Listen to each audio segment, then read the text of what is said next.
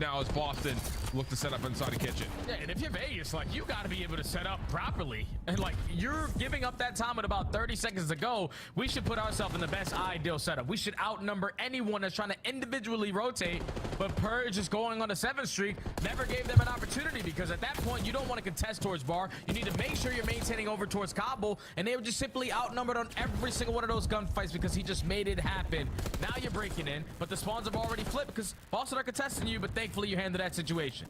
Yeah, and keep in mind the slowdown from Vegas on the SMG front, but while things start to move through the back time of this P3 over to 4, Boston are being tested as we jump into a Boston breach. Listen it.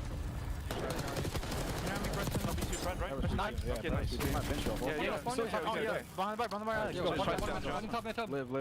Joe. I'm coming, Joe. I'm coming. Yeah, nice. He's holding back left. Okay, I'm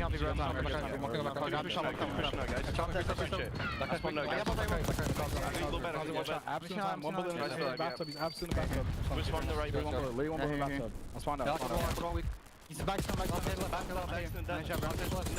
the back. Yeah, we can fuck spawn. I'm streaking, boys. I'm streaking. Are you pushing? Are you pushing? Up left. One shot. Yeah, okay, you're on top flat. One spawn left, one boys. One on flat, one spawn and fucking top flat. Yeah, I'm shooting bottom bed. I didn't hit him bottom bed. One time. Wood wall actually dead. I'm one shot. You're happily some bro. Have a streak for you. Back right. We shouldn't have back right. We got it. Yeah, go on. It's on top side. Holding for you. On top side. It's still no, boys. Okay, I'm still Brad, I know, bro. You're still coming a little bit. Okay, they're gonna go right. You top mid on you, okay? We all hold on. Yeah, I'm trying to help you, Evan. I'm gonna push you, push Evan. I got nade, bro. I'm getting on top. I got you on top, bro. Oh yeah, back low bed. Season chat. Nice, shit, boys. I'm messing your top. Okay, I just got on the right. Okay. Yeah, okay, someone's right here. You're not running it. Low bed, priest there. That's top wall. Top wall. Get me outside, bro. I'm dead. Lean forward here, friends. We're getting close to what could be a photo finish to open up our Easter Sunday. 208, 195. Boston still in control of P1. Could switch the lead, but most importantly, they've got P2 set up really nicely to their back. Yeah, big shout out to Boston for slaying the way that they have, though, because those 2 cruise missiles, the first one didn't really get anything done at the P4, but the second one definitely has been felt. So where Vegas can no longer win it at the P1, Boston breached that 190 point mark and now are banking on a complete setup here at P2 because they are fully set up off the roto. Oh no. Route trying to come through on patio, but at the same time, Priest is down low, gonna pop up through the elevator shaft. That's gonna be enough for an immediate flip here at 2, leaving Joe by himself, and the pistol win is in. Help is on the way, but a lot of it is coming over towards the P1 side or through the vent as well. It's just taking a lot of time, but the SMG's opening things up. Damn, Vegas gonna get another again as hardball win. Boston win the gunfights. Oh my God, Awakening. Big shout out to you for just drawing so much attention with only a pistol. Like, he finds 1 kill, you're forced to reposition and find that trade, and then it opens up lanes for your SMGs just to fly through the front door. You can still close it out here. Vegas had to try to contest. You got a little bit of space over here towards kitchen, but Cammy cuts down 2. Awakening there for the 3rd. This is their last hurrah, last push. And it's all going to happen through hot tub side or top catwalk. Not exactly what you want. Funneling into a choke point. The first 2 kills are in. They find a way to get them out of the hard point and actually flip things around just a touch. So it'll stop at 241. Look at the minimap. As we head down towards the locked hard point at kitchen, it's going to be just a foot race. 50-50 battle over the top. 223, 241. Here we go. Yeah, Vegas start off in the kill feed. Exton is able to line up a triple. So they're initially going to soak up a lot of time here. Basically, have a tie game until Boston are able to contest this. They're trying to drop down from the middle of the map. You got pin spawns galore going on. This is the one wave you need to hold down. Oh my God, that's the play right there. Big double for Priesta. Shuts down one side of the play. Exit on the other. It's a double for Exton. Could be the winning play. Awakening for 2. RC just needs to stay down and not Look at the win right there, and dog. is just able to stay. Oh my God, that was a good spot from What Priesta. a comeback. What a break of P2. And Vegas will continue to be perfect on Skyline this stage. Unbelievable performance there from Vegas Falcons. The way that they were able to to manage everything that was thrown at them when we got to the later half of the game. The Hellstorms getting invested, not being early off the rotation towards the Money Hill at P4. They were able to soak up a lot of time there where Boston invested everything and basically get nothing. But that chance right there kept you in this game because Boston, the way that they were slaying, you had multiple Hellstorms. You were able to invest another one at the P1 to give yourself a little bit of a cushion going in towards the P2, but it was just the one last push. Once they got shut down through kitchen, they had to commit through top hallway. They found the opening kills. They found the opening double, find that break, and then instantly hit the rotation over towards you to set up at the new one. And then when Exit off the rotation is popping 3, you're going to stand a pretty good chance at holding down that first wave and then preparing yourself a lot better for the second. Falcons ice up on the skyline again. 4-0 on the stage, but 1-0 in this series. There's something to look at. I think like halfway through that P2 that Boston are in control, they start to kind of rotate out and try to play over through the middle of the map as if they're trying to move the spawns to be on the P4 side of the map as we start to get to close to P3. And it's just like, you have a chance to win the game on 2. And if you don't, you can just flood, find some sort of a pinch setup in the middle of the map, and you just need maybe 1 or 2 seconds at P3. But there's a moment in there where they try to like play the game as if it's the first rotation of hills, and they're almost trying to get like the P4 side of the map, which is just, the game's not going to go that long. I don't know if there's just some sort of a miscue there or what had happened, but regardless of that macro decision, you have to give a lot of credit to Vegas for finding a way to crack on in right there towards the end of P2 before the game could come to an end. 9 seconds away from it, and then you just win rotation. You win the middle of the map. You don't allow Boston to ever really get a setup because of how you spread out on both sides of the hard point, and you see what happens. Both the last 2 players that are there for Vegas find double kills. So electricity in the air here for Sunday as Vegas will find their first map win on the series. And now we go to a rewind, search, and destroy, which to just completely rub a little bit of salt in the wounds and take us down a notch. Vegas got absolutely dominated here when they played up against FaZe. Whereas for Boston, the rewind was a map that they had, I think, trusted quite a bit at the beginning of the year. We talked about that when we first had a chance to cast them at the beginning of the stage, and they still looked good on this map. So you had to be feeling decent if you're a Breach fan going into map 2. Oh yeah, without question, man. We had the opportunity to cast them in their series versus Minnesota, where they just found so much success early on with their first bloods. I also love the way that they set up their defenses because like everything is covered. Cammy's always playing over towards the 18-wheeler, just going back and forth, helping through the mid courtyard. But the SMGs are truly setting the tone on like how they're going to dictate their aggression through the middle side of DVDs with their ARs just being so consistent, holding down their lanes. You see it. Cammy 1.12, Awakening 1.09. The opening dual win percentages for Awakening though is massive because if that guy can give you an opening kill, your SMGs can get active, and you know Cammy is definitely gonna be watching that pitch, so it allows your team to be fully set up every play when he finds success like that. Yeah, Boston Search and Destroy has come a long way in this stage in particular. A lot of it happening because of the introduction of Dealership and the reintroduction of Rewind. But their Hacienda, which has been kind of a staple for them so far in the year, continues to look pretty polished as well.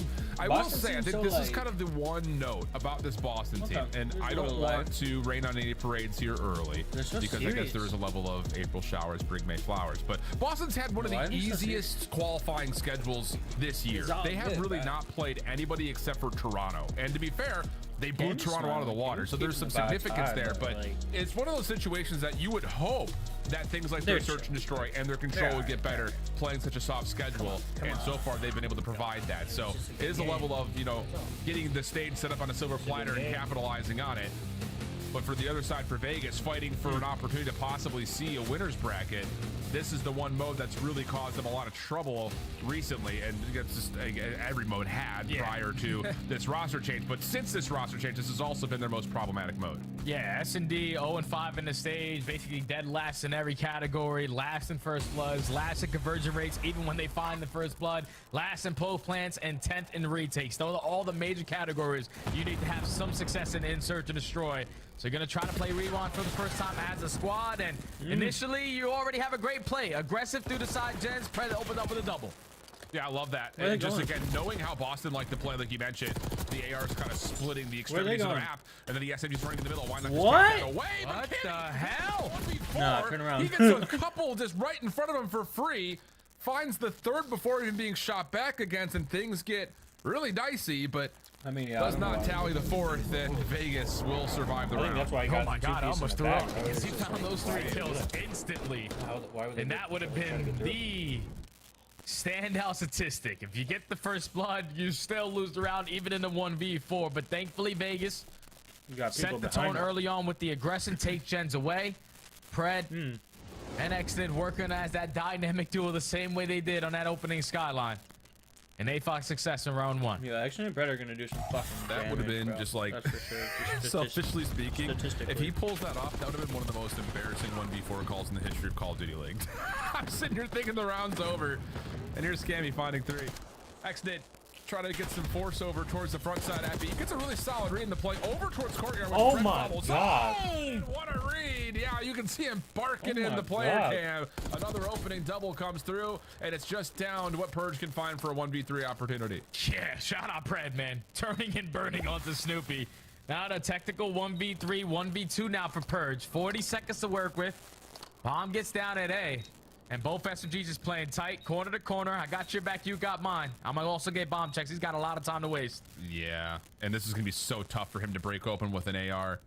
There's a shoulder, there's the jump peek, and then the follow-up. Yeah, absolutely perfectly done for Vegas, who now through 2 rounds, doesn't matter if they're on the defensive or offensive side, finding so much success playing in that tight corridor, backside Jennies, getting the reads, manipulating what exactly Boston are trying to do, which again is largely play off of this area of the map. So really good advantage right now for the Falcons. Yeah, let's look at this again. 54 HP, down to 28, knife out, back shot, jump shot. Snoopy gets caught slipping. Fred has had 2 massive rounds back to back to start this game off. He's been an outstanding player ever since he started wearing this version of green. Up 2-0 for Vegas. Wow. So this whole year may be categorized by Wow, bro. how the year started versus where all of that Optic team had gone to. Some with success, others still trying to find it, including the 2 that remain on the green wall as we get some patience here in Boston. This is, I won't say this is atypical for them, but it is different. You know, they get pushed back in their first offensive round. They need to change things up, and this time, yep, it's number 5 and number 6, Purge and Candy working together, getting the team shots to RCD for first blood. They find the first kill, and they use their tax to at least back down the SMGs from their aggressive positions. And this is sort of like a strategy that the old Vegas Falcon squad used to use. Not everyone backs up. You're able to fight this gunfight head on, headstrong, but now it's a 1v1. Priesta trying to move quickly. Has both weapons in pocket.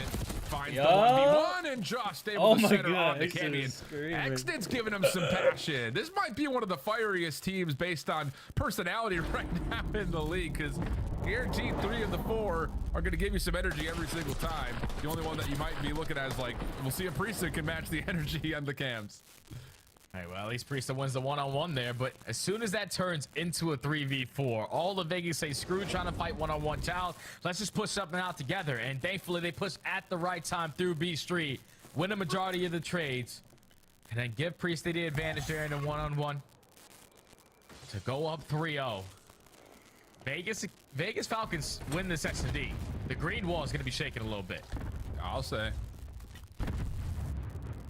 Well, at the moment, again, it's Boston showing force through A. We see this all the time with Purge and Snoopy in particular. They back up over towards Courtyard. You can hear the glass breaking, and you can see Exted's probably coming that his eyebrows just went into his forehead. And now a chance to possibly just re-execute here if you're Vegas with an age advantage. You're just trying to stall out time. Gain some information while Pred is just jumping through Burger. He's able to spot Awakening. I don't know if Awakening actually sees him, but yeah, he definitely does once that door gets shot open. Priesta strikes for the first blood, and now Awakening, you just want to play your life because you're going to get isolated. Yeah, Varsity's over the back.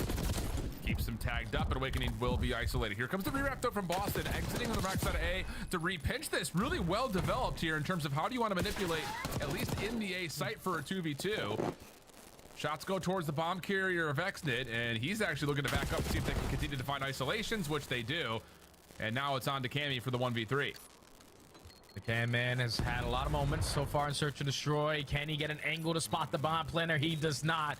So bomb goes down. Exit should fall or not, and Cammy is going to get swarmed. Falcons 4-0 in the S&D. I'm just loving the way that they are playing this. Just like they're realizing, okay, it's like, it's not an individual show. Even in that round when they isolate over towards the left side on a away game, making a 4v2, someone instantly dies on a pinch. Exton is not committing on those one-on-one gunfights. He's waiting for his teammates to get back into the play so they can play their numbers advantage. Finally, Vegas shows some teamwork and search and destroy, and it's looking good. Amazing burrito. And the thing about it, and I don't mean to like beat a dead horse here, but you know, Boston are, I won't like, they've been good on the map, but I will say, like, watching them play it, I feel like it's really easy to tell what they want to do. Maybe you don't know exactly what the play is going to be, but you know they want to get their SMGs into the mix at A early, which is exactly what we're seeing here. Exton beats the timing again. Damage to everybody. Purge is trying to get away. Nowhere to go, though. And Vegas continue to beat down Boston right on the interior of DVD. And now Cammy in a 1v2. Information already gained, and Exton aggressive as hell on the pinch. Breach is destroying him. He's just trying to be a distraction. Set up Exton to close out the round. Vegas Falcons looking like they're going to potentially secure their first SMD of the stage.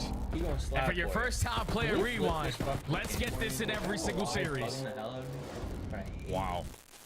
I mean, you say that, but like, this was a very different affair yesterday. And the fact of the matter is, it just feels like Vegas are getting all the right reads. They're putting together the exact right game plan they need to. And Boston have not been able to even come close to putting together any sort of an adjustment that would force Vegas to have to change up what they're doing. And here we go again. Similar setup, but this time Purge gonna get aggressive over towards Burger, but it's popped out immediately by Priesta. And that will be likely enough for this numbers to just get together, and I would imagine try to continue to just seek out info. Yeah, over towards this Burger Street. That's exactly what it is. Just seek out info. Someone tries to overextend. Let's make them pay for it. And RC is able to catch Cammy. So now in a 4v2, Snoopy potentially is going to make a big time play here. But while he's flanking, you're already going to be flanked by the rest of Falcons. 1v4 for Awakening. Falcons looking for a clean 6-0. Awakening is behind the play, so maybe a chance to isolate a 1v1 or 2. At least go 1 and 6 here. Time's going to be an issue. And well, I was going to say, maybe he doesn't get through the first one. 5 HP, he stays alive. Yo, 1v4. Looking for the plant. A little bit late. Just joking an angle at this. Sees Arcides. A couple of tags are in, but the bomb goes down, and that makes things much more comfortable here for Vegas' post plant. Oh, yeah. We're already going map 2. Like, Awakening, you got to do something crazy here if you want to try to take this round away, or at least still try to contest in this map. 30 seconds, someone breaks a glass, you're forced to react to it, then the Chow comes in, and Priesta's able to gun him down. Falcons, clean 6-0 on the search and destroy. They are beating the hell out of Boston right now, man. This is unbelievable. Yep. Oh, I mean, beating the hell out of them in the search and destroy, to be sure. The bounce back and the little mini comeback in the hard point is just flat out. I think that's like a ceiling moment. You start to see what this team could do when their back's against the wall, and see what kind of opportunities they were able to provide with this new roster. But here with this search and destroy, again, just the immediate bounce back after getting 6-0'd in their own right on this map versus Atlanta. To come out and essentially just beat Boston at their own game is next level. Cammy gets 8, but a lot of the kills he found were in rounds that the round was already over. Like the 1v4, for instance, and the 1v3. So, wow. Vegas 2-0 up just like that. Double vault to come. And I think that's the good news here for Boston. You've been flawless so far in control, and vault hardpoint continues to be one of your bread and butters. So maybe there's a chance here to possibly still see 5, but Vegas impressing, and I'm sure those Easter eggs that were hunted on the desk are maybe a bit more appreciated. Let's go. Let's go, Easter bunny. This bunny sucks, bro. 2-0, a little Easter blessing for both of you and the Vegas Falcons. Why is this so big for the Falcons? Well, if Atlanta wins and if Carolina wins, you're starting in your first winner's bracket of 2025 in the CDL at a major. To close out this series, don't jinx it just yet, Chris, but it is looking very, very good for the Vegas Falcons. My God, you know, what's so interesting about this is Exit was on that original roster when they were winning search and destroys versus teams early on in the season. Right. And I feel like we kind of got to see a little bit of that during this map number 2. I mean, look at this man. 6-0 is unbelievable. So this play right here, I'm looking at it, and Chris, you said something back in the green room. You're like, man, Exit draws so much attention. And I'm looking at him like, absolutely, he's kind of like... He gets so much info. Exactly. When you're looking at like an aggressive SMG, and typically the ones that are good at search and destroy, they get into a spot, they draw attention, and it makes it so much easier.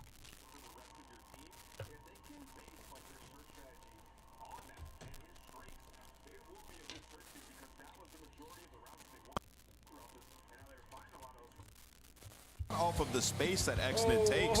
Yeah, I fear that they have found the formula in Search and Destroy. Playster and the boys putting in a ton of work in Vegas with a thunderous 6-0 against one of the best rewind search teams in the game. Yeah. Gigawake may have stared into that sun too long.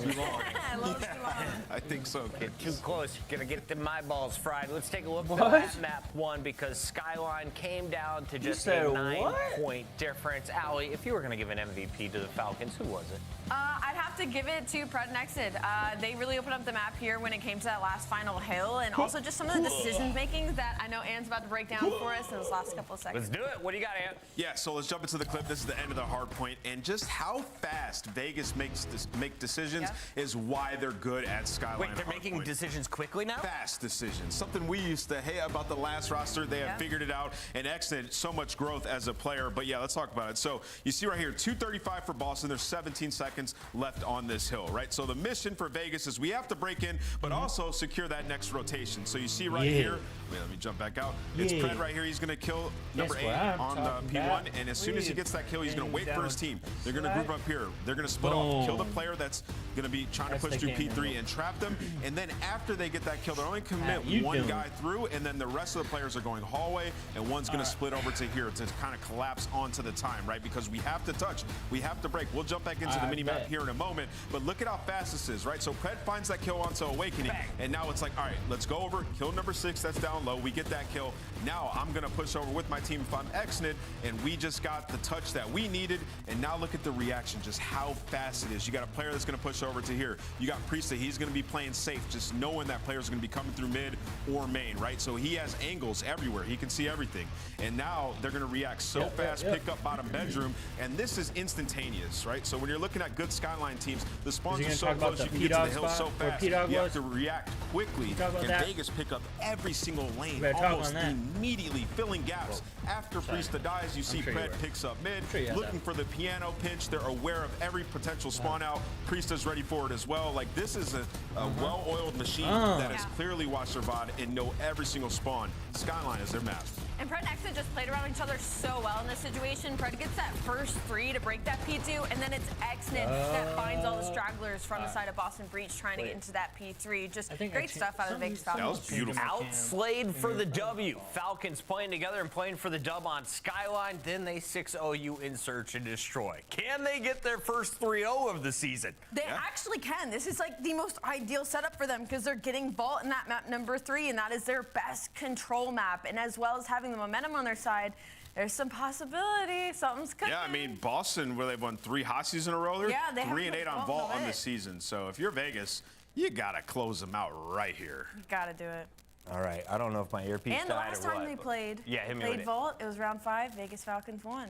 They didn't win the series, but they beat them in the control. But they won. They won. But they won. But they won. Are they going to win? They might. I think so. But That's what will the Easter they? Bunny said. Yes or So, no? yeah. Easter Bunny, they're yes? Going to. Yes, Easter Bunny, yes. Easter Bunny, yes. Study. All right. Shout out to the Easter Bunny. That guy's making bold predictions, and so far it is working out. A 9-point hard point, a 6-0 in Search and Destroy. A team who walked into the building today without a single W and basically dead last in every category in Search and Destroy. They have figured it out, but now you're still not done with the series. Control so far for this stage on the opposite side for Boston has been unbelievable. Sitting at 4-0 on the stage, ranked first compared to 11th. And last stage defense is 100% win rate, and they're only giving up basically 1.5 ticks per round. They have been able to figure it out, but the only thing is, a majority of that is on Husk. You're playing Vault, where the one Vault that you got on this stage has an asterisk next to it. So you're looking to figure it out if you're Boston to add something else to the map pool. When you talk about control, and realistically, as long as you bring it Slaying, you're going to have a really good chance, because Vegas on the other side, they got the 2 worst ARs in the KD category in this mode. So just shut them down. You stand a pretty good chance at forcing map 4. I can't lie, Jay. I'm still hung up on you catching that throw right there from Puckett. All right, period. If you say so, Chris. All right, let's get into this. Vault control, like you mentioned. It is one of those circumstances that, yeah, the Boston win, if you want to call it that, it really wasn't, right? So, you know, trying to actually get a feel for what they bring to the table, whereas Vegas, they have utilized this map more often than any other. 4 and 8 overall on it, and it was one of the vehicles for some of their early quote-unquote map win success when they were playing with the all-Saudi-based roster. So what can they add to the mix here after most recently having played Optic and bested them on the Vault control? It will be opening offense for Boston, and after kind of a delayed approach looking for kills, Boston will clear the floor and get some progress done today. Yeah, I feel like this is the perfect control map for Vegas with the pace that they play. Not only in the respawns, but even in search and destroy. Like, they just love to have gunfights. So when you can have all those battles where it just makes you through the middle of the map, we walk out on top. We're going to stand a pretty good chance at dominating the map control as they find 3 in the feed. Only 1 segment is completed. Arseny's trying to take some space, get some assistance there for the trade. But 50 seconds to go, and Boston got to work out of their spawn. Yeah, and X did. Whoa, just kind of finds himself right between 2 different Boston members. Snoopy was the one that kind of ran through the door with him, but Preds found him, deals with him. And Vegas are looking mighty fine right now. First tick done at A. Second being worked on as Cammy jumps over from the high ground right out into the point, but Priesta deals with both, and now it just leaves a couple of the members for Boston lingering around the A point trying to fight for their lives. Yeah, and they continuously have the numbers if you are Vegas. You got players popping doubles. Now it's Pred's turn. They're going a little bit of a streak on 5 in a row, and 25 seconds to go. Boston need to work out of their spawn. Purge finds an opening double. You got one player trying to edge out over towards B, but they're just trying to work their way back through mid, and Exit is not giving it to him. Well, Cammy's double almost gets in more. Priesta is fighting to try to stay alive. Great finesse. Gonna get the regen off completely nearly and finds himself a kill. Nice individual moment for P-Dog. Pred following up a little bit extra afterwards. You think the Falcons are feeling feisty? Okay, how about that for a little blank spot on the defense? Dude, they're frying. Like, I'm telling you, the SMGs are doing whatever the hell they want. Priest is whipping out a third one to match the pressure through the map. He's popping doubles. Happy. Every single team fight. You're the last one standing. He just doesn't deserve to be. And now Boston, a team who has struggled on Vault. When you talk about their offenses, only get 1 segment there. So now you potentially need a shutout here. The break off is going to be massive. You saw it right there, at least in round 1. Both teams took their time on it because they know how important that first play is. Wow. I'm trying to like get my bearings straight here, Jay, because watching the Vegas Falcons first series win, it's one of those I think everyone's rooting for it in certain regards, right? 100%. It's just like you gotta want to see it, even if it's against Optic. You just want to see it. But this would be different. This is one of those series you look at and say, hold on a second, okay? It's not just that they find their first win. Now you start to look at roster construction, off roster mania, and say, wait a second, these guys can actually deal some major damage. And the opening break-off attempt towards B started to gain some success, but now has been pushed back. It leaves Exnid by himself, and nice moment from him to catch 2 and hold on to the front door while Vegas try to get out of spawn. Yeah, they can't get out of spawn because Cammy's just gunning them down on the cross. So they got front ammo, but on the opposite side, Pred has already worked his way on out. He also whips out an extra ER, knowing that he's going to be put on these situations. And now he's just stalling the play. Like, come look for me. I'm going to open up a lane for my teammates to start capping segment today. Yeah. Well, you've got Purge trying to battle a 1v1 with Exit off camera while Pred continues to try to lock down space for the rest of the Falcons to jump comfortably onto B. Trophy system there also to reinforce this setup. I don't like this. But as Arcedy's dropped, so does Priesta. Exnid back in the mix over towards A. Getting a little cute here, Jay. We need to take some progress. Yeah, that's way too cute. Like, if you're Vegas, you already had Pred drawing the attention. 2 players committed on them, so you're going to have the numbers every single time you're fighting through that mid-map. But at least you only get 1 segment at A. I think they just want to get B out of the way first. You're going to turn this sort of into TDM, but there's 35 seconds left to go. We need segments. Yep. We need something. We need some life here. We need to try to stop this clock, get some progress done. Exit shut down over at Art, and still. Boys, we need to get on a point here. We need to get on a point, and I get it. We're finding kills. You're feeling saucy, but we need to get the extra 60, otherwise it's all for naught. At least you're slaying right now. You're up by 2 lives. You're still giving yourself a lot of teams opportunities. Try to do some shit like that. Now with the stack going in at this 8 point, second segment gets locked. Boston. It's not a looks like they're going to be play, forced to give this one up. Everyone's in a position to play an exit kill, and at least Vegas were able to extend the time. Yeah, that's a weird moment for Boston actually on the flip, because Purge is sitting there at the hole and saying, are we going, guys? I'm looking right at everything. And no one even makes an attempt to try to capitalize on pinching the point or anything. So now you got focus back over to B. Exit making sure the spawn stays safe. Turned around and nearly wins the gunfight versus Awakening. But in all of that, it is a first tick at B that does get locked in. Vegas Vegas now only up by 1 life. Make it none. All tied up in that column. But your first wave has to be taken care of. Awakening. He's the one influencing your spawns. It's on Exton to catch the time, and he's able to win the one-on-one.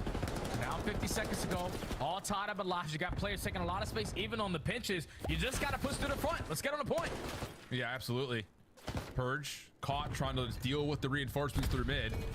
Teammates coming off spawn will get angles over the top of the B site, and they clear it just before the second tick of progress is fully confirmed. So now it's just down to what Pred can try to create. 6v5. Every kill a big kill from here on out. Pred recognizing the threat from Purge. Backs him down, and now all of a sudden Purge is a bit stuck. Has to try to fight for his life. Not going to be able to. Good isolation. 6v4. Vegas with the numbers. Now, how do they decide to play this? Just a player in towards Vault. Gonna put the game clock out of pause. Everyone else trying to clutch up on their one-on-ones, but the pinch from Cammy might break them. You need to find success here, though. That's the thing, and it's not coming through quickly enough. Third tick of progress is being worked on. Purge and Cammy are the last two remaining, but Purge able to clear off the zone. Arcitys seen outside. Palm, he gets dealt with, and now it's just to a 1v2. Pred by himself. Has a chance at this to be sure, but just an SMG, and both defenders for Boston are playing way off the zone. Yeah, they're not going to move until he touches the point. Once he does that, both players are now going to swarm. You're going to take your time if you're out of palms. Purge is going to challenge from line, and he's simply going to get isolated. But if you're Vegas, like, yeah, what the hell are we doing? Like, we had so many opportunities. Like, our SMGs or anyone that's getting through to art is drawing the attention. If we just give ourselves more time to regardless, they got really good we can execute a proper play, but it's like everyone's doing their own thing. And if you're going to do that, then you're not going to stand a chance in control because it's all a team effort. Regardless, they got really good takes, though, so. Well, I mean, hey, still 5 ticks of progress, right? It just feels like, again, the window was open on potentially going up 2-0 in this control. If not, it was not just open, it was welcoming. Knocking on the door for it, but what is he doing? Still, major advantage in the tick progression for the Vegas Falcons. Oh, Lots of Boston breach focus needs to come back in here to try to get this thing closer to level. And I think a lot of it is you're looking at the SMGs really struggling here for Boston, which has not been the case when they played on Hacienda. Yeah, that's been all season for them. On their offensive side, they just can't get anything going in the slaying. Consistently getting outslayed by more than 4 to 5 kills, and if that's going to continue to be the case, then you're going to stand no chance. But Giga Wake was looking at the sun today, and he's able to pop a 4-piece, stack the point, and now it should literally be done. Yeah, should be. And the stack is in, so not getting too cute here is Boston. Just getting the extra 60 seconds, and now it's 12 minutes. 2 minutes and 12 seconds on the clock. 12 minutes would be egregious.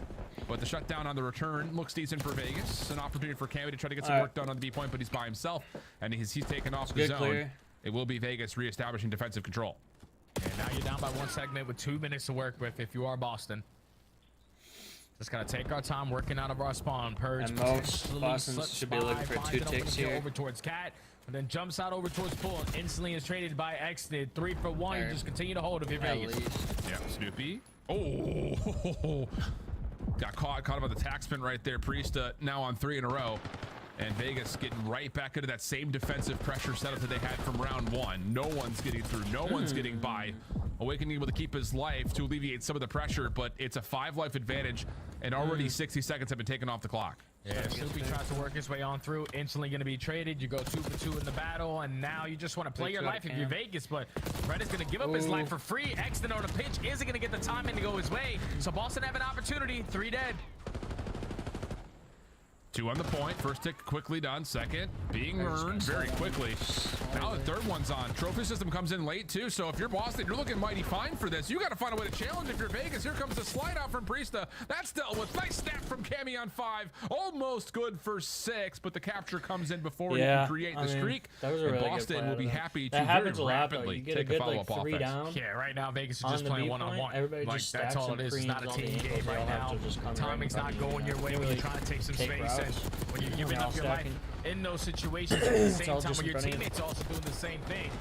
And 3 dead, everyone coming off the respawn. You don't have a chance to reinforce. You don't really need to take that space in tower. Shout out to Giga, because he just flies on in, finds 3 with the pistol. If you're in that situation. And is able to instantly capture that 8 point there for his team. Boston's showing a little life. Definitely there on their offense. They're up by 2 segments. And now if you're Vegas, we need teamwork here to try to force round 5. Yeah. Yeah.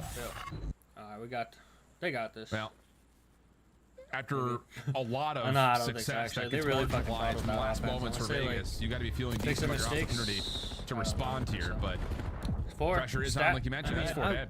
Stack. Exted from this position over towards Catwalk is going to take away space and watch the cross. I mean, He's I been kinda seen, like it. but And RC now is everybody kind else of a stack. push out through mid. So Followed up by Exnid, but not going to happen. The stack is here. Second ticket progress should be good. Yeah, I can understand if you're making that play to just draw attention, stay alive in your position, but then to jump out the back door, get from a free first kill, it still gives Boston an opportunity and the numbers to work their way through the middle of the map. But Fred and RCD is Good enough, already good combined enough, for good 2. enough, though. A should be done and dusted, and time is going to be extended. Okay. And you've got, oh, I'll say maybe RC is trying to find some. They got plenty of space to times. They're work up with and over live. towards B Street. Doesn't quite work out, and that's an opportunity for Boston to start Really making here, the play they just forward. need to try to focus this like. You see that defense is bottom secured, side but of that the only map. comes if Vegas win the round. So just to like turn some that's heads. the biggest focus they point can come here for off the spawn Falcons. after dying and just With minute head 57 the bash. clock in, again, trying to create some space Head bash to through B. vault and to B. It's looking pretty decent, but I don't Boston care, are just everybody opting left. to take away space over towards the Vegas spawn. Yeah, they have Boston's both got sides. So a really they good are streak supposed to setup. This find is a couple exactly how you freebies. would I'll send wanna my play B. SMG eventually to find an keep opening following kill, but through Fred the streak. is able to clear out his spawn from the opponent's spawn. So now his teammates That's out good the play. respawn, able to push right up through the front side of the street, but Giga Wake again with the double shuts down to play. Yeah, Priest only gets one before being traded. Purge working on a route around the outside of P2. Seen, caught, dealt with. 2 down. ARs making their move up towards B Street. Tight The and large SMGs now. for the Falcons trying to create routes. Snoopy keeping his head in the swivel. Not 100% sure where this hit's going to come from, but as they find Exnid, now Boston, again, can afford to just keep their eyes forward. Every time they find that first kill, they know that they have the advantage. Now we just got to keep on trading, being the last team standing. Snoopy flies on in. Cammy, he gets one from all the way top art, but now he's going to fall. Grenade. Here it takes come Vegas. space, They're I already think. on it. First I think- segment locked. Yeah, and you've got Priest following up. You've got 3 members here. There is no trophy system down at the moment, but Pred stayed alive, and just trust throughout the all team. this, that is the most important stack. part. You got to challenge this. Cammy's able to find 2, make it 3. Shutdown comes through. Arceus is already committed to the play, so he's going to see what else he can grab before possibly dropping. He's actually got some space and try to manipulate a little while longer, and actually his focus will be fully pulled towards Boston's spawn now as Priest is moving around the long route as on the backside. Yeah, Priest just wants He's to out be of in game. this. If he can stay alive, even They don't have better. He enough already lives draws to the attention from Cammy. So their setup over at the street side is going to be a little bit weaker. Like a perfect. But Priest is just situation banking on his teammates to find some kills to work his way to him.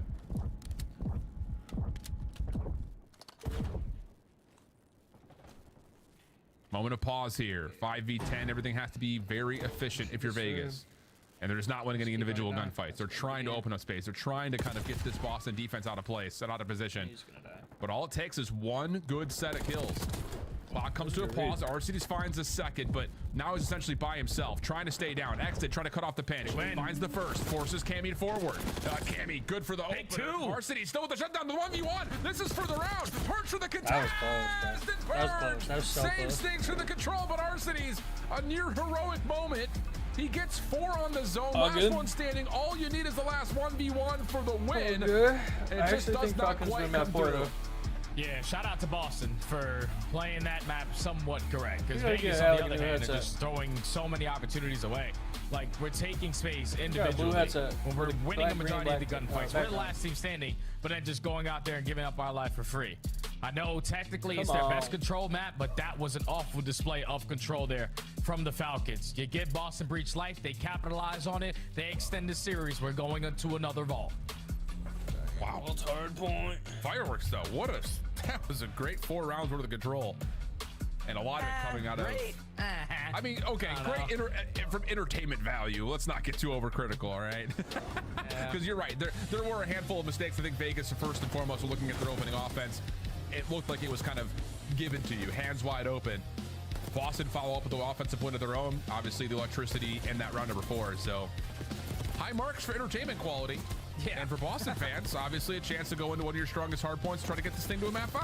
Oh yeah, that's good. Now if you're Boston's Boston, you strongest have hard point. some of I your don't know, favorite though, maps like, to close out this series. Falcons If you just manage have to force such it to a hard map point number momentum 5. and The red card has hype, treating them well, like, but we'll get there after we I don't get think through it's this gonna fall. matter. I really You saw don't. on map number 1 early on, it was Vegas who started off winning basically every single rotation, flawless on their hold percentage. And when you talk about a map like Vault, it's always going to be about that conversation from the P3 to the P4. Whichever is the team to dominate that rotation, to set up properly and not allow any time to go the opposing way, you're going to be the team victorious at the end. But when you take a look at these highlights, yeah, it's a lot of gunfights going down. A whole lot of action, but just not much success with all that action going down. It is unacceptable on the side of Vegas. No, you're absolutely right. But still, again, it may be a little bit too late in the season, but it's inspiring to see how things are starting to develop for Vegas so quickly. Just comes down to, again, like they are against the clock right now with not a lot more matches to play. And that's, again, kind of arcs into the importance of not just this particular match to get 10 points, but more importantly, put yourself in a spot to get to the upper bracket. Give yourself a chance to probably extend your run at Major 3, where they desperately will need points if they want to try to find any sort of opportunity for us to even talk about a playoff situation. Whereas, again, for Boston, the big story is that everything's right in front of you. You've done what you've needed to do with a very easy Major 3 qualifying schedule to this point. You've gotten yourself a handful of good points towards possible playoff building. You have an opportunity, and you've already locked, of course, for the upper bracket, but you can maybe do what you essentially had done in Dallas, get a couple extra points at the major, and really give yourself a cushion as you try to finish off the year before playoffs. Oh yeah, this 10 points is massive for the side of Boston, because right now you're sitting tied with Miami at 140. So if you can get 10 extra, you're going up by 10 going into the major. You know, both squads are going to start in winners bracket, so as long as we outperform Miami and everybody else behind us, we're going to stand a pretty good chance at staying in this contention for champs. But when you take a look at the map boom between these two slayers, Pred was the guy whipping out the SMG, starting off the game with an AR, going on multi-kill after multi-kill. He started to slow down in the middle of the half, but he was able to keep that thing going to close out that game. And then Cameron McGilligan, like, he's just been Mr. Consistent for Boston. Every time you're looking at a guy to always put up the stats, he's the guy, because he's been around Call of Duty for so damn long. He's seen every different situation. And when you need to see that guy value in his life and playing his life and holding out a power spot, Cammy's the guy to do it. You kind of saw it there at a glimpse in terms of what we're talking about for the Major 3 qualifiers. Boston already locked. Boston's best could be putting themselves in a position for a multi-team tiebreaker to figure out who gets the top seeds.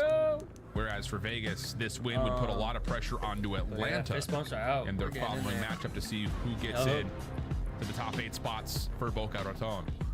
Here we go. Vault hardpoint coming into us. And again, the biggest thing about this is a kind of, as a story that you can pick your poison here. Either the first being Boston, they love this map, they've been really solid with that, but for Vegas, the hardpoint success rate has been super high. It just has not come by ways of a lot of reps on ball. This is the one time they played it versus Optic. Yeah, the W versus Optic, we don't have to like play it. Don't really get any time off P3. Now with the rotation towards P4, and then that led to Vegas just holding on some of these money hills basically perfect. But on a map like Vault, your SMGs need to be felt early on, but your ARs need to be the closers on the outskirts hardpoints. But into the action we go, Mix Fest in P1. Opening first blood on the map, though, goes the way of Vegas. They have had some really solid break-off looks on just about every mode, honestly. Search and destroy, hardpoint, and the control. That's going to be followed up here with another good break-off onto P1 at Vault. And I love that perfect. It's absolutely perfect. Not a single kill for Boston at this point. You still got P2 to your back. Pred trying to create a layer. Does get shut down, and maybe an opportunity here for Boston to break in. Yeah, Boston with Awakening finding a double. Now you have the numbers to work your way back to the middle of the map. You know, I like that spot from Alex. Another massive play. Now the finesse good enough for Pred to get back to the situation. Off to a fantastic start is Priesta. And Falcons have yet to flip those spawns. And you can already see a couple players from Boston spawning on the backside because they're getting too aggressive over through Lion. Something about when Priesta pulls out an SMG, it just hits a little different. Remember that Vanguard year? Who? Priesta with the MP40. It's a little different. This is kind of nasty. He really is. Able to get into the hard point FP2, but desperately needs help. Awakening providing a little bit of damage over towards Exit. That's an easy follow-up for Snoopy, but now, yeah, he's just got to try to fight for his life, and the kills will not be there for Boston to hold. So just 7 seconds of initial time, and Vegas are right back in. Yeah, now Boston has to break through the front. No one's going to dedicate himself on a long route, and Purge is able to find an opening, working his way up through palms. And I don't know if Priesta's controller died or something, but he didn't even react to that gunfight. Purge with the triple allows the break to come in clean there for Boston. They got Vegas trapped towards the back, but you can already see Pred thinking about that roto to new. He's hitting a route. Yeah, I don't know. I think it was just Priesta. He bumped the door, and Purge just kind of got ricocheted backwards. But the follow-up counter break, good for Vegas. Now working on the exit and rotation. They're going to have Boston spawning behind them at the old time at P2. It's just Awakening who's trying to put some sort of a force together on this long crossover towards what eventually will be this P4 side of the map. And he's done well to give himself a staging ground to work with. Teammate coming with him as P3 is open. Yeah, P3 is open. Camry's already taking space. at the other side of the street, and now you're trying to fight for your arc control, but Exodus the entire time has played it super patient, and I absolutely love this play, but don't let the timing come back to bite you. Thankfully, the reaction time is even better. He secures arc for his squad. Boston all the way across the map. Now you just don't want to let him soak up time here. Yeah, well done. Damage from Exit, followed up by Pred, who can't quite find the third kill in a row, but What do you pull your gun up? Priesta in position to find the trade. Arcides Reed to Awakening. Good battle between those two. Both damaged heavily. Boston, with 18 seconds remaining on the third hill, now start to make their move across. How are you alive? Win from Purge allows the floodgates to open up here for the breach. Yeah, and every kill is so important right now on both ends. Thankfully, Priest and Exton are able to stabilize, make it a 2v2. Now you contesting the player on the backside of the hard point, and Purge is just going to play his life. This is a really big spot from Purge. The new hill hasn't popped, but now that it does, Vegas are going to have the numbers, they're going to have the close spawns, and now if you're Purge, you got to play your life. He's found a good route, gets out of top side of P4, gets around the back, trying to block spawns, but doesn't get the read over to Exton, who has both weapons to work with. Fred trying to help out. Good position, but Snoopy just over the top wall. Big double from Snoopy. Late to the first gunfight, wins it, follows up for more as he's out on 3 in a row. And a chance for Boston to move the spawns, break the hard point, and they'll do both. Oh, man, now Vegas is spawning all the way across the map. This 30 seconds is going to be locked up on the side of Boston, but they're getting aggressive on those kills, and now at least one player is going to spawn all the way across the map. You have the numbers, you got to fly. Oh, nice my God. Snoopy! One shot away from putting another Reddit-worthy masterclass, but it's still followed up nonetheless, and Boston will have their first significant lead here in map number 4. 20 points and a little bit larger than that as we head back to the middle of the map, where honestly Boston have kind of capitulated Vegas' ability to put together any sort of a zone or a setup around this hill. Yeah, Vegas loves themselves some P1s. They've been able to stabilize, not really lose track of the spawns or lose track of players. Whenever these gunfights start to go down around the middle of the map, but all the kills light up in favor of the breach. Now you start to get aggressive, potentially spawn them all the way across the map, or just set up, soak up time, and play for the next wave. Now Vegas going to spawn all over the map right now. Matters made worse by Snoopy. Winning over to the right side of the map, setting themselves up for hopefully will be a P2 side if you're a Boston fan. Vegas, fastidious about how they want to try to break their way back through. Do you play for spawns? Do you play for the hill?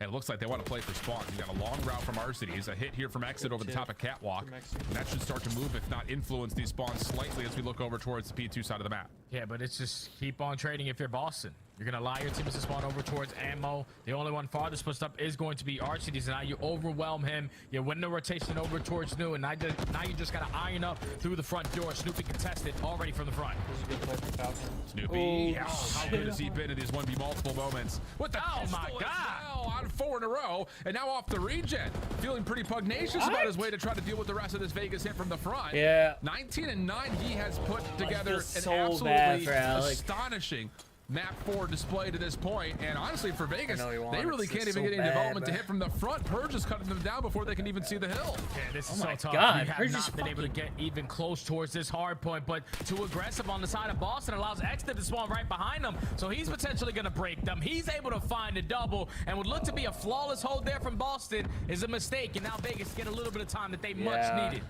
Yeah, Purge shut down from hitting that pool side. Guns are up for Vegas. Towards the backside at P2, fighting for his life as Exit, but he only finds a couple of seconds before Boston re-break and now can make their move across the map. And you can see what that's already done. With the hard point still active at P2, Vegas will spawn behind. Good moment here, though, from Priest as he finds another elimination. And actually, Pred will spawn up just as the hard point opens on the left side of the map. And yeah, it's put a lot of pressure on Snoopy. He gets a decent read, but can't deal with it. Yeah, that's going to catch Snoopy off guard. So Vegas have arc control, but you need to be able to soak up time here at P3. Exton on the pinch is able to line up a double, get him off the time for now, but everyone's got a flood. We have the numbers. We got to go. This has been a really mixy map. I think a lot of it is because the SMGs are finding a lot of success, but it's not been clean. And a lot of that is because the main ARs for both teams have relatively struggled from start to finish. Arcides just 6 and 16. Cammy's only 9 and 16. So again, you talked about it kind of setting up this map, Jay. You wanted to see the ARs controlling and dominating space. They have not been able to provide that, at least not as a collective force of 2, and that's led to a lot of just heroic SMG plays at this point. Dude, are Vegas just like anti-time at P3? Like we're playing Feels so that hard way, for yeah. art control, and we're giving them a lot of time for Boston to just keep the lead that they are. And now before the new hill Same pops, person. there's already player contesting for the spawns. Purge is playing his life, has already gotten lost. His teammates taking space over towards B Street, and now Vegas have 2 players all the way across the map. Yeah, and they just have to try to read and respond to this hit as it comes over towards the backside of the map. Xdid stunned. Plays back, knows he needs to keep his life. Fred stepping up. Damage in. That's good to help out for team There you shots, go. and that's so well received. Great bunker moment from Vegas. Not having the setup that they want. They still find the kills, and now they've got 35 seconds trying to get this game tight. Yeah, and that's a clean for Dead, but already the opening kill, the opening 2 kills goes in favor of Boston. We're peeking from the hard point, and now the last man here has to make something happen. Thankfully, Xdid find kills at the right time for his teammates to still spawn in towards the back. 20 seconds is good time, but Snoopy just simply puts down shots, and Pred has no more ammo. Awakening with 3. Oh man, I was about to say that was saving a scam moment for Vegas, but they still get pushed out on the next attempt for Boston. Awakening good damage, can't quite finish off the kills in front of him, leaving Snoopy by himself. He's got good predictions and a little bit of help on these crossing angles, plus the long range shots on the Pred, and that leads from scrap to initial for Boston back up to above 60 points. Now, if you're Vegas, you need to get some pressure. You need to be able to outnumber these guys in the middle of the map, win your trades, and be the last team standing. Because the way that the SMGs are dictating the game, Snoopy was not performing in that map number 3, but he is double positive. He is just taking over right now for Breach. Well, a little bit of impatience there by Cammy, gets punished. Awakening, just gonna try to hold his life over towards this connector push. Little double slide comes through, and how does Awakening get both of those? That just can't happen. Arcity's also drops from inside the hard point, and Boston will have a chance to move spawns on their way over to P2. Only one player here to still contest them. Pred's only able to take down one, instantly gonna fall, and out of close spawns are in for Boston to win the rotation over towards P2. Snoopy, that player's already weak. Let me get the freebie. Purge right through the middle of the map, setting up the crossfires, and everyone is dying off the rotation. So Boston gonna be uncontested to start this one off.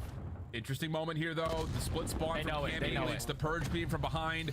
Vegas are threatening immediately, but the timing on the hit from Cammy works out to cut things down from the front. They know that a player had spawned up behind, as you were calling, Jay, and that leads to just a mixy moment here for Vegas, having to fight in from the front. And to be fair, they've cleaned up things nicely. Now it's just down to can you actually hold inside the hard point, because you need every single bit of these last 35 seconds. Yeah, the only thing that's going to hurt them more is that the next hard point is going to be P3.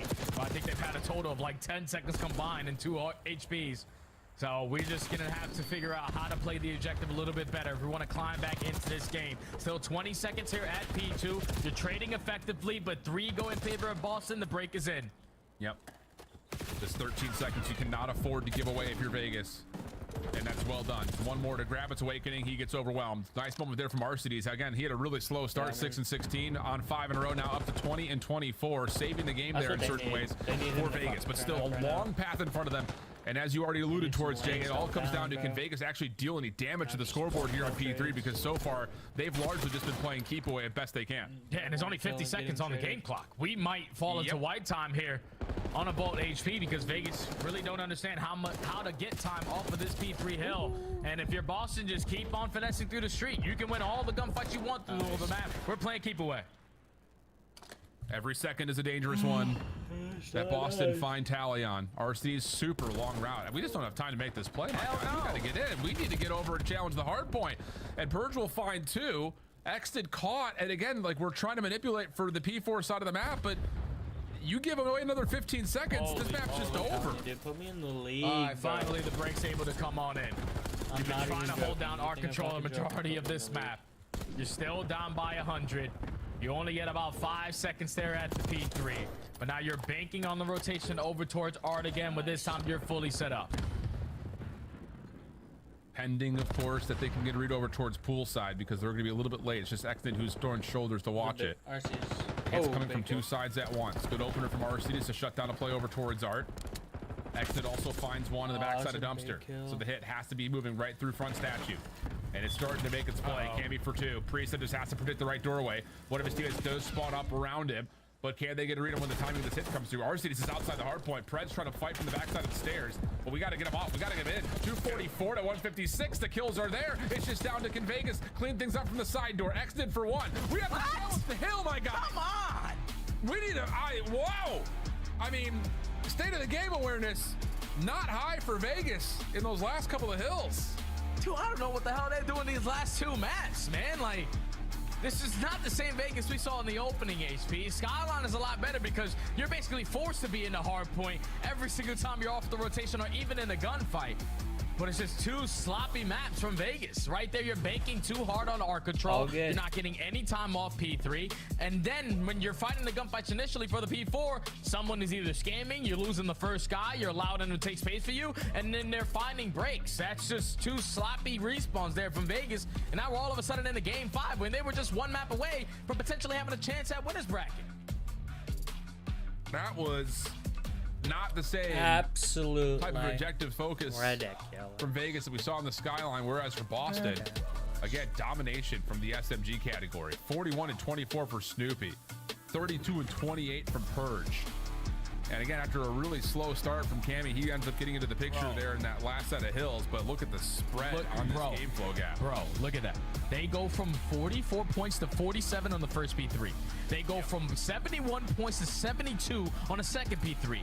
They go from 129 to 132 on the third P3. That is less than 10 points. What are we doing if you're Vegas? We're never going to win a hard point if that's how we're going to play. Well, and the thing is, it's not even just that, Jay. And I don't know if we have the ability to looking at that game flow one more time, but if you're not getting any time on P3, you better be getting time on P4. Yeah. Look at it.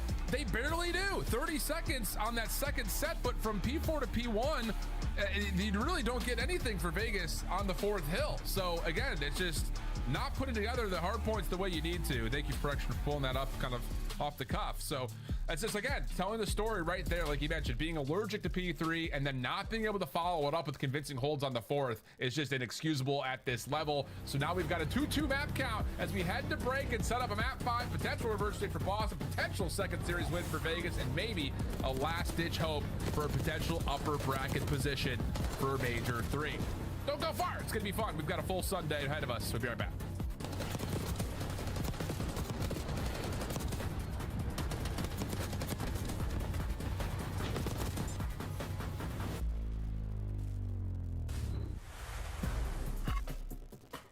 The Esports World Cup is an official partner of the Call of Duty League.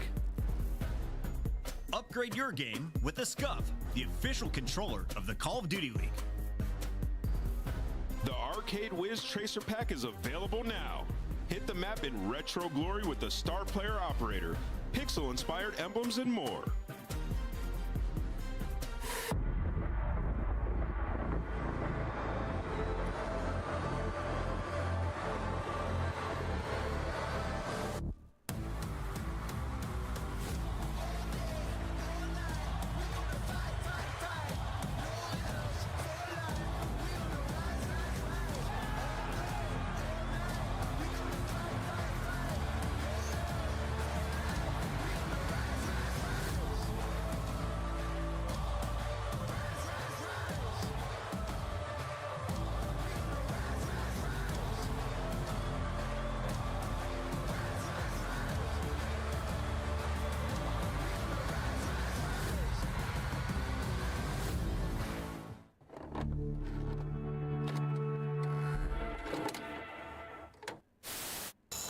I'm on top. He's got to be backside. Dead. Maybe backside side. Try side. Nice! Come on! Get up! Hey, we got orange challenge, bro. Go. Let's go. Holy shit. Oh, he's got clutch up there. Boys. My fault.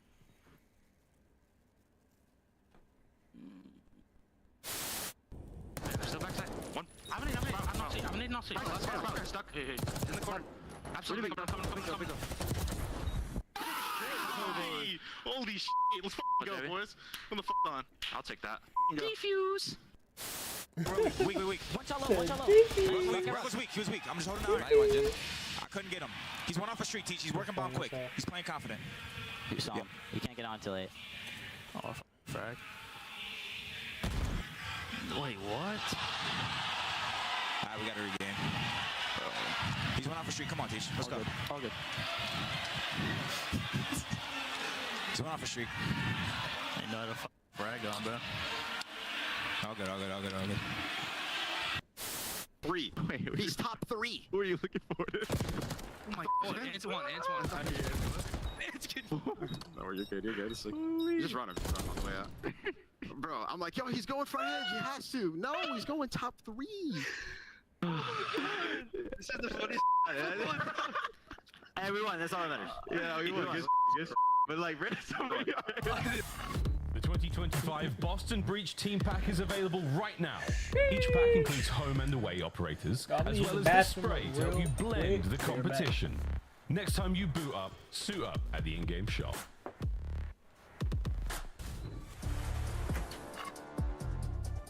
My microphone's muted. It was black. That's what happens. Welcome. How you doing, buddy? Welcome back. Easter Sunday here, and we've got a map 5 affair. Didn't have to go hunting for that one too much, as Boston looks solid. The map 3, map number 4.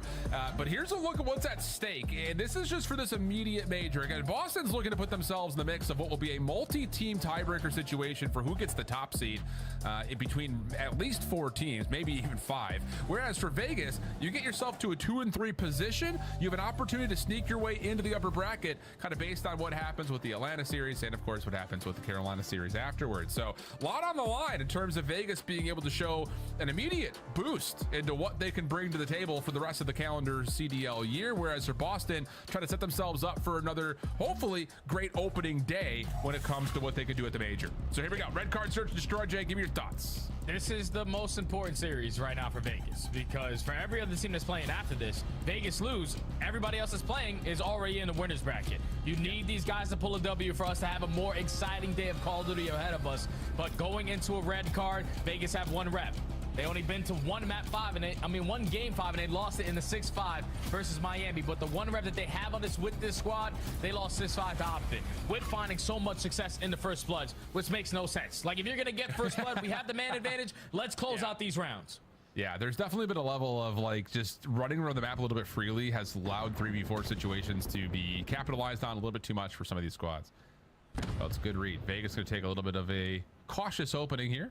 Just throwing a couple of kind of more orthodoxical nades just over the middle to see if they can catch any information. None there. Boston holding back for the time being as Cammy's playing top third, awaking underneath, and Purge and Snoopy working together over towards the B side of the map. Yeah, no one wants to get caught slipping on round 1. You're just playing for some information. RCD's able to at least spot 2 guys, and no one even close towards that A bomb. But on the pinch, Snoopy's gonna get active. He puts down shots, not able to get the kill, and now Vegas are focusing him. Yeah, isolation's looking pretty decent. Snoopy stays alive, but Awakening will drop over towards the play at A. Wow, Snoopy puts himself in a perfect spot, though, to still deal with Xnid. And now there may be a battle on rotation here. Look at this deep scale play. Vegas trying to get through the A site. Have a couple of Boston members in the way. And how about that from Pred? The perfect little dead slide allows him 2 free angles. And now Snoopy would have to capitalize on 1v3 ace. Yeah, Snoopy 1v3. Bomb's going to get planted at A. Thankfully, he has both weapons for the occasion. But you got to try to isolate on one of these gunfights, and you also have a stun to work with. Spotted him. Surely sees one in the corner, but hunting for more. Decent look over towards goal, but shots don't land. And it'll only be Snoopy who finds a single kill. And I love that play from Vegas. You know your flank is open. Why not just play and scale through? Force Boston have to sit and respond to it. It works out beautifully. Yeah, it works because RCD is able to take down that first blood onto Awakening. I thought once Xnid gave him that isolation one-on-one, Boston were going to stand a better chance of just holding strong on their defense. But Pred able to catch the timing. He knows that Cammy is close by, and Purge is just trying to keep his teammate alive. But Pred with the AR, he's actually really good with that weapon in hand. I love to see when he makes that adjustment to his gameplay, and he's the deciding factor to round 1 there. And that's another moment where, like, if he slides even a little bit longer, Boston have the perfect little crossfire setup, but he just kind of hits the dirt. Gets 2 great angles out of it with the Amos. So now you're going to get Boston on the offense. Pred gets a little bit caught. I think he may have been hit by a nade and just caught a no man's land. So he tries to push forward to beat the timing. Doesn't work. And as RCD's drops, it's going to be a 4v2 for Boston. They couldn't wait for me to start this round as cleanly as possible. Okay, already have information on to Priesta. Now we just have to locate where Exit is. If he can time this peak on the backside of Soccer perfectly when the bomb carrier eventually gets into the play. 1-1. You're going to stand a chance here, but he throws a shoulder. Purge never gave up the pre-aim. 1v4 now for Priesta. Yeah, and he's just kind of stuck here at middle. Not much you can do, you would think, but maybe he gets the long-range angle onto 1. That sure happens. Bomb's being planted, so Priestess will have to face the clock now. Movie 4. Tries to bait the sound cue of the glass, but no one was nearby to hear it, so Boston should still feel pretty confident in this. This may sound faded. Oh, yeah, they have everything. They have the crosses being watched, but Priestess at least guns down Snoopy for now. Turn around. So 1v2, Awakening's trying to locate him. He has no idea where he is, and Priestess got 25 seconds to still make something happen. This is the difficult part, though. Getting down the stairs and on top of the bomb site. This is where those angles that the breach members are holding should come through, and they will. Awakening quick to follow up and shut that down, and Purge looks over the top of his monitor to say, well, I was gonna say this might be faded, but I feel like Awakening. Every 1v4 scenario that I've seen recently, whoever's alive gets the first pick and like is able to get out with their life on the first glimpse, and thankfully the repositioning and going unaccounted accounted for. Just make it like questionable for a second. Nobody's clutched it yet. Kiz was the closest one this weekend. Strike for the first blood, you instantly find a I second. You put yourself in a 4v2 potentials lately. And then instantly work that objective. Once you also locate Exit, just a clean round right there from Boston on the approach towards A. Offense for offense, back over to Vegas, who came out kind of respecting the opening setups. Exit moving a little bit quicker here through mid. Trophy system down for Awakening to keep him safe at the backside of sidewalk, but this is a lot of space for Exit to take away. And yeah, he's going to get a pretty solid adjustment and read of where Awakening is positioned. The question's going to be here with that intel. Are Vegas going to commit to trying to deal with that and just play into the information that they have? Or do you say, if they're playing goal, maybe we rewrap this back to B and force the defense a tough rotation? Yeah, that's what Priest is trying to do now. At least take some space over towards that B site. Trying to make an island play, slowly edging its way on up, but Snoopy in a perfect angle once he crosses that corner. This is so tough for Vegas to make a decision right now. You can kind of see Boston are electing to play more of a read and react type situation behind the site. He's going unaccounted for, Alan. Yeah, I was gonna say, Snoopy, the thing is, Boston should know this. Like, the longer this round takes, the more you're gonna be feeling confident that the play's towards B, but Snoopy tries to play off the trigger discipline, gets caught by the second offensive attacker, and now it's just down to Awakening and Purge for a 2v4 retake. Yeah, and they're both trying to work through ticket. Archides doesn't give him an angle on the bomb plant, so yo, you have to try to locate every single player. You already give up information with Purge actually like shooting his teammates, so just got to trade if you are Vegas. Yeah, there's no way you get into this setup. That's so tough. Lays down to again, I think the read there for Boston is kind of this bunker back, stay safe. Snoopy would be the guy that pivots and plays off of either a timing play in towards that mid connector, or more specifically, is that an opportunity to stop a post plan from exiting the site, because you know the longer you don't hear anything at A, the more likely there's a play towards B. You see the defense starting to rotate in this moment, and Snoopy's thinking, I've got timing, I've got an opportunity, but just never looks right. And RCD's finds a freebie that essentially puts this round out of question. Cammy's also thinking, I should be able to rotate in towards this B side for free, because Snoopy's at least in a position to watch both crosses, but doesn't watch the outskirts, and Priest is able to catch him off guard, and that's what forces Snoopy to try to react to get that trade, and then get shot in the back. So Vegas able to capitalize on a misplay there from Boston. Take the advantage up by 1. This time, don't send all the aggression over towards Hedges. We're working the pinch insta. Yeah. Right next. I mean, they got a lot of info from like, where they are, knowing that like, they're playing slow, like they're around 100% guaranteed. Take your time here. That timing might have been. Meanwhile, the attack over towards A is on the site. Bomb not there yet. Pred should find a free first blood if they can find where Cammy's gone off to. He does find the kill, but it's not before Purge can find an opening over to A. And honestly, for Pred, he's a little bit stuck. Has to rewrap the long way.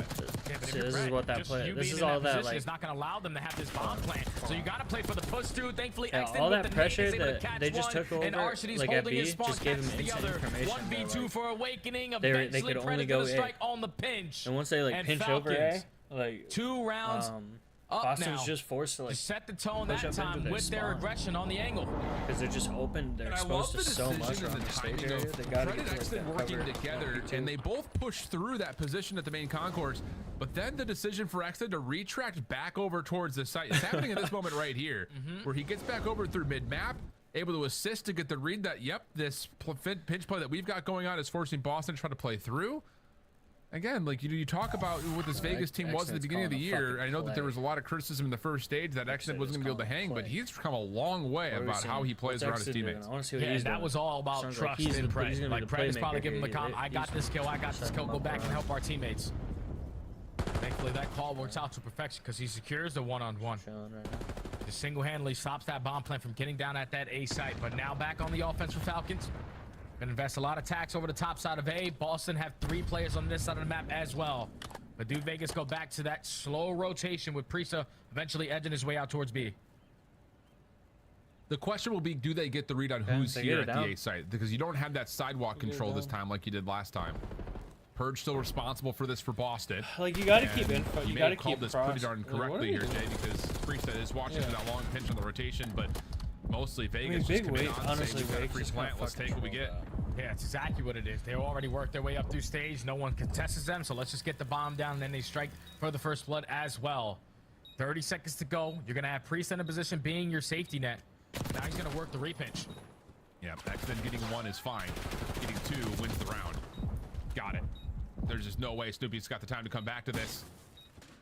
Has to try to make a move. 1v2. No, not going to happen. Really smart play from Exit off the post plant, just holding his ground, knowing that we haven't seen anybody. So I don't know if it's going to be an SMG hit close by or what, but let's just kill the time, kill the noise, let Breeza hit the flank, and him finding the first plus the follow-up was more than enough, let alone the fact that he had 3 total in the round. Yeah, that's unacceptable, though, from Boston, because you have 3 players on that side of the map. Like, how does it go under your nose that they've already worked this objective? Like it. And then by the time you're trying to take some more positionings away, so you get picked off for the first blood. He's a demon mode. That could not be that easy. If you are Vegas, so just edge your way on up through stage, uncontested, get the bomb down, and then also find that first kill. Touch the mouse. 3 rounds in a row now for Falcons. Boston have not been looking good at search and destroy today. No. And I will say, just to kind of follow up to your point, Jay, it's also like the unexcusable thing for Boston may even develop before your point, where it's just like, if we're going to elect to play behind the side, we better have a better retake in mind than that. Yeah. So, first blood here, though. Boston's going to use it as a chance to get the bomb down quickly. Needs the support to make sure Snoopy can stay safe. Exit looking for the exit. Well done. Pred finds another over the middle. Awakening still holding over towards stage side, but he has to play an aggressive angle to make sure no one hops on for the defuse. And Pred's already found shots in. This is going to put a ton of pressure. And Cammy from top window isn't going to have a full angle at this, so someone's going to have to check for the defuse. Awakening is going to go bottom stage. And oddly enough, this timing may work out for him because Vegas are in no position to actually follow up and find the eliminations they need. Pred cannot find Awakening. He's just got so lost on the map, stalling out so much time. And when they had him absolutely one shot, you were committing on that gunfight. Just could not locate Big Wake. Sneaking his way through bottom stage. Staying alive, eventually turning that into a one-on-one and then walking away with it while Cammy hits the rotation on the opposite side for the second one-on-one gunfight. Just easy for Boston. Once they found that opening kill, get the objective down, even though Vegas were instantly there to collapse on them. Just finessing right there out of Awakening secures the round. Yeah, I mean, that was a very dangerous spot for Boston to be after the post plant, but Vegas not opting to play for the objective. Open the window for Boston to take those long routes, and it works out nicely. To a 4-2 count we go for round number 7. Cammy looking for a long crossing angle at B. He's also making sure Snoopy gets a free route, but you cannot die there. With Snoopy playing forward across the minimap, you just cannot die there if you're Cammy, and the numbers after the entire exchange in the first 30 seconds favors that of the Falcons. Yeah, you know Snoopy's all the way across the map, so let's just instantly get this objective down. Just got to choose the proper angle if you're RCDs, and he spots him. Yeah, and the stun will come through. Nade for Snoopy does land, but doesn't find a kill. Nice shots from Snoop. Turns away. Arcides to the 1v1 now. And a pivotal one this would be for the map. Snoopy. Oh my! It's over the ambulance. And that's an SMG player smoking a world champ on the other side off a heady. Whoa, mercy. And that's not even Arcides' fault. Like, it's literally not his fault. If you're sitting there at stage, Arcides instantly gets the information. All you're trying to do is stall out time. It's his fault. Give ourselves an advantage to have both people shooting him instead of one. But Pred hard commits on the gunfight, gives him his life, and then at that point, Snoopy just had the power position. Just need the regen to come on in before he fully commits on the gunfight again. And Arcides just stood no chance there. You just got to stay Vegas threw that one away, and Boston secure that round. Wow. Clean shots nonetheless, though, from Snoopy. So 4-3. And Boston find a way to win another and get us tied up. Trophy system down. Exit on the crossover towards the bleachers. Quick route starting to develop here for Snoopy on top of that. I mean, they know they're not going A. They should But know. he's got to draw a line in the sand somewhere. Door will pop, start his out, sees him in the corner. These guys at A are playing too and it is. Oh, what a nade from That's a big Exnid. trade, though. With the nade. That's a big one. It's massive. Like, you're not expecting him to get a trade there. No. The fact that he makes it a 3v3, now Pred can get active on the pitch, and the glass breaking right behind him. He strikes. Now you just want to get out, but Awakening there for the trade, 2v2. And Cammy's also pushed up over towards B to try to create, again, an avenue to try to get into the B point. The question will be, how does Awakening rotate through this? Arcides does not see that cross through mid. Cammy up top, big 1v1 win. Dude. And now it's just down to Priesta. He is incognito at the moment. No one has any idea where he's at. Haven't seen him yet this round. So maybe a moment of caution here for Boston. And in that moment, Priesta, well, gets a read on the timing of the rotation. Just can't quite find the shots to land. And that's going to be Boston now tying us up at 4. Oh, man, just slowly finding picks home. I love Alec, bro, but I hate when he's playing bad, dude, because you can feel it. You can feel it through his camera. And eventually when they make it into a 2v2, just isolate that one player. Priesta stands no chance off the timing. Simply going to get outnumbered, and Boston able to tie the game. Damn. I'm in my feels right now. Wow. How quickly things can change. How to team kill self-nade. It's all good. Yeah. It's all good. The Falcons are going to win this, though. Watch this shit. Watch this All right, need to see something here from Vegas. Watch this shit. They have gotten a lot of success They need to have planting some the bomb aggression. to They this need to play point. some Post aggression, plant I'm telling foiled in their most recent attempt, but outside of that, aggression. they've been good at getting a read of what the defense is doing. But this will be new. Purge has not made this play yet. Awakening watching over the hedges is also playing more aggressively than we've ever seen Boston set up on their defense at this point. Yeah, they're keeping Priesta at bay. He knows that he has to watch this pick angle. He just doesn't know how many players are on this side of the map. So the rotation starting to come in for Vegas. Gonna slowly work your way on up, and it all depends on what timing Snoopy gets. Shots messy, but still enough for 1-for-1. Cammy following up. Big gunfight win versus Pred. No trade. Cammy will also read the bomb, has rotated back over towards the A side of the map where Purge has already taken that aggressive position from the beginning of the round and moved forward, leaving Exnid in a very impossible situation. But a big win onto Awakening actually put some stress here onto the defense who are playing from the opposite side of the map. Yeah, we just got to get this bomb down as quick as possible. Oh my god. If he gets this down, guys are already across the map, so he won. Let's just make the play come to me. Gonna invest it over towards B. Cammy's not gonna be able to spot the exit, so Exnid just gotta finesse. Yeah, this is like what this dude was meant to do. Just clutch fucking Call of Duty this together rounds, are the two defenders for Boston. That's his motherfucking do right here. Exnid might just come flat out, just down to timing. Here's the retake of the site. They've cleaned it all up. Timing on the defuse. Exnid playing for the diffuser, finds the first, slips away. Trying to reset. Purge on the other side, just throwing shoulders. Exnid trying my god! From Exnid! What? Had to have been at most 30 HP. Purge hit him dead to rights. Yo. And Exnid just kills the timing. A little cheeky slide out. Perfect centering. And Exnid is now on 11-6, and the Falcons run match point. Oh man, poppin' takeover Exnid with the 1v3 to put the Falcons at game point. 16 HP in a dream. Just the extendo slide catches Mr. Purge off guard. And that is a massive round. Also an ace out of Exnid. The rookie making plays potentially for the game. Oh my god. And now we're just gonna send it. Double hit immediately in towards Ticket. Trophy system there. Exnid still gonna force this play forward. Catches Cammy on the exit. Fobble from Prezo denied. Purge, makes up for the 1v1 loss there. Numbers now good for Boston as they will take a pause with 60 seconds on the clock. Priesta, they're gonna run right into you. So if you can find one and back out with your life, make it a 2v2. It's gonna be more manageable, but let's just make sure we're spotting the cross. You get info into Awakening, you spot Purge. You know the play's at A. We gotta double team him. Nades over the top. There's no trophy system here. Oh, but they don't land. They're too short. Now post plant. Snoopy very healthy over the top of the site. Arcides down to 13 health.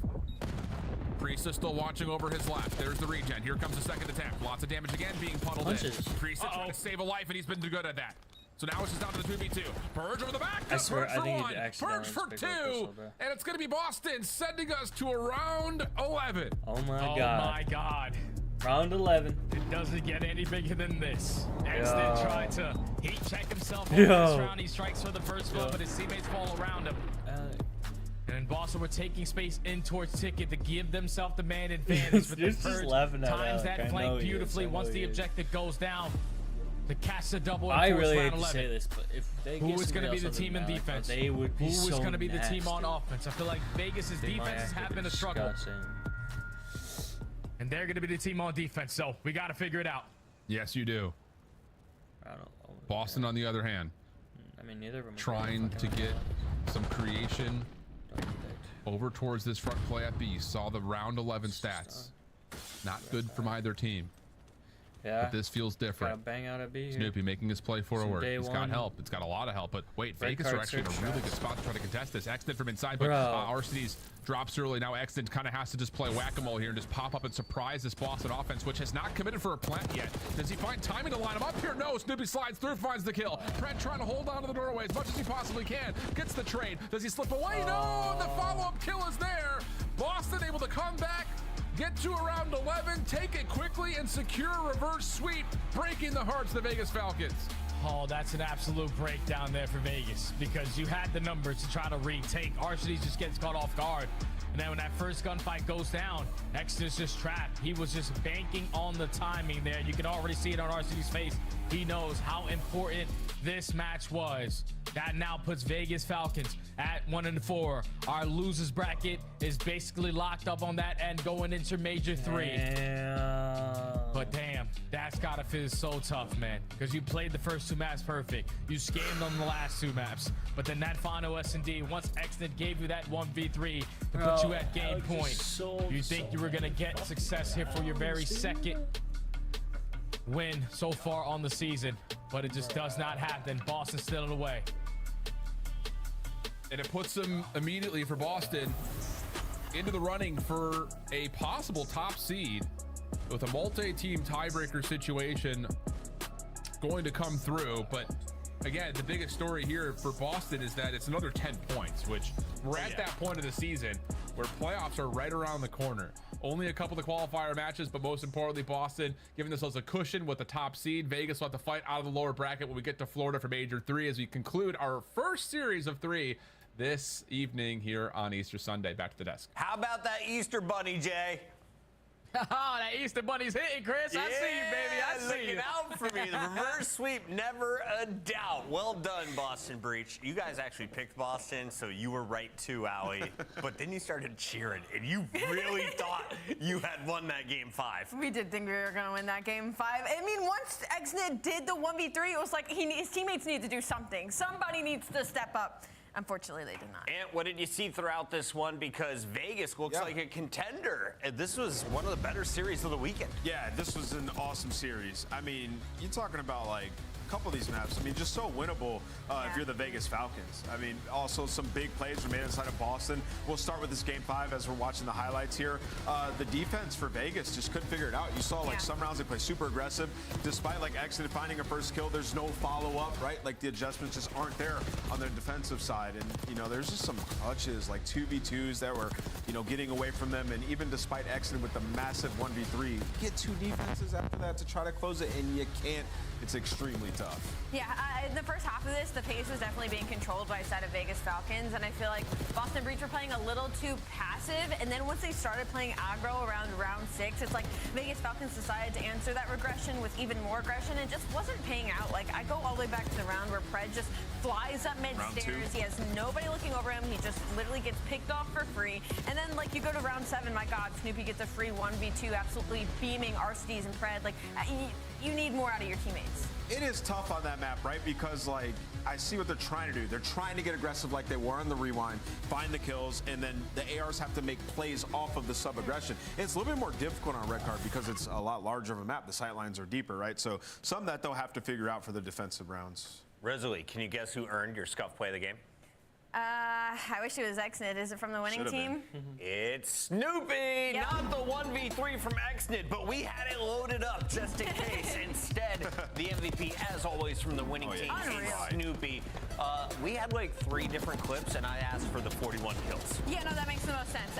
He is the reason Boston Breach won this map. I mean, he was good for 2 every single life, and not even that. He had almost 2 minutes in hill time. This is where I tweeted that Snoopy is everything. waiting because, my God, this guy's unreal. Yeah, and he was coming off of a terrible, map right before this too, right? So Snoopy bouncing back immediately, frying here, and he made the biggest play, the first before sliding up and finding two, and that gave them the huge chunk lead. So Snoopy, man, resiliency, it's there. The vibe checks never lie. Boston with the better vibes towards the end of this one. Am I worried about Pred storming off, or is that something like I should just get used to? He's a competitor. He's going to need a moment to cool off, and then we can talk post-match. Yeah, of course. I think you should be happy seeing that if you're a Vegas fan. Yeah. Because Pred's coming off of a world championship, and he's on a team that has like barely any wins on the year, and he's still showing that much passion, trying to be a leader for these guys. Obviously, you got to hone that in as the season goes, but I would be happy seeing that type of passion from our leader. You heard it from Study. The losers bracket is locked. Minnesota Rocker, Vegas Falcons, New York Cloud9, and Gorilla Mates at the bottom. But the winners bracket still has lots of room for shakeups. When we come back, Optic playing for a higher seed as they take on Atlanta.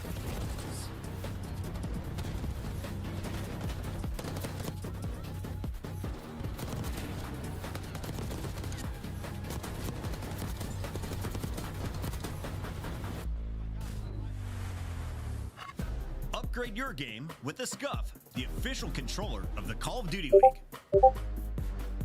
The Arcade Wiz Tracer Pack is available now. Hit the map in retro glory with the Star Player Operator, pixel-inspired emblems, and more. The Esports World Cup is an official partner of the Call of Duty League. It's more than a game. It's for all who dare to compete. It's more than a team. It's our team. It's more than a feeling. It's unwavering passion. It's more than just talent. It's the grind that got me here. It's more than a moment. It's our legacy. One city, one stage, one champion. The battle starts now.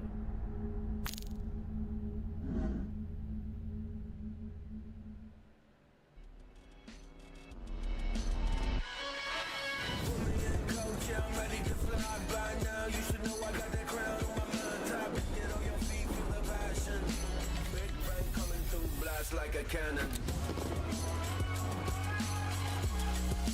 Blast like a cannon. Big bang coming through. Blast like a cannon.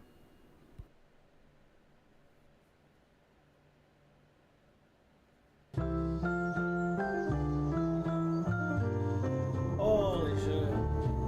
Unforgettable. What the fuck am I watching? That's what you are. What is he doing? Is this a Warzone commercial? Unforgettable. This is ridiculous. Phase vs. Optic? I low-key forgot this shit was happening.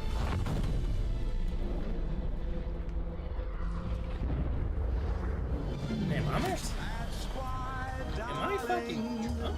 It's incredible. Secret that someone so unforgettable thinks that I am unforgettable too.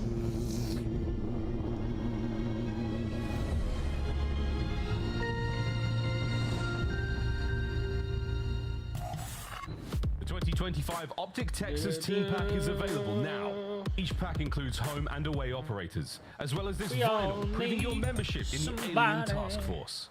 Next time you boot up, suit up at the in-game shop.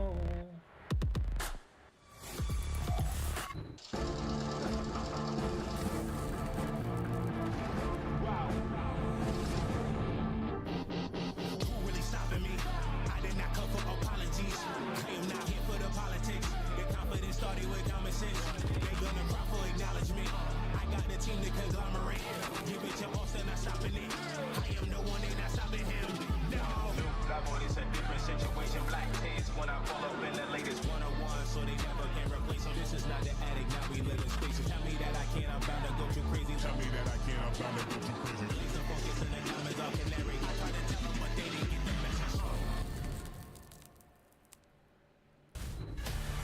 everybody. It's Atlanta FaZe ready to go, but before they take on Optic Texas, we have something to talk about. That's the performance from the last matchup, Allie. Unbelievable out of Snoopy. I mean, MVP from last match for sure, and I'm pretty sure we get to gas him in real time. It's the winner's circle. Welcome back, Snoopy. You guys are now 4-1. I was just doing the math. You have what, 6 total map losses this stage? You guys are crushing it. What is different about Boston right now? Yeah, I mean, I feel like we're pretty solid in all game modes. Last stage we were kind of struggling in control, but I feel like we put in the work, been practicing, and you know, I mean, even though today wasn't great, I feel like we're still solid in all game modes. So just, you know, practicing, getting better. Nothing better than, you know, a reverse sweep heading into a major, you know, at least for the sake of you were put in tough spots, and now you know how to get out of them. Snoopy, this is easily some of the best COD that you've played in this stage. Kind of, do you think you're at your peak right now? Like, is this the best we're going to get out of Snoopy? If not, if you have room to grow, where do you think you can grow as an individual player? No, I mean, I can definitely grow a lot in certain aspects. Just, I mean, I've been kind of trying to improve in my comms this last year. Also, like slowing the game down when you have to be slow. For example, that map 3 in control, I was the one, you know, I was getting slammed. Speedy. So yeah, I was going Tony Snell, but it's all good. Just taking my time and being fast when I gotta be fast. So. Snoopy, you know, you've been in the league for a little bit now, and you've got some LANs under your belt. What's the biggest difference between online and LAN? Because it felt like you had a breakthrough when you guys beat LA Thieves at the last tournament. Yeah, I mean, it's just more like exciting, you know, very, I don't know, it's just different, like the whole environment, people there, there's just passion, and I don't know, I can't wait for them. I mean, it's just really fun. Next big upset, I'm gonna need you to keep that momentum and not lose it this time, right? Yeah, I got you. Awesome. Well, Snoopy, we've got 2 more matches on the day. Do you got Atlanta or Optic coming up next? It's a tough one. Map 5, maybe. Map 5. Map 5. On the fence. You can join the desk one day, my guy. Thank you, Snoopy. Yeah, have a good Easter Sunday. Cheers. That's that a is good Snoopy. PR That's answer. Boston Breach, and a smart move from a young lad. Let's take a look, though, at what we have coming up, because there's still 2 more matches, and this should be a fun one, Nameless. It should be a fun one. We call it El Clasico. It's been a banger in the past. The signs leading up to this one say that Atlanta should dominate, with the caveat of their hardpoint has kind of taken a dip, Allie. It's been a little wonky. They went from top 2 hardpoint team all the way down to 10th so far in this split. And the weird thing is they went from the best rotation fundamentals team in the game, now sitting around middle of the pack, but their breaks have just stayed awful. Bottom 2 right now in the league, which is weird considering an Atlanta FaZe team that has Simp and Abeezy on it, but they haven't been great. They're rocking .8s across the board during the split in hardpoint. Can you put this in context for me, though? Are they trying new maps? Is this like data based off of trying something new, or are they still going to their classics? I mean, they've kind of played all the hardpoint maps really this year. But the one thing is they've continuously tried to add Skyline to the map pool, Chris. So I'll say that probably hurting their data a little bit because they've lost it twice. I just don't think Skyline's going to be a map for them in hardpoint, right? So it forces them in this spot where they have to play Hacienda, where they played it a ton, but they're 7-5, so they're susceptible to a loss on that map. So one of those 2 they wanted to add. Looks like the Skyline experiment might be out the window. 4:30 p.m. yawn out of Abeezy. Don't be worried, FaZe fans. Allie, you have one more note there on FaZe before we go to Optic. Abeezy's yawning. I just want to talk about the maps and modes. Yesterday, so maybe I'll wait till that fucking Simple, let's jump in here with Optic trying Texas, to like because lock this in and vibe to music. looks a little different from the team that started the year. Fred, you just saw, was wearing a Falcons jersey. What's going Kenny on? is now a Minnesota Rocker, and Optic is the only team in the league to hold an L to the Falcons. What's going on with the squad right now, and what are our expectations for the current lineup? Yeah, I mean, well, when you look at the lineup, your expectations are for them to be contending at a tournament. But what's going wrong is, you know, similar to FaZe with the hardpoint issue throughout this split, like, they're just making big mistakes. I mean, you look at Op, they're on a 4 hardpoint losing streak, and in particular, Shotzi has been way too hot and cold. I mean, you could point out a couple different players on this team that need to improve in key areas, but I just think Shotzi holds so much weight on this roster. When he is playing well, they are a different beast. And as of late, he has been wildly inconsistent and probably his worst split so Is it far. kind of like Snoopy just said, though, in his game 3, he was going too fast? Is this just a tempo issue that he can throttle back? Yeah, I mean, for sure. But it's also like decision making. Yeah, it's the decision making. Some of them are a little bit questionable. We go back to that one Skyline where free.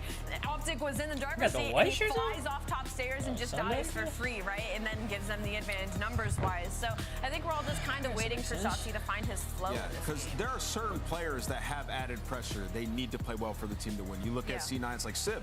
He's got to be that guy. He's got to be that Sib guy. don't fry. They're not even winning maps. And for me, it's the same thing with Shotzzy. Is there lore behind the jerseys? They're wearing the Sunday whites today. Well, it is Sunday. It is And Sunday. Easter. And it's not an event. Sure. It's a special day. I need some info. Let me know as we take a look at our maps and modes. There's 5 of them. Will we get to a game 5? The stats say no. Hacienda triple dose to open things up. We get to vault if there's a second hardpoint nameless.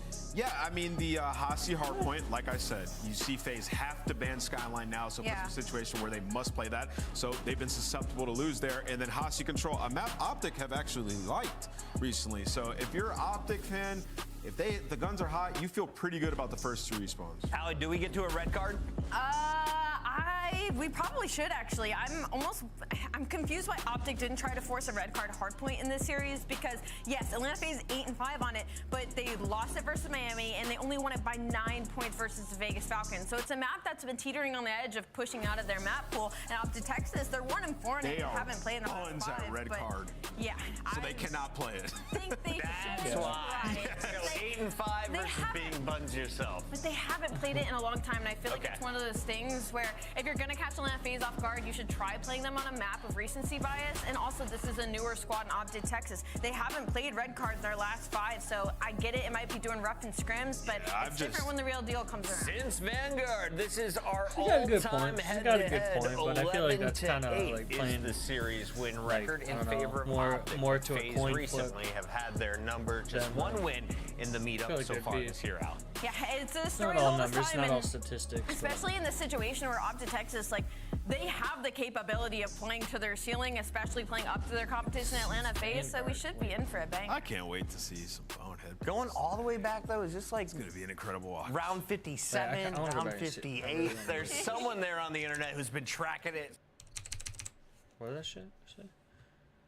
That's 5, so I get it. It might be doing rough and scrims, but it's different when the real deal comes around. Since Vanguard, this is our all-time head-to-head. Their ceiling, especially playing up to their competition Atlanta FaZe, so we should be in for a bang. I can't wait to see some bonehead. Going all the way back, though, is just like it's going to be an incredible watch. round 57, round 58. There's someone there on the internet who's been tracking it since the earliest days of Call of Duty. Let me know. In the meantime, we got to get to our scuff pickups in. Well, the bunny will decide once again. I got to get some. You have the honor of going first. For what it's worth, I think Hook's having to take over. I got Optic, bro. You going Optic? Oh, man. Or are you? Give me FaZe, dude. We might have to. How have I not gotten the team I've won once? I'm nervous. You want me to go? No. All right, she's ready. Yo, he almost picked Optic yesterday. Optic Texas with the FaZe foam finger. What is right? All right. Oh. You get the you pick option? You pick. He's gonna pick. Oh, that's insane. That's host cheese. Yeah, that is host. I'm going out at FaZe. Host cheese. I always win, fam. That's how this game is played. Who wins this one? Probably Optic Texas, because we got Ton on the mic, and they have a lot of success when this man is in the building. Look at the mustache, ladies and gentlemen. He's so handsome. Wow. I don't know. Do they have success? I feel like I'm a bit of a curse sometimes. I don't know. I feel like Miles is going to rub off on It was Bryce, not you. as well. It was Bryce. It was never your fault, Ton. Back to you, Miles. Never. Thank you very much, squad. And yeah, maybe a bit of host cheese there. I've noticed Chris sort of gets what he wants when it comes to this Easter egg game. I feel like he's definitely pulling the cards. He has all the eggs he wants, and it seems to just go his way. I love that for him. But Chris, mate, good to have you here. Jeremy Studd needs a break. He's been working extremely hard this day alone. But mate, we've got ourselves a treat. We've got ourselves a winners bracket showdown coming into the major. How you feeling about this one, Geese? I'm excited to get into it. It seems like they just bring me in for the big games, Miles. I don't know if I feel like offended or if I actually feel well happy about that. But no, it's an interesting one to say the least, isn't it? It's one of those that we were sort of saying to ourselves, if the Falcons won their game, there's a lot more behind it. You know, Texas have to come into it in the sense of, well, you have to win, you have to put yourself in a good spot. Whereas now it's kind of just for that seeding spot, and it should make it interesting in a different kind of way. So yeah, I'm interested to see how it's going to go down. All right. Yeah, we'll break all that down at the end of the day when we do get to see how the bracket will look going into the lovely major in Boca Raton next week. As we get the crust out of our eyes and we get the yawns out of our lungs. I've seen a Beezy crack a big one. What are those boys doing last night? Playing a bit of Warzone, a little bit of a dance maybe. Smiles on the stage for our players, but serious business when the match starts. Because still, as you said, Ton, this is for seeding only. This is winners bracket locked.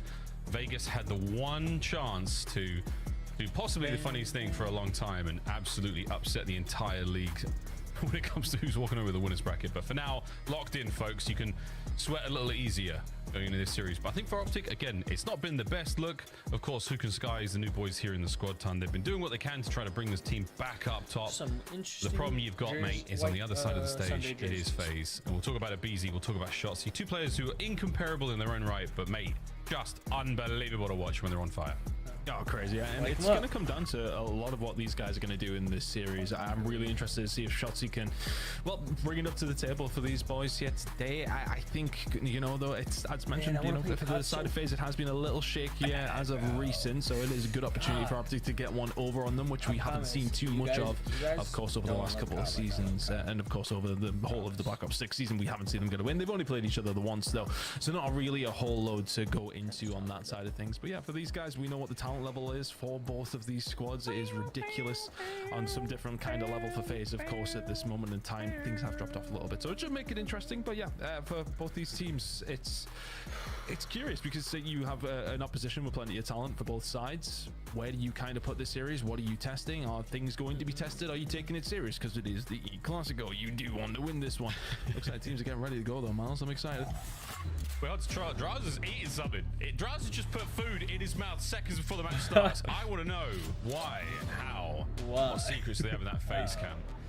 Triple dose of Hacienda. All right, let's go. Here. Come on up. On this Come beautiful on. Easter Sunday. Come on. FaZe want to run this one all the way home and get to spend some quality family time for Optic.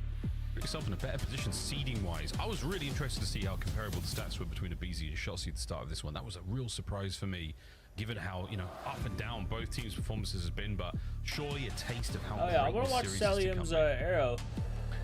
Well, hopefully it is. That's what we're hoping for. Everybody at home also hoping see what he's doing. The same. I mean, look, FaZe will be the favorites ending this. There's just no question of it. But for Optic Texas, it's a really good opportunity to get one over on them, which is going to be a nice feeling heading into the major. A lot of confidence goes a long way for the squad. We know that. Hanging into this Hacienda. Yeah, I mean, as of recent, not necessarily the best for either one of these two teams over this particular stage. It is 0-1 on the board, so somebody's going to get a win, but who's it going to be? A lovely start from the Optic boys. Nameless called for a Hook takeover today, and he starts the map off nicely with a good 2 spree. And we're going to see what we can do here. This is a P1 setup and not an easy thing to do on Hacienda. You got full control of the top side there for the Optic boys, and Hook, the masterclass continues. It's a 3. Nice. Big Brucey chat nice. like that as well. Takes care of Abizi, and all things said and done. You got 5, a lovely bit of time here at P1. You're looking towards second as well. Draws making the route through garage. This is rank play. This is rank play. URL's really doing their job up top. Actually clear the back. Rotation over towards P2. It's exactly what you want. You don't necessarily want draws there. Well, Shotzzy will say thank you very much. We'll have that one, no problem. Not necessarily looking too hot for the side of FaZe. Can't find a breakthrough. Texas will hold this one down. First iteration of gunfights come through and still looking solid. Hey man, that is perfect work. Shotzzy on this flank as well. Checkers. When they thought they were playing chess, big kills. The side door though continues to be a problem. That's on Skies right now. Can he get one out of that? No, he can not. Perfect break right now for the FaZe boys. They are in halfway through P2. Good time to get it. Can we get some pressure now from the Optic boys? Once again over the top. Draws staying alive. You lose a Shotzzy on the approach. Trades are going to be done in a moment. And once again, the boys of FaZe hold. Yeah, Optic trying to work the flank via water side, and at that stage it just puts you at a disadvantage inside the point. If you don't find a load of value, you don't, and then everybody else kind of just gets pinched. He's right, like it does work. We'll find a retake. There's 10 seconds to play for. You'll take those all day long. Optic Texas will have themselves a lead heading over towards P3, but there's going to be a chance for FaZe to get themselves set up. But all things said, you don't have the 2 hills. You take that if you're Optic. If you're FaZe, though, you're maybe a little bit spun after that. You find a nice break, don't get a whole lot. You get a setup over towards P3. Can they hold down this mixy hill? Draws are finding 2 to kick things off, and Abizi inside of office, doing what he does best. Play your life. We'll set them up for a lot of success here. 15 seconds gone on this hill, and FaZe have had it every single second. It's a big hill. Yeah, man, this is great. I love Contest this. is done. I love this. Last 2 remaining members of FaZe are upstairs, and Skies cuts them down. Hook. I want to call it. I want to start shouting out for this masterclass, but he's cooking. Indeedy. Shotzzy now pressure through the middle of the map. Lovely stuff in the 1v1 against Selim. And again, you're pushing that front line as far forward as you can. Sports and FaZe in the back line now is a bit of a pinch developing, but no way. This develops into anything more than that. Good stuff, Optic. Yeah, it just feels like FaZe a little toothless right now. Every single time we're seeing the gunfights come forward, we're seeing Optic manage to find 3-4 in a row without really much of an answer. So FaZe warming into this one ever so slowly at this moment in time. Texas on the way. Shotzi finding 2 big kills. Yep, Read 4 that dead. so well, and then again 4 dead momentarily for the side of Atlanta FaZe. Not much bite. So that side so far, Optic Texas in a really nice spot. P4 rotations in, you broke to P3. It's all looking rosy so far. Rosy indeed, mate. Well, you got sprees across the board. Hooks on a 4. Can't get the 5th out of that light, but the pool, the break is in. Shotzi, can you get these remaining 2 members of FaZe? There's 1. Can you get the 2nd as well? We're dancing nearly. And then Draza.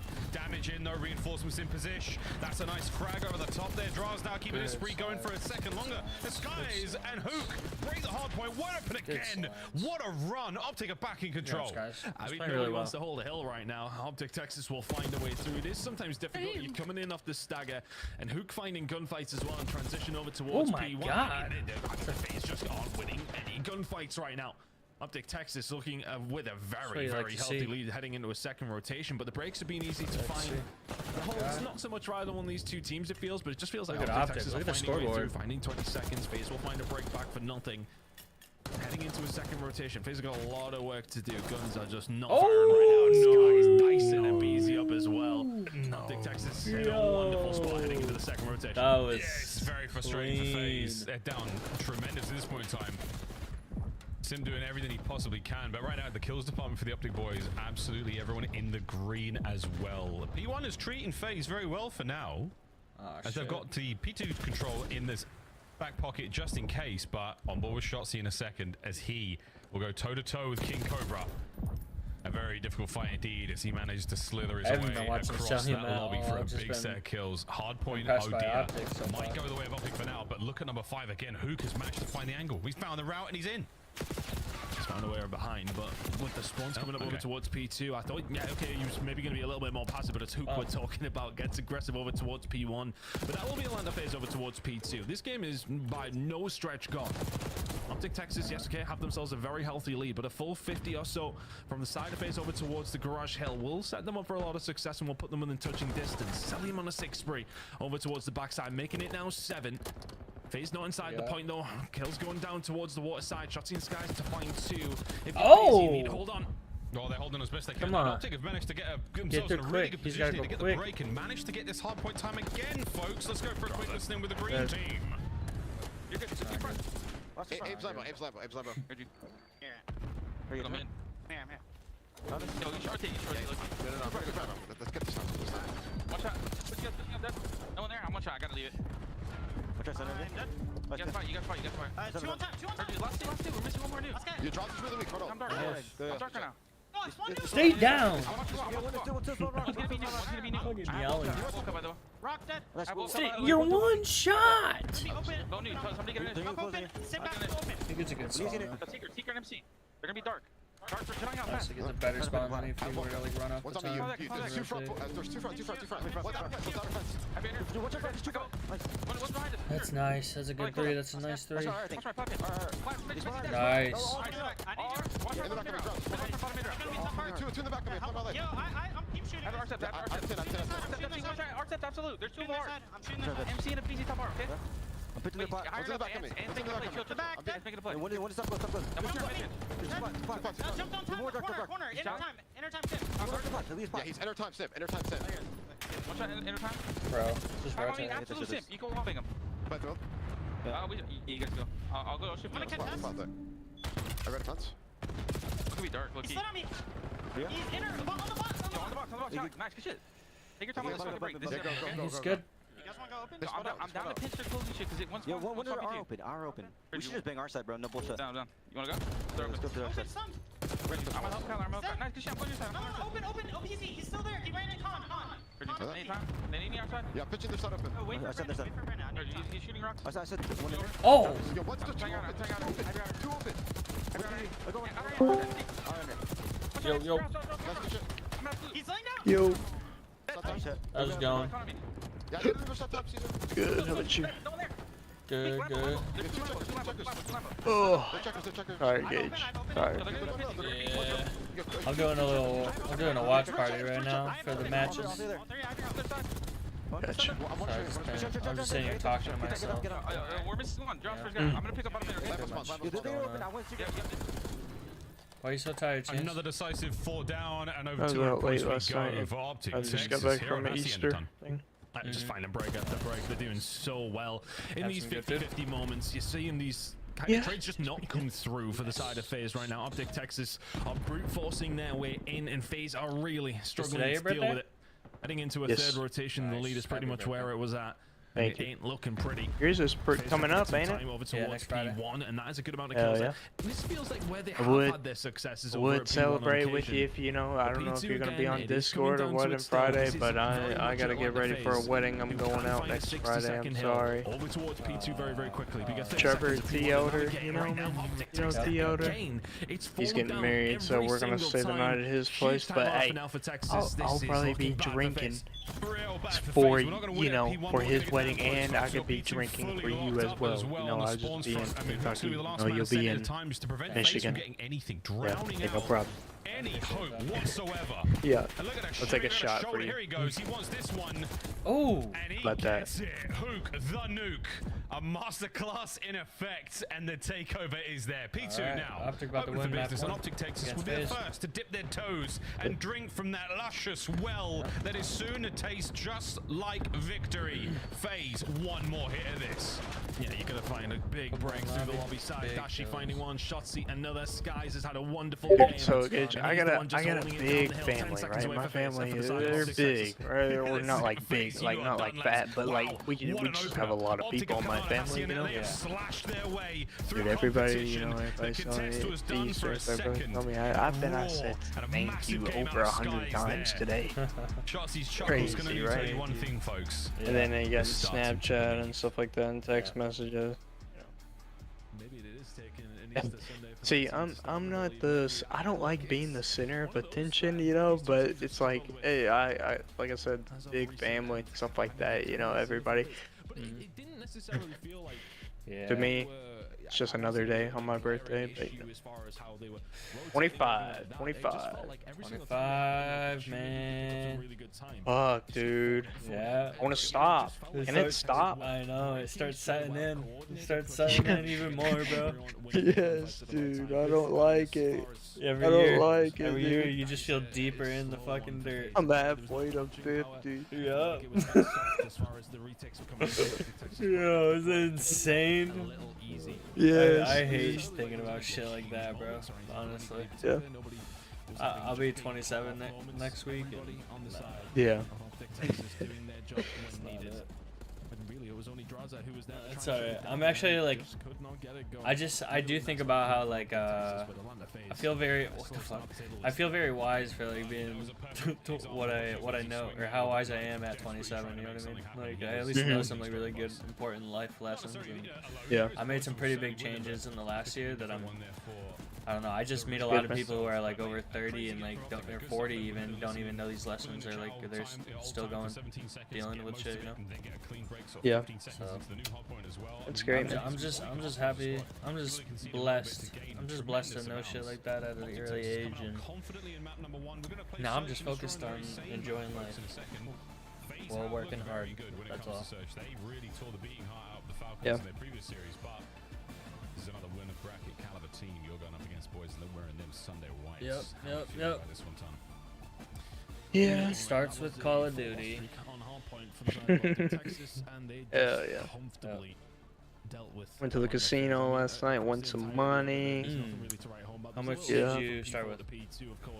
Well, you see, I took out $400, right, just to gamble with, and I was expecting, you know, that's all I'm gonna do. Well, I played blackjack, and I knew I wasn't gonna stay there for a long time, so I only put in $200. Fucking doubled that. Went to a baccarat table.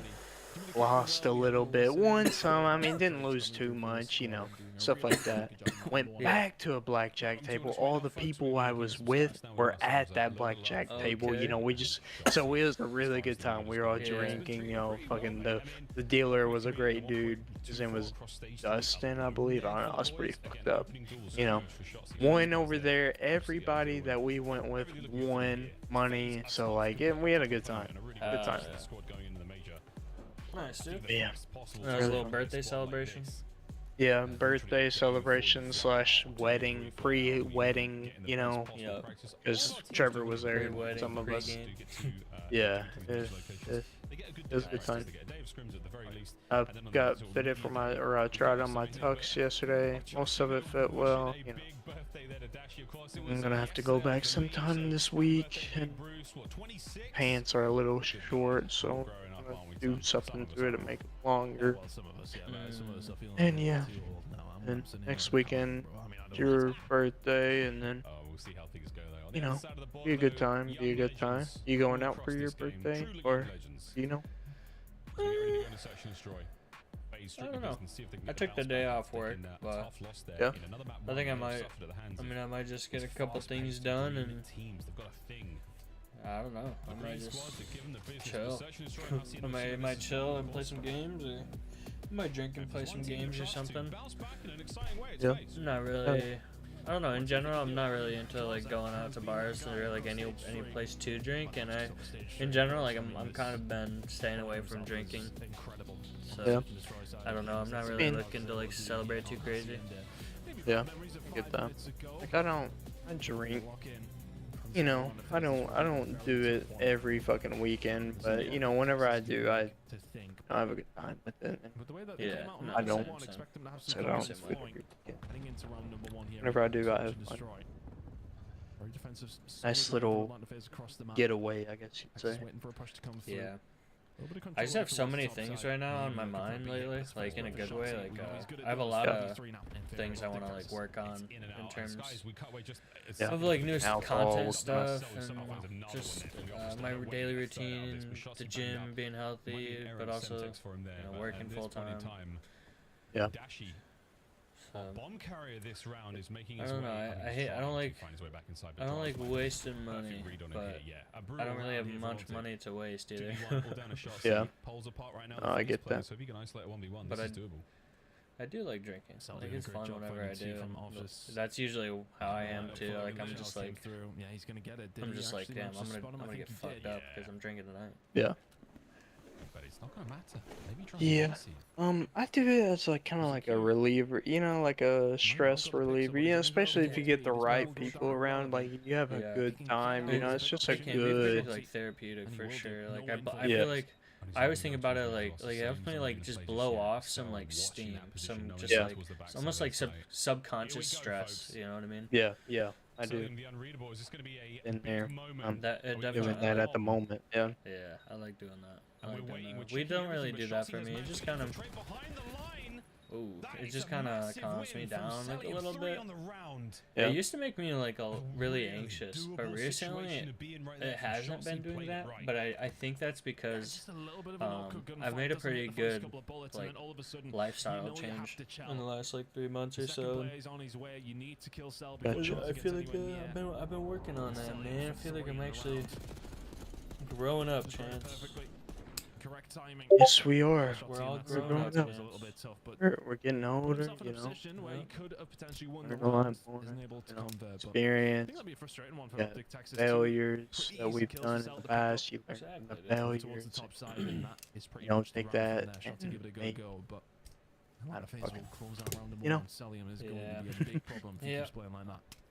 Yep. Cycle Mistakes. of life. Yes. You learn from your mistakes. Yes. Yes, of course. Of course.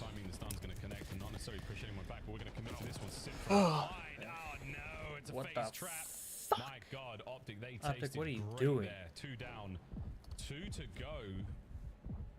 They throwing? Yeah, they kind of did. They were in a like decent position. It had phase backed up, and then they just two-pieced Optic. Transition to A very quickly. This guy's is on his way around Dashi though. Now gonna be on his own. He has positioned himself fairly well here, but they're like completely separated right now too. Is he gonna be able to make the move? He could be good for one, but there's no way he gets the rest of them. Sky's out of the play for now. Dashi's going to try to play this sensibly. I think he may have just seen a player on his peripheral, but doesn't necessarily spot him out. Pinches on. That's going to be picked up, and now he's been identified as well. So all pieces now. Dashi's eyebrows went up. He's seen that guy. Try to commit out one side, and they have. No kill. Sky's managed to slip the net. Shots in from Jaza, and Dashi now This is now impossible. Nice try, though, mate. Oh, it's tough because he kind of gets the angle of nobody pushing back through mid towards the archers, and then okay, everyone's heading towards you guys. Can you hold it down from there? He tries to stay alive, and FaZe just read it perfectly. They all push out one side, playing together. And Dashy just positioning at that stage. For all it's good, it doesn't matter. Not much you can really do from that stage. FaZe play that one perfectly. I really need to get a laptop. Everybody cruising. A lot more like it compared to map number 1. Yeah. Or what? So I can stream from it. This was always the way it was going to go. Gotcha. FaZe S&D recently. Like a gaming laptop? They have yet to drop around. Nah, I don't even or need like anything a crazy. MacBook. Nah, just literally like anything that would allow me to stream. But we're out, not other woods yet, folks. Just go on like the internet. I don't really need it for anything crazy. Yeah. It'd be nice to have a nicer one, but we have to give Shotzi another chance to clutch. Just let the boys get the round. and if that's the case, I might be able to get like a decent cheap one. To find anything through the middle of the map, but you've got these spearheaded. Laptops aren't usually too expensive, are they? Unless you're like getting really good ones. I'm not sure. How's he got those, and Abizi will follow up. Depends on what you want, I guess. I mean, it's 3 for Sim, 3 for Cell, 4 for Draws. Search and Destroy is so freaking evil when it comes to playing FaZe. No chance of a clutch whatsoever. There's something on Simp's face on his FaZe forehead, again. and it's bothering the fuck out of me. Vicious It's just a on the black speck in the middle of his eyes. And they just read the push coming Between his through. eyes, When man. you can commit over towards B, the retake over towards A is like, it's one of those things. You go 4v4, yeah, you can go from there. But Simp is holding this down. He's thinking to himself, right, one would be good, and it's just 2 all on his own. just want to flick it. Yeah, dude. Incredible It's work just from the young it's god pissing once me again. off. Get that shit off my screen. Solidifying the round from FaZe. This is cruise control right now. I'm trying to decide. Do I want to take some caffeine, Gage? But it's fucking 4 p.m. Shit. I don't know. Guys, I'm gonna really get anything going here. I already. A lot of intel there from I had like Celium, 2 and it's a Celsiuses today. When in doubt, I've had a C4, or most of a C4, and I had some Excedrin this morning because I had a fucking headache. trophies are in a relatively safe position. Here's the setup, and here is the attempted retake. Let's go, Optic. I could go to sleep right now. Something with FaZe I slept on an air mattress last night. Oh. Yeah. Shotzi with 3. I didn't stay at home. But Trevor threw up last night. Oh, really? Yeah, we got home at his house, and as soon as he walked in, he was yakking. Really, really great way to turn this around. We're safe. Yeah. Which his fiance was driving us, and we're like 45 minutes like away from the casino, and he has his hands. His fucking head's on his knees the entire way home. He's fucking with the AC. He wants it cold. His fiance wants it warm. She's freezing. I was fine. I guess all that alcohol and shit like that makes you hot, you know? And she's like, Trevor, I'm literally about to fucking crash because I cannot feel my hands, blah, blah, blah. Trevor heard it fucking max cold as soon as she would say that. She was pissed. I said, well, thank you, Mary Beth. Thanks for joining me. She said, yeah, no problem. Bye. She was fucking irritated. I gave her a $25 chip for... She was sitting with us at the blackjack table. I was like, Mary Beth, here, you drove me and Trevor. Here you go. Here's your... If you win... I said, keep it. If you lose, well, there you go. I'm sorry. Tough shit. It's not your money, at least. And then she plays a blackjack hand, fucking loses. I was like, well, I'm sorry, but I gave you 25 bucks. Yeah. I was like, well, if you want to keep it, if you want to cash it, or if you want to play with it, or you know, that's your decision. But you know, I'm giving her that little option. You know. Guarantee $25 or $50, you know? Yeah. I said, if you win, you keep all of it. I don't give a shit. Unless you lost it. Because me and Trevor have gone to the casino together a few times, and I've done that before, and I was like, here you go, you can play slots with it, you know, cash it out, whatever, whatever. Kind of like my way of giving her... It's a good idea. Good idea. Alright. Optic got some life in him, champs. Good. Looking good now. In a nice position to We're back pick up to any pieces that need what to. is it? 2-4 now? 2-3. You found and Atlanta FaZe struggling to go for the retake there, and this game of Search and Destroy has turned on its head very, very quickly. They're on the cameras. Cruise control for FaZe. All of a sudden, Simp still has his black fucking speck on his forehead. A moment of indecision there. What are we going to do? We're going to go through top. Alright, yep, 2-3. We're going to go through bottom. We're going to try to find something flat. And by the time they hit the Gotcha. Age, I'll be right back, okay? Corners. And right now, once again, the double over here. 2 go down and 2 stay up. And this is going to get mixy very quickly. Ooh, they're getting pinched. This one, surely Optic are in from behind, and here they come. Oh my god. Lovely work, not getting any team fire in there. I like that. I like these ego challenge that. Hook stays alive, gets Oh my god. over the skies. He's dead. Can he take care of the bomb partner? No need. Dashy's there with the coverage. Oh my god, Dashy, let's go. And that is going to Good be shit. it, folks. All down to Celium, and we'll be tied up. And that double flank that comes through just puts so much pressure on FaZe to have to push forward over One towards back. Nice, dude. This dude's fucked. Because they know the flank's going to be difficult to deal with. It's 3 rounds in a row for Optic Texas now. FaZe bleeding rounds left, right, and center. And it's just, again, it's the double hit through open. Just don't read it. No info, no stones, nothing. Yeah, okay, it just ends up being a 1-for-1 trade, but it's the presence of that player on the flank that ultimately Hook's does still cause on a the streak issue. too. FaZe have to push They out got one-way 2 combat streaks gun going on fights. right now. That's all she wrote. 3-3. Cool adjustment though as well. They send 2 through. This is where you kind of got to be careful too, because like both of them, like obviously they want to play for their streaks, but like you don't want them both like out of the play either. On these very, very aggressive defensive rounds, and that's 3 straight. FaZe, it's a red light for them right now. Guys need to pick it up a little bit though. So here we go, folks. One more. Can Optic take the lead here? FaZe get back to their winning form. They've got a nice wide setup here over towards A. And Draws with the coverage takes care of at least Skies, who's been kept literally just out of the fucking game. The whole game. I think this like, is the I kind don't of know setup that has worked for FaZe though, where things have been a bit more slow and steady. They've had a chance to set themselves up. Guns up and trying to go from there. But Dashy will find a kill on herself. That makes things a little more even, but this B side of the map is wide open. Put that shit Shotzi down. will take full advantage of that. Where you? He's clearing spaces here. Not much information for Optic. All good, all good. Put that shit down. Now they have the opportunity. He's going to check this. He's going to check it at just the wrong time. Shotzi and because like nobody's there. Too long. Easy gets the kill, gets out. Sim to find another 1v3 needed from Dashy. Like, what are y'all doing, so tough, bro? man. We gave, I mean, the benefit of the doubt we have, thanks to Codcast, he did check everything. It was clear, but so much respect showed to FaZe. He pushes just to check forward Lambo.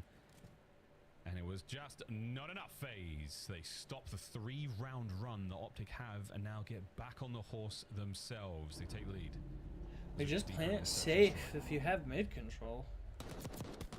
You can at least like snake just the bomb and shit. You know, you need I think it's get sometimes out. on first because we can see like everything one going pump on. It's just like, oh, just plant it. But yeah, I mean that's wonderful. We can see that, but you have Bro, to check everything. Get this They shit haven't got off enough his information forehead, down this B please. side. They don't necessarily have the wherewithal to just be Holy okay, yeah, crap, just get it down. it's gonna bug the fuck out of me. Goes for it. He gets round in the wrong time for Optic and very much the right time for Atlanta FaZe. They close out the round and well, we'll stop the bleeding. That's an important one to find. I think if Optic Texas find 4 in a row, you're scratching your head if you're a FaZe fan and a FaZe player. Getting aggressive here. And big time aggressive. Saw the heels of Shotzi on the hop, so Abe is in hot water.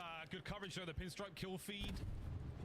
Looks like a White Stripes album, folks. And now the stuns are out. Not going to connect. Abe knows the player in the tight corner. The Shotzi catch. That's not gonna hit. What a move. Dodges the frag. Gets away with it. And now we're thinking about the other bomb site or a potential low wrap. Yeah, bonus to do what they want here. They can go challenge over towards the side. They know there's at least one player. Seen him. Do they wrap around? It's a lot of pushing through now. And there's no way Sim should win that. Shotzi will trade 1v1. Yeah, Shotzi's fucking out of there. 2/3 of Zio in a brilliant 2v2. Now a 1v1. To the other side of the map, Shotzi goes there for the A bomb site coverage and a BZ. You find yourself in a similar situation to the last round with the roles reversed. He's just gonna goes plant B, red. What do we do? Do we plant this for B? You cannot make it across to A in time without running the risk of passing Shotzi. And he has not moved. That controller is not unplugged. Here we go. The 1v1 begins now. First few seconds always quite crucial for these players to maybe try and find any information they can, close some gaps. Shotzi, she's just planning for this. Beezy's got him played pretty well. Words. Yeah. Here we go. Jossie's pumped the brakes again. Just drops Bro, low. go back up top. Timing on this could be insane. Go back up top. You've got complete coverage of the spot you want to be in. Wait, as Abizi heard something. Oh my The snapper is there. FaZe win the round.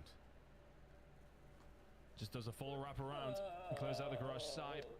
50% of the lobby can be left He didn't on. even check bomb, Some did really he? bad timing. The B's Probably just did. holds tight as soon as you're in office. It's not necessarily the hardest thing to get done over on the B side. FaZe will find another round.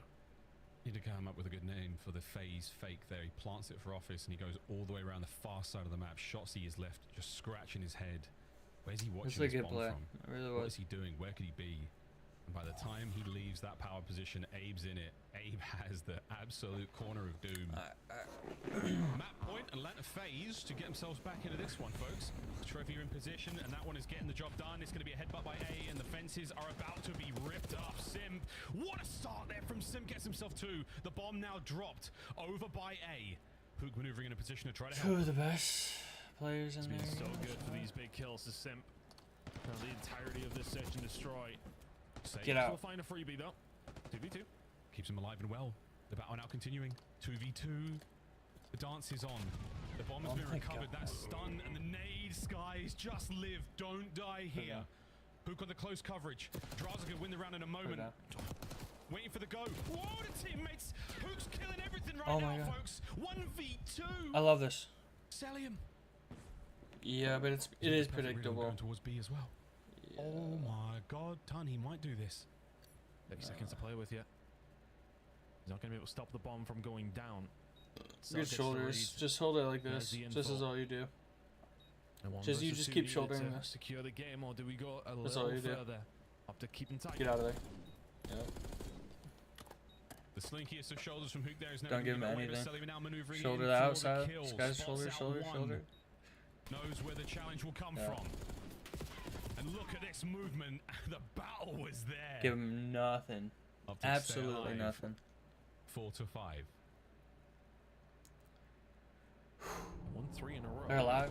That was a good play. That was a good round out of Optic. Part of this Good game, round. they'll need to do the same if they want to take away Out of the Hook and search and Skies. destroy. I'll play from They Skies needed and to step Shotzzy, up, both of them. Once that bomb is down and they get And any they sort of did. info on Cell, it's very, very difficult. We'll take a miracle play. We know he's capable. But in that scenario, it's a toughie. FaZe still in a comfortable-ish spot, but if this goes round 11, it starts to get a Dude, little if scary. this shit is not off his forehead by next game, Oh, I'm sorry, gonna Matt. lose it. Sweet force spree there from Sky. He's playing that final kill so tight on that rock heady. FaZe through the middle of the map. Dashi might have seen a head or shoulder of 2-1. Oh, doesn't see any more out of that, but he knows the play's on here. Wants to get out of that area, knows the pressure could have been coming in. The trophy is down, the bomb will follow it. Big Perfect nade nade on over the towards Draza. Yeah, he's got to be weak. 4v4. Absolutely perfect. They put the rest of the trophies down. The shots. Oh! Let's go. Just chill. Thank you. Oh my god, bro. Chill. Thank God, bro. Y'all stressing me out, bro. Let Shotzzy heal. 11. Let him heal. It's practically like I mean, Sky's had a slow a start. 2v2 in that 6 situation. off the bounce now. But Shotzzy, I mean, the timing for FaZe. Look away. Oh, you hate to see it. Gets the angle on Cell. Abizi's like, oh, which way we going, bro? Okay, no, we're both dead. Shotzzy does so well to alright, pick we're up on the pieces. 11. But the They timing brought this gods, shit the back. Is this a timing 3-5 gods curse? Be damned. It might be. Optic Texas forced this round 11. Big plays from Skies as well. Things got a little bit frantic towards the site. Things might get frantic in this round 11. Here we go, man. Sky's on a 6. I'd be curious to see what the streak situation looks like right now. Nades up, cooked good. Oh, those are good damage nades, dealt. though. I like that. An Optic, I've got the ice in the round 11, so we'll see if they can bring it here. A-bomb site wide Get it open down. for now. Go. A little Get bit it of down. coverage Get there it from on. Draza. Go. Get it on. A little bit of suppressing fire, but not enough to bring his Can you see teammates him? forward and get into the play. Skies plants it for outers. You should be Fuck with safe that. from a lot of those dirty wallbang spots. No movement yet. Starting to converge over now. Ooh. Here we go. I mean, this is the danger. Everyone's going to be inside. Everyone's safe, undercover. He can't quite creep it in towards Tim where Cellium was, but here we go. Bruh. Another coverage of the smoke. We're just He finds running first out blood. mid. Cellium is in there as well. I never More call toys it at play. RCXD.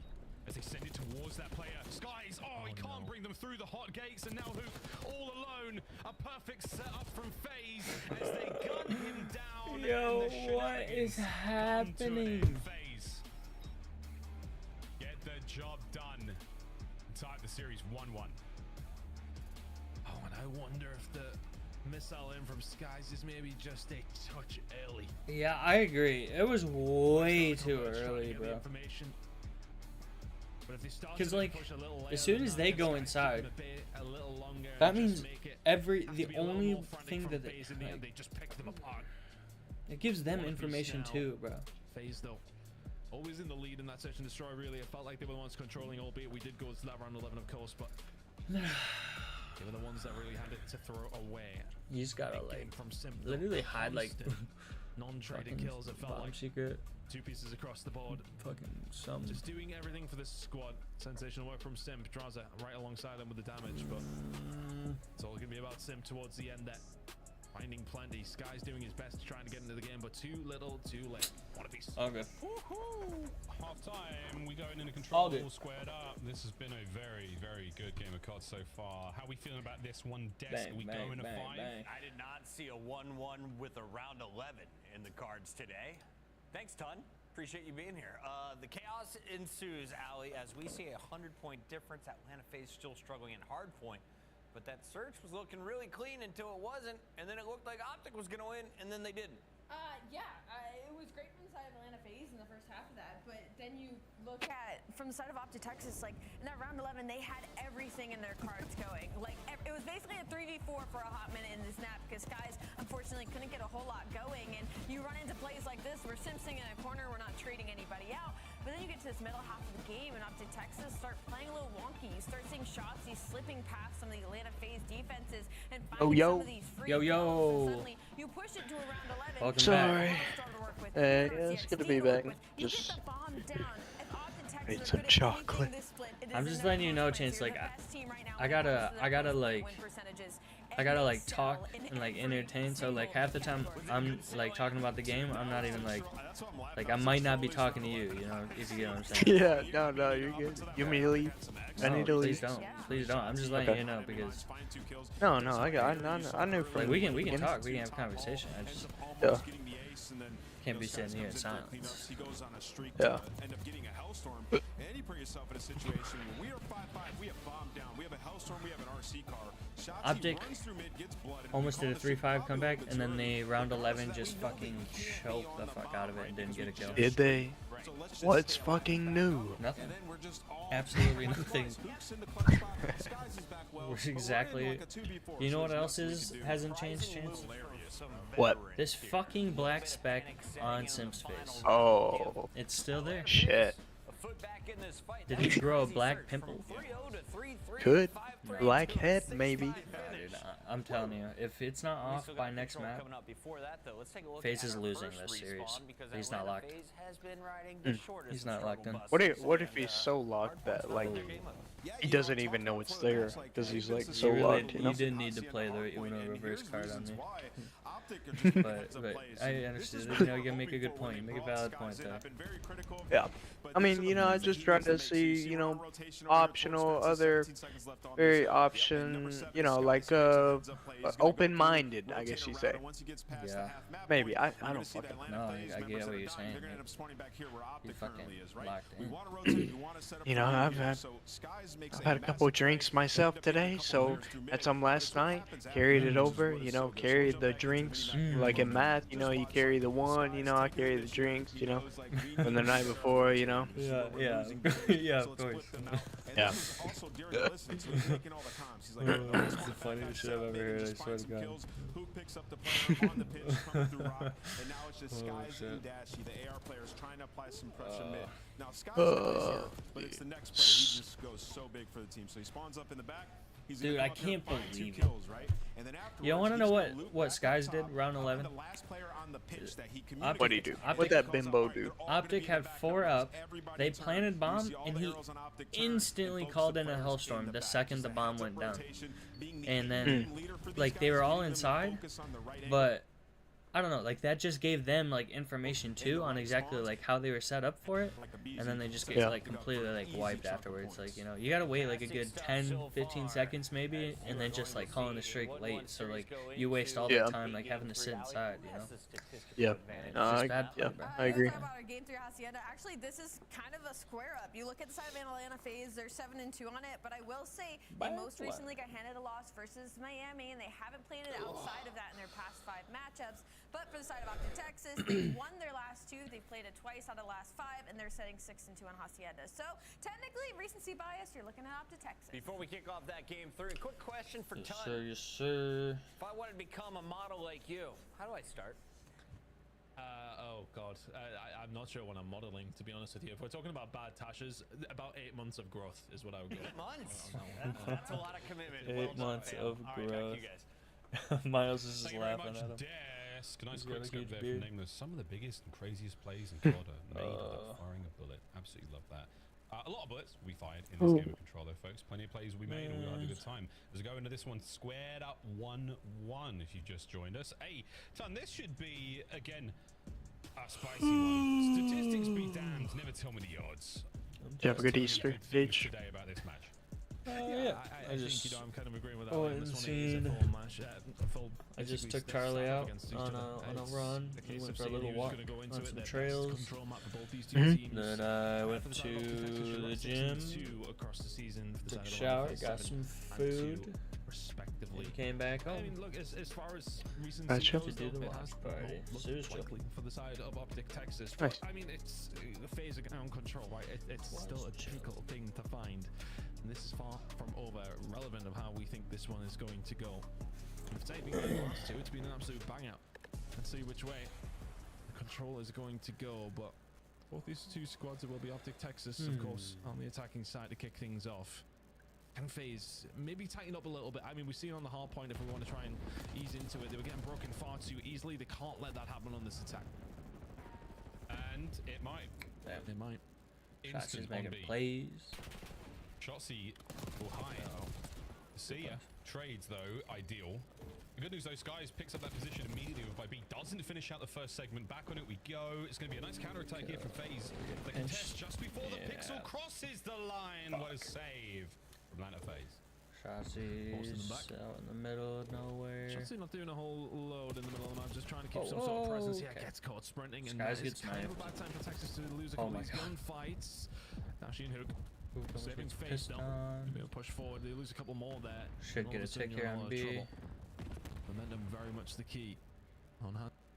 See under control at times. Hook all on his own. Doesn't have any backup. Has to do it. Hook's fucking will tweaking. Find it. Here come the rest of Optic Texas, but they're staggered. FaZe doing so well in this defense of just keeping them at bay. Constantly got the pressure on. Gage, I got it. Trevor's.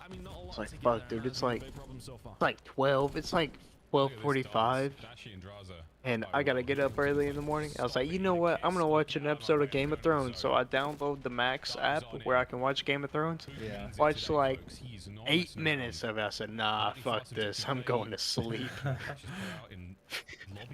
I was not about to hold my phone up for that long. No, I feel that. Whenever I watch stuff on my phone, especially like movies, I don't know, that definitely knocks me out super quick. Yeah. We're all being flanked. Clock has been stopped. Big 3 out of Bruce. B should be done. 3-man stack. Anytime I watch anything in the living room, it does not take long for me to start dozing off. Yeah. But like if I watch stuff in my bed like at night, like I just don't fall asleep. Really? Yeah. Interesting.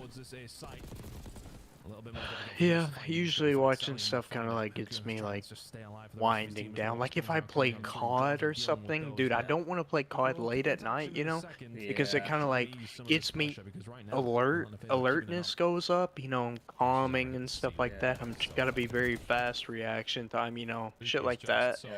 And but if that's why I try not to.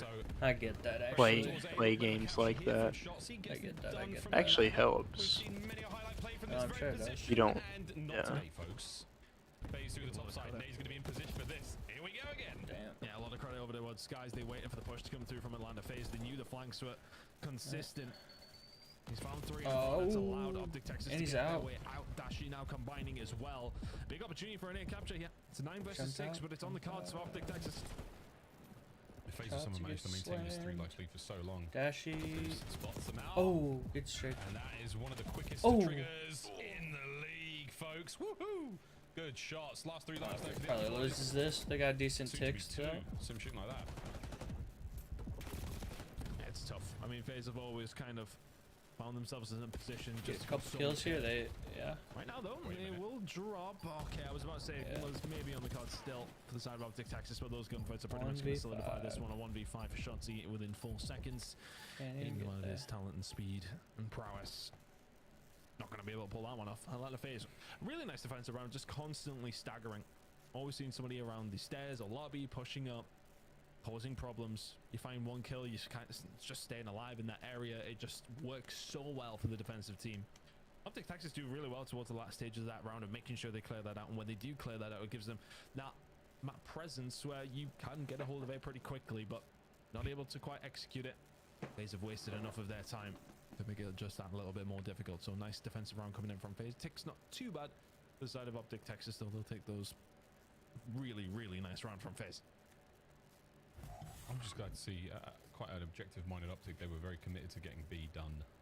A lot of teams give up on it.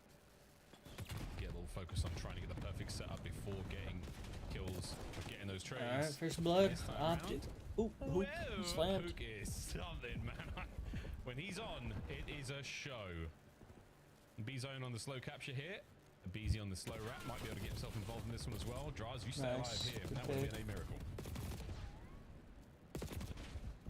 Beezy could have done with some backup, though. Still, it's just struggling to get that map presence. Waterside spawn now coming through from FaZe, and they will walk through that door quite happily. Nice. She can find one back, but still, the map presence, yeah, well read from Drazit. Got him trapped in She office. tries to look for a second, and now there is potential Shotzi, for a push over the woods be coming for through. guarantees. Shotzi up, of course, behind, flanking, being sneaky. He'll be the one to try and find the break back for Optic Texas if they need him. Right now, they don't. He will find one on the flank, looking for a second as well, just causing havoc. And it's a 4-man wipe. Nice. In a bit of trouble now. Yeah, this is great from Chelsea playing in the spawn. Exactly. Who's going to join me on the side? Hey, Akira's 3 players out. Thought he was the Kool-Aid man. Skies gets destroyed. Bust through the fucking door into 3 people. Across Hacienda. Damn. With a nice corner. Alright. Not able to get any more out of that life, but you take one FaZe at the on very B, least. Hook Optics. immediately fills a hole that you had no idea needed to be plugged, and now he's about to get himself a couple more. Nice Hook. Beautiful Big shots from two. the nuke. Defensively, it is chaos. It's very difficult for FaZe to get anything going here. Ton final 20. It's been hard. Again, staggering both teams playing that defensive aggression so It's just this girl that I've matched with on Hinge and Tinder, bro. I have her on Snap. We don't really snap, but she's got the same birthday as me. I just texted her and like, I don't really snap her either. I said, happy birthday, twin. Oh, let's see how she responds with it. Let's see how that goes. Yo, nice. Good defense by Optic. Holy shit. Locked them down. From the Optic boys. Dash going crazy down fence's side when needs be. We'll see it again. You know about Hodor? Finds one under Sim. Yeah, what? You know about Hodor in Game of Thrones yet? Man on the planet, but no. Yeah, I love it. I don't think so. You're gonna learn about Hodor. Wow. Is he a bad motherfucker? Disgusting. Yeah, you're gonna learn about Hodor. You're gonna learn about him. His teammate gave his life for the highlight play, but it was worth it. Bet. It was worth it. You got the round as well. I don't want to spoil nothing. Don't be greedy. Come D. Yeah, defensive round there. Yo, Skies. And it's just a very personal outlook to how FaZe had it.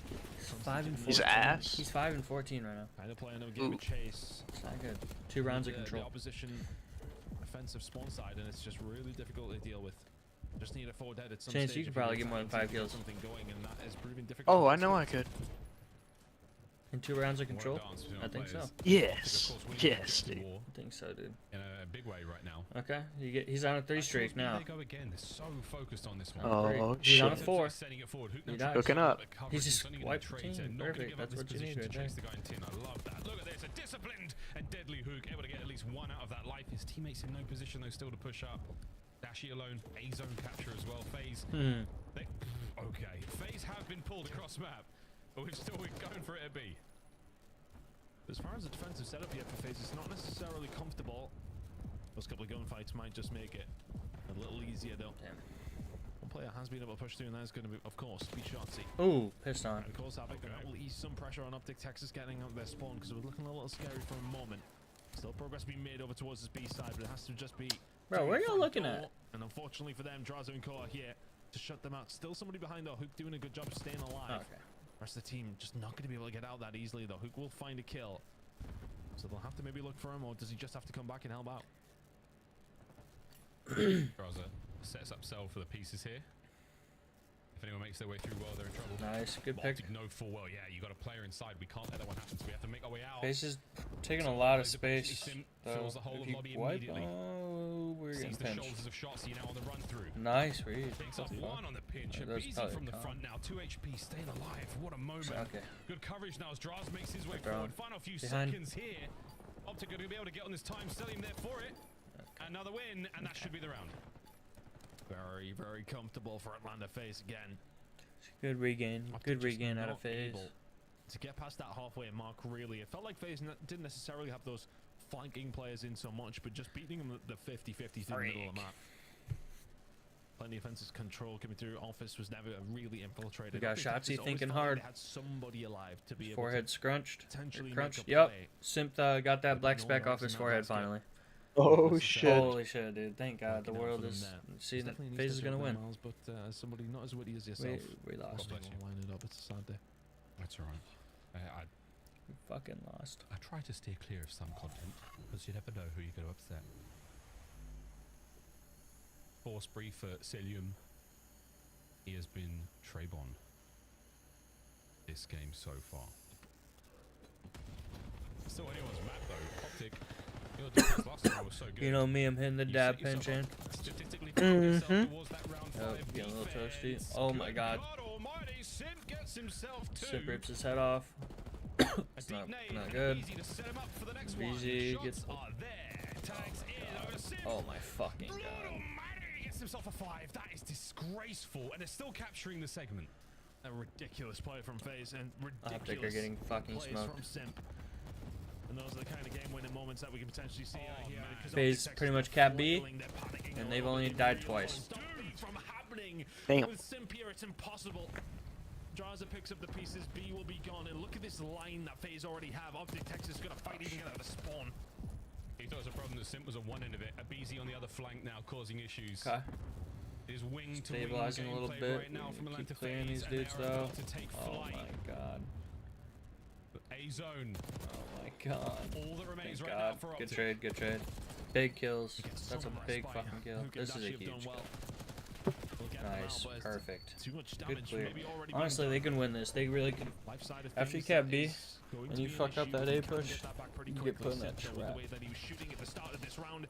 It's also harder though, because you can just get through B without telling them. Very hop on the point. BZ alongside Atlanta FaZe. This is looking like the most offensive round we've seen so far. Optic Texas need to do something special. Oh, Dashi gets Yep. at least one out there. Optic bottling it. Literally, they're in a bottle. Top side of the map where he is right now. Gets it. Okay, opened up. Not So good. got opportunity to get in there. Not Optic good. send it Okay. forward. What a win from That's Shotzi's two, though. guys as well in the feed. Over to Draz. Trying to maintain foothold right now for FaZe. Sky's getting lost. I like this. And number 5. I like this. I like this. This like guarantees they can't cap. Nice kills. Keep on the time. Optic Texas has been invited. Have to Yeah, do this is, something, like, and they perfect do. fucking Skies and plays. Shotzi will find two, but Atlanta FaZe, they've just Still got a lot of time left, I wanna and say not a that lot the of ball's lives kind of either. been rolling in their court every single time. They've had somebody there. They've had that constant pressure. Optic Texas are kind of dealing with it now. They gotta be so sparing. But they with haven't their been lives, able to get bro. them out Stop from dying. this position. Second tick Nice. coming here. If Sim Such a doesn't big get kill. challenged, Optic Texas, you got to do They're on something it. pretty Get him quickly. off it. Nice. And that could be defense now going the way of FaZe. Nice. Locked in. Hook with a knife there. You got to close this one out ASAP, boys. You are on attack next round, whatever happens, Optic. Shotzi goes the long way round. He might be able to get Draza here. Yeah, he picks up Selim in the back. So now Draz in an awkward position. He doesn't want to fight forward too quickly. What? That's an unbelievable win. Can he get the second one nut as well? Good trade. Not good work. Get out of there. Shotzi. This life has been a Oh big my one. God, there's 2. He can't get out the Tweaks. window. An unfortunate error, but it's going to be enough 6 space to now for 9. the boys of FaZe to maybe get themselves towards Yeah. A. 9v6, 35 on the No, clock. you just. With the lives remaining, just look where Simp is. He's wanting to try and farm if he can. Try and keep them at bay, but Dashi's found a kill on to Draz. Their Simba's been back down as well. 7v4 still doable for the side of Hook is so Texas, huge with right only here. 3 players left alive. 20 seconds. Going to get a player off the point at the very... Oh, alone. Hook's been caught out. The comms are good, but wait, they don't pick it up. They do pick it all up. What you talking about? And they choked. 3-1, the final score on They choked. They fucking choked, man. It started great, but it finished in a big, big way. This guy's sitting here thinking. First 2 maps, FaZe had died, and now Thinking FaZe hard have about that one. risen. They're back in this series. Again, it just comes up the start. I think it really... Every round of control that we see, of course, every single map, it matters about the start. You know what I haven't had in a long time, Chance? What? A Ghost energy drink. Really? I had one not too long ago. I don't. Yeah, it wasn't that long. They always get me fucking wired though. Yeah, I like them. I like C4 is pretty good though. Yeah. Really impressive play from FaZe. They were just ruthless every single time that Got 200 milligrams of caffeine in it, and they made it count. and drink that shit like water. Love their the flavor. Prime position to be able to defend. Oh, FaZe with constant pressure. Optic Texas ultimately could not deal with 3-1 victory here in the control and all. Dashi's heroics on occasion. The pressure kings on Hacienda. We saw a lot of lovely plays here, folks. This was a really, really exciting game of Hacienda, despite the 3-1 finish. A close one indeed, but FaZe still proving to be the top dogs here in control. They are deadly. Optic far from out of this one, though, yet. But we say goodbye to Hacienda, folks. And dare I say it, more hardpoint. Again, I'm grateful for the idea that this map could go to 5, and given the fact that we saw a round 11 in the first go-around, I'm very, very excited at that prospect. Who knows? This Easter Sunday so far has been a lovely day for COD. I know everyone wants to get back to their families and enjoy some quality time, but a couple more maps won't hurt anyone, will it? Who's that bothered if you got this kind of matchup on? Got this kid upstairs running around. Map number 4 incoming as well. This is anybody's game. It does absolutely reek of a red card search and destroy coming up. But we got Vault Hardpoint. We got Vault Hardpoint coming up. Who do you think wins it, Chance? Vault's Hardpoint. I'm gonna say it's gonna be a close game, but FaZe are gonna win 250 to 237. But this is a hard one to call as well for me. I don't know. This matchup just feels like it's one of those. FaZe has definitely been having some hardpoint troubles recently, but I don't know. We'll have a look at some stats. I know you've said the stats. I think Optic wins it. I think they win it 250 to 200. Okay. But I only think that because I think Hook's gonna have a really good game here. He's pretty good at Vault. So? He's pretty good at Vault. Is he? Yep. I haven't really. I'm keeping I hope he's still good at Vault, at least, is all I can say. Because he was. You hope. Yes, yeah. So far, not good. These are very, very difficult Me stats too. here for a man of this ability. The caliber, the ceiling is so unbelievably high. Stage 3, it's been a little musky. I gotta take my creatine today. I think they know Me too. what they bring to the table. I think they know that these blips can happen. It's Call of Duty. It's not a case of just. I've definitely been like super thirsty. It's very, very tough to be able to find out. Really? Yeah, I don't know what like. I don't know why. Maybe it's the dab pen specifically. It's just really drying on my mouth. Throat I don't usually smoke them. Like I usually smoke bud. Maybe that's it, but I don't know. Some dry mouth lately. So there we go. That's how map 1 looked, folks. Great damage across the board for both our teams and both our players. A little bit more hill time there when it comes to Skies, but that's what we wanted. Big plays. We saw in the quick shot there, Name was talking about some of those moments. Massive work from Skies. Not necessarily Jordan. in the damage department. It was absolutely in the heads-up gameplay. It was where you are on the map and what that influence is having. That is the difference maker. Same thing can be said for Draz, a man who makes a good play or two, has made some insane plays in his time. Let's see how this goes. Optic want the game 5. They want a shot at a big win here. Again, we are not playing for winners bracket, folks. We're all locked in there. We are just playing for seeding. Whereabouts you will sit in the final board of Major 3. This series will be a decider. Yo, Chance, we got bad news. What? My hairline's starting to recede, Chance. Oh shit. Actually, I think so. That was the last time they found one, of course, over wouldn't worry too much about it. It's not too bad. Pretty similar records. I mean, it's a 6 and 6. Get you some minoxidil. Is that good for hair? Yep. Minoxidil. Is that a And vitamin? yeah. No, it's like a you spray it, or you like a liquid. Rub it and you derma roll. You derma roll. Yeah, I heard that shit hurts. This one could be it. Yeah, good for Yeah, hair growth. Yeah.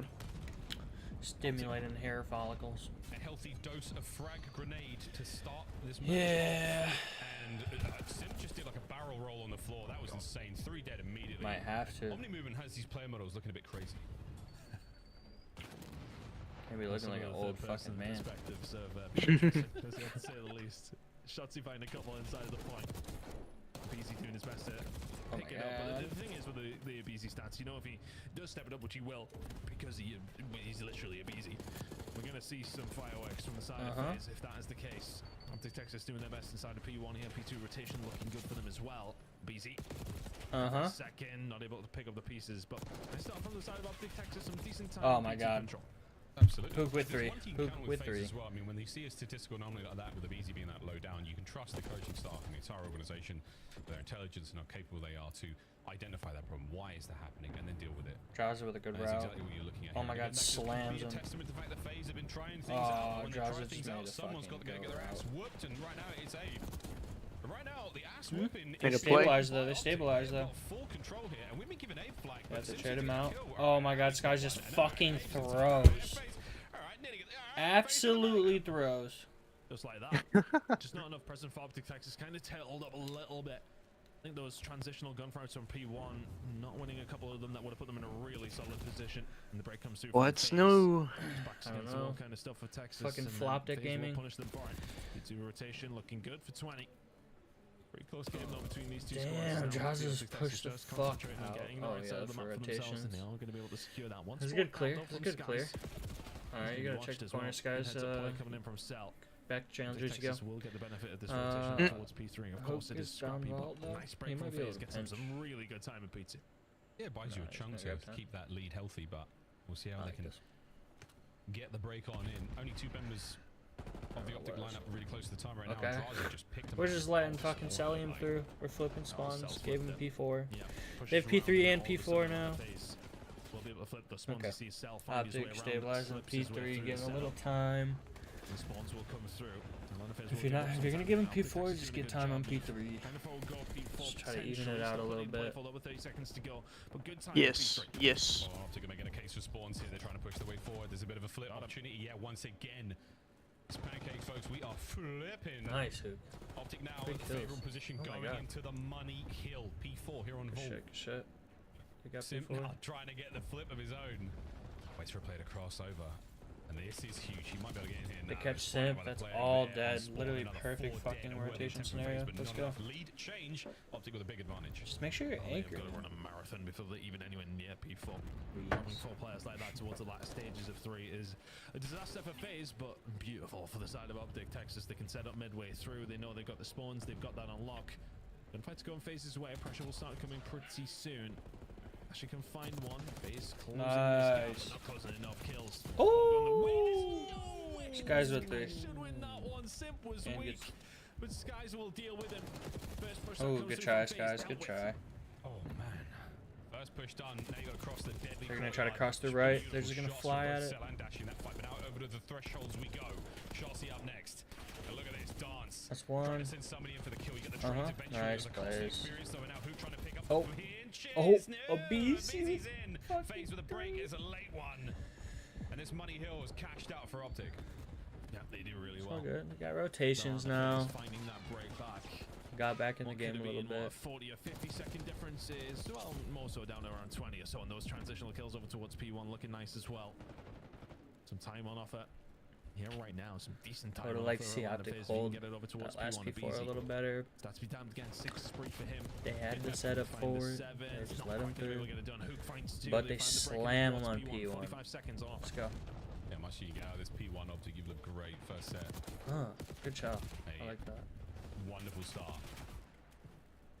Nice bit of back and forth right now to get ourselves that bit closer towards the P2-11. That's where FaZe are really spawning right now, so they've got themselves a good spot. Skies off spawn, trying to make a play. He's been spotted in Delta. So the battle on P1's all good. Who's going to get a couple more kills here? Get Literally just sitting in that corner, just baited all of them. And that's it. Spawns have been broken as well. Good Optic shit. in the driver's seat. They have a little bit more presence towards poolside now as well. As this transition will start. It's pretty good. Where they want to have. Yeah, this is where you want somebody like Shotzi because you can cause absolute havoc. E2 coming in.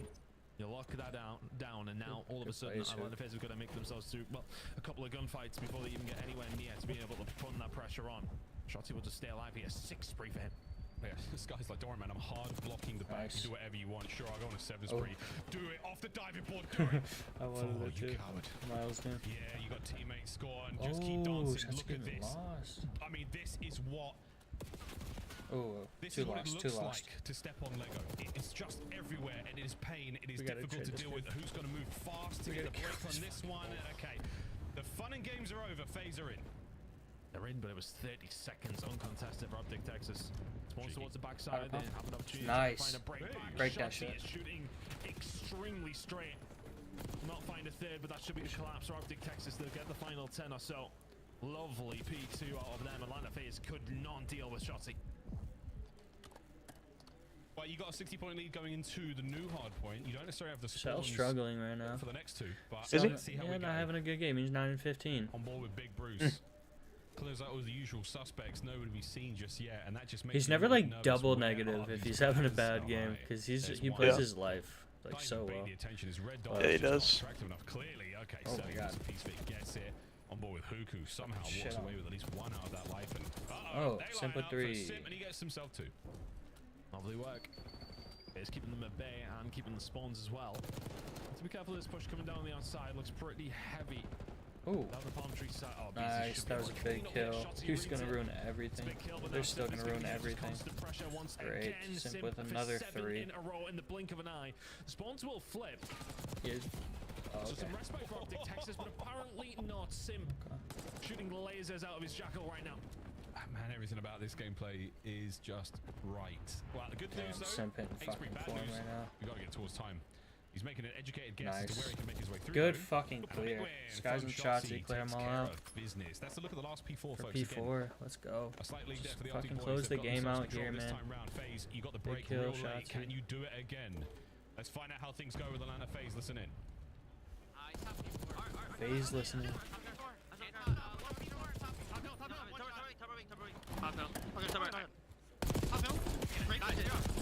I'm trying to get on top, brother. We got. Come count. Yeah, I'm top. Yeah, top dash weak. I should touch. I should one hill. I go. I should step up. Yeah, I'm pitching the back. I'm tying that. Nice, one more. You step up, Dashi. Hey, stop. What's front? Still. Line. Stay on. I hear back door. Back door. I'm trying to stay out. We're going flipping. Cat. Nice. I'm trying to right. Stand up, cat. I'm on. They got swing out. I stand up, cat. Yeah, just swing out. Could be their cat heading needing. Yeah, Kyle's responding on ult. I ain't tell. Oh!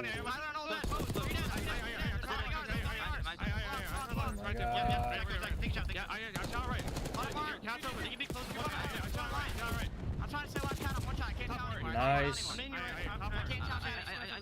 Getting through. Dude, we gotta kill this fucking guy.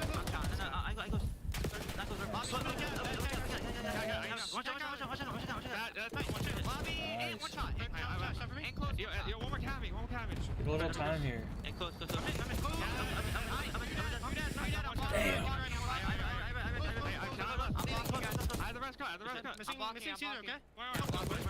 Damn. Top right, 2 right. I'm trying to get lobby. Lobby, close, I hit him once and naded him.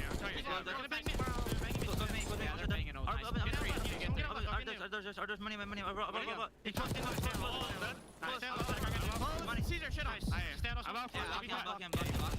Oh my god, FaZe is turning the fuck up, bro. Oh no, dude. I figures up like 50 or so. And FaZe is just absolutely Damn. Skies through the back, getting a good pick, making them turn a little bit. They're not worried about it. Alright, we need to get him off this time, brother. Take the lead here. Lead change, phase are Let's cooking. go. That's a good Optic on the pick. fast attack towards the hard point. Can they Oh my flip this god, one bro. and You take get control? FaZe win a slammed. couple of big ones. The Phenom Nice. on time. We still Nades got are there, this. ton, and it is a bloodbath. It has been chaotic, to say the least. I mean, everybody on FaZe come on, firing bro. on all cylinders right now. Optic Texas able to put this pressure on Shotzi with a 1v1 against a BZ for 10 seconds. Potentially gets it done. The pressure coming through here from FaZe though to try and stop that from happening. But a P3 rotation coming over now towards Atlanta FaZe. Optic Texas setting themselves up here for a P4. We have a final couple of hills coming up, Miles, and this one could go either way. So much went on towards the last stages Nice. Hook of of that two. second rotation. Optic Texas Just finding stay big down. kills though over towards P3. 5 in a row right now for Shotzi. Hoog battling from time, done. Open hardpoint's going to get a body in at the very least. So Shotzi from time getting big kills. Can he get it? Hold on. One more.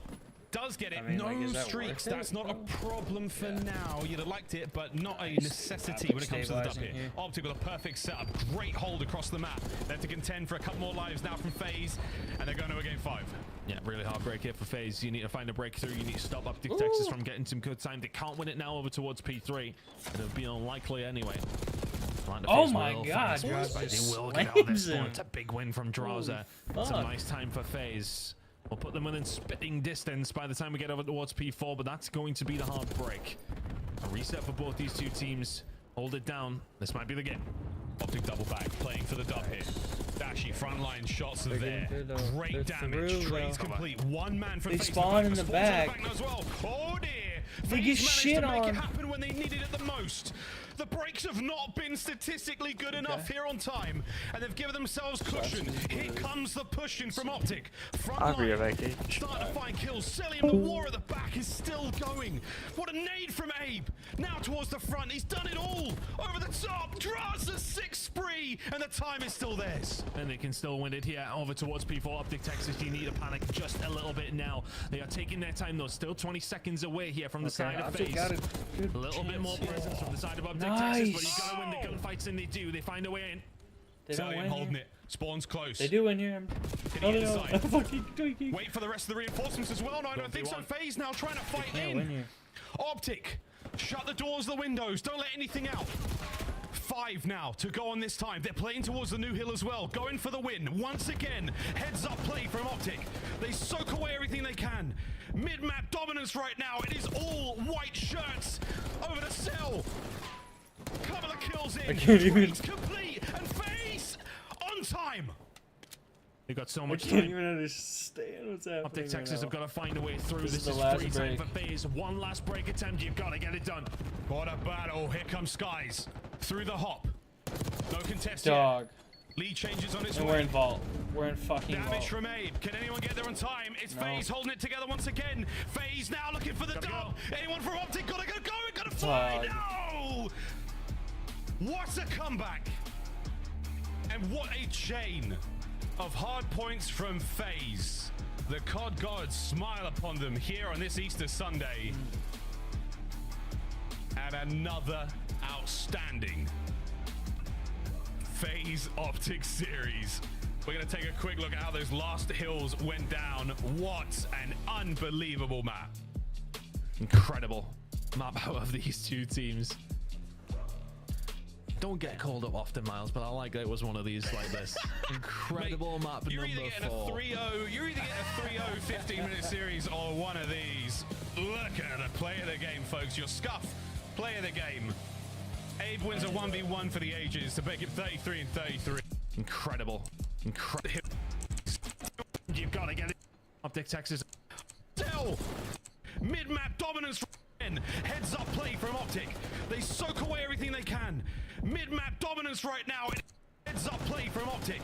They soak towards the new hill as well. Going for the win. Once again, heads up play from Optic. They soak away everything they can. Mid-map dominance right now. It is all white shirts over the cell. Couple of kills in. Trades complete. And FaZe on time. They've got so much time. Optic Texas have got to find a way through. This is free time for FaZe. One last break attempt. You've got to get it done. We're in What a ball. battle. Here comes Skies. Through the hop. No contest yet. Lead changes on its way. Damage from Abe. Can anyone get there on time? It's FaZe holding it together once again. FaZe now looking for the dub. Anyone from Optic gotta go, gotta fly. No! What a comeback. And what a chain. 20-point swing. We were saying heading into the third rotation, Optic Texas could have been in a 70-point lead. In the end, we were heading into the third rotation, and there was 25 points in it. Absolutely nothing. Off the back of a couple of occasions where they found 15 seconds towards the last stages of P4. It's such a big difference maker, and sometimes you don't realize it. Massive moment from the side of FaZe to find out someone is touching distance, and they take the lead when it matters. At the very end, 6 seconds is the difference. 3-1 win for FaZe. What a banger. What a banger. I mean, FaZe had the lead twice in that hard point. Once at the start of P2, and then at the very, very end when they win the whole thing. Folks, what a series. We're only halfway through this incredibly exciting Sunday desk. Take it away. As I always tell casters, it's only about how you start and end a show. No one cares about what happened in the middle. FaZe get the job done in Game 4. Let's take a look at some of the highlights from this one. Alley Cat, the Easter Bunny knows best. The Easter Bunny doesn't. No, the Easter Bunny doesn't know best because you got to pick your pick. I got thrown to the wind, brought to Texas, but it was definitely way closer than what I thought it was going to be. At least on the side of the hard points. Optic Texas, map number 1, Unreal. Unfortunately, this map 4, we didn't get a whole lot out of Skies. Unfortunately, he has a slower map compared to his map number 1. And then you go all the way to the wire and then that P4. And unfortunately, you allow Draza to slip through the front lines into the back. And he goes on a 6-free. Somebody needed to trade him out to solidify those spawns for the side of Optic Texas. And then unfortunately, the map ends on that P1 where Atlanta FaZe have been dominant all game. And can we identify what is going on with the second AR? Is it a system issue? What is happening? Because this has been consistent since the start of the year for Optic Texas. Yeah, well, I mean, I would say prior to this match, Chris, it was kind of obvious. It was, you know, it wasn't just the second AR's fault. It was the SMGs throwing away their lives and them losing spawns and losing, you know, their advantages and money hills in situations. In this series, I think it's a little bit of a different story. They had good priority at like where they needed to be on the map. At the very end of this vault, Chris, you saw them play the spawns on P3, on P4. They just get broken. They had full control of P3 and just didn't get, they got barely any time, like 12, 15 seconds, and then you lose the rotation to P4 as well. So a winnable game by Optic, and Atlanta FaZe clutching up what they do best. To talk about it live, we've got Simp in the winner's circle once again. Simp, what is it like to just steal victory from your opponent's jaws at the end? Oh, I mean, it felt great. That felt great. I mean, they couldn't win off that P4, played a nice little hard roto, and I mean, it got dicey, but we came out on top. So congratulations on the win. I want to pick your brain a little bit about hardpoint because it feels like it's been slightly inconsistent for you guys during this stage. Have you been able to pinpoint that problem before we head into LAN next week? I mean, not necessarily. I feel like, you know, we're still losing one, winning one in series, which I mean, at the end of the day, I'll take that because if we can just win one in series, we're always 3-1, 3-0. I think at the other mode, we're just that much better. But yeah, I mean, we're working on our hard point, and I think we're so close to it being there, but yeah, I think as soon as we get there, it's just gonna be like a light switch. As usual, you know, hard points sometimes 50-50 for you guys, and you win chips. So I'll say that that's a good sign, Chris. I wanted to ask you, you know, a lot of teams sitting at 4-1 this split, performing really well, getting better at things that they're bad at. Who do you view as your toughest opponents going into the next major? Oh, I mean, as always, I think it's just going to be us and Thieves. I feel like if they're on top of their game, they'll meet us in finals. If we're on top of our game, we'll meet them in finals, and I feel like it's going to be that way all year. So no Toronto love. Huh, interesting. Not yet, not yet. I mean, they're good. I mean, listen, the top 4 is good, but I just think these two teams are just ahead. Fair enough. Chris, we'll let you go pack. We'll see you down in Florida later this week. Appreciate it. Can't wait. That's Simp. He is ready for Major 3. Remember, they've won Major 1, Major 2, and the tournament before that called EWC. Back to back to back. Millionaires doing big things. And they do it with big plays like this. It's your Scuff. Play the game one more time. Take a look at the end. Alley. Hearts were broken. I mean, Jaws is already on the 6. We're starting when he's already on the 6 free. But yeah, this was an unreal break from the side of Atlanta FaZe. And then it's just kind of the priorities after this because even though Optic Texas does manage to break in, you can see the 2 players off the spawn. They're already going for that hallway control. I mean, 13 seconds left. Optic cannot win here. So Atlanta FaZe is just prioritizing this mid control for whenever they do decide to try to make their way towards this mid palace. Man, I'm just looking at, the scoreboard here. Sip is so good. He's got 2 minutes in the hill on this one. He was frying caps right before. But yeah, as Ali mentioned, they just did a great job. I mean, they break in, which is one of the hardest breaks in the game on that P4. Draza finds a couple of huge kills. Then we get over towards this P1, and you could just see every single time it felt like on P1, Optic would do the heavy lifting, find a couple of kills, and then Celium was alive to clean up everybody. They're all one shot, right? So just valuing their lives and knowing when to hop in, when to soak, and when to get out as well. You see right here, Abizi just volleying the hill, taking his time, playing those timings, finessing his life. Like, it looks easy, but those are the harder things to do in Call of Duty, just like knowing when to peak. Another example of our top squads winning while getting outslayed. Atlanta gets the dub over Optic Texas tonight. We're not done, though. When we come back, we get a new look at a player who's been rising from the challengers. Carolina taking on LA Thieves with Dylan Rex in the mix. Stay tuned. This could go to a game 5.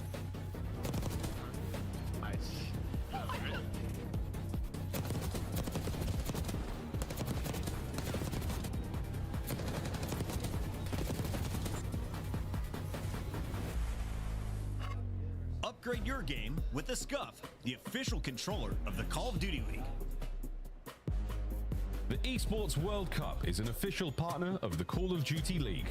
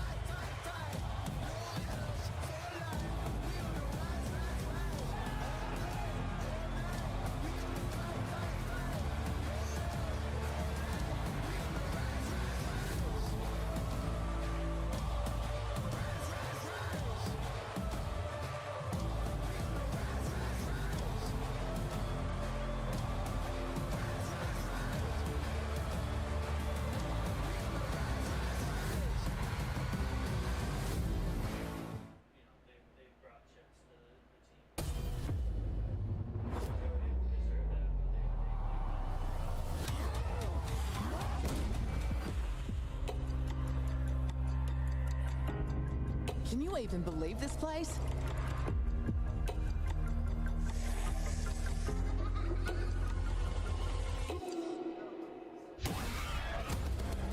Sit your slimy ass down. The sizzle sells itself. Someone give me a 10-gallon hat. I'm going full cowboy on these bastards. You're not sure you have the right floor?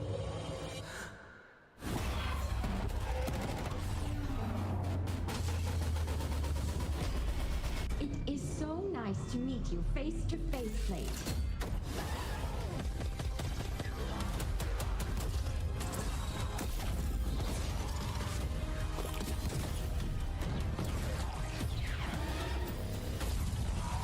If you don't trust me, fine. But you cannot trust her. The 2025 Carolina Royal Ravens team pack is available now. Each pack includes home and away operators, as well as this calling card for the barbecue after the smoke show. Next time you boot up, suit up at the in-game shop.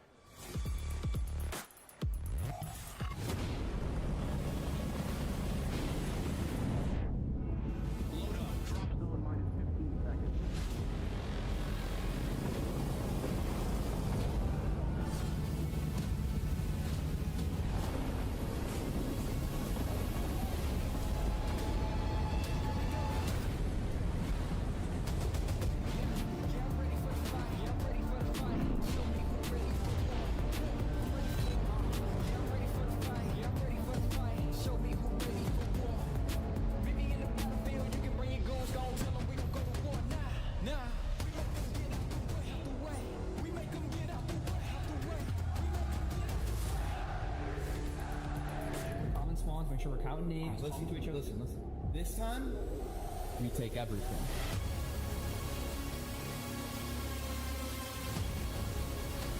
It's LA Thieves taking on Carolina Royal Ravens, and the Ravens, well, they're looking to step up their game. Top 4 wasn't good enough, and after falling to 5th place, they made the move. Dylan Rex in the lineup today.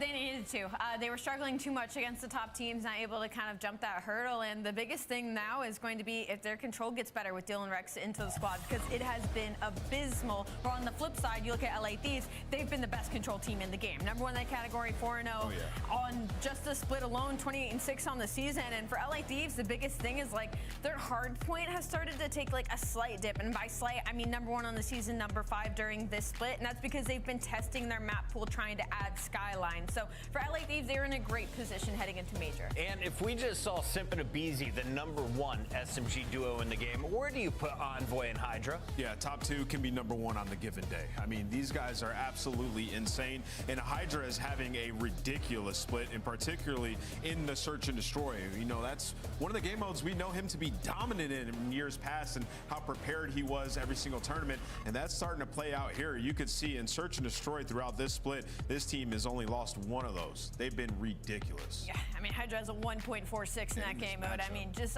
diabolical. But, I mean, and for Carolina, this is their worst draw, right? 4-0 record against Steve so far in the season, and it hasn't been close. They had 1 game 4 at the start of the season, and it's been 3-0 bops since then.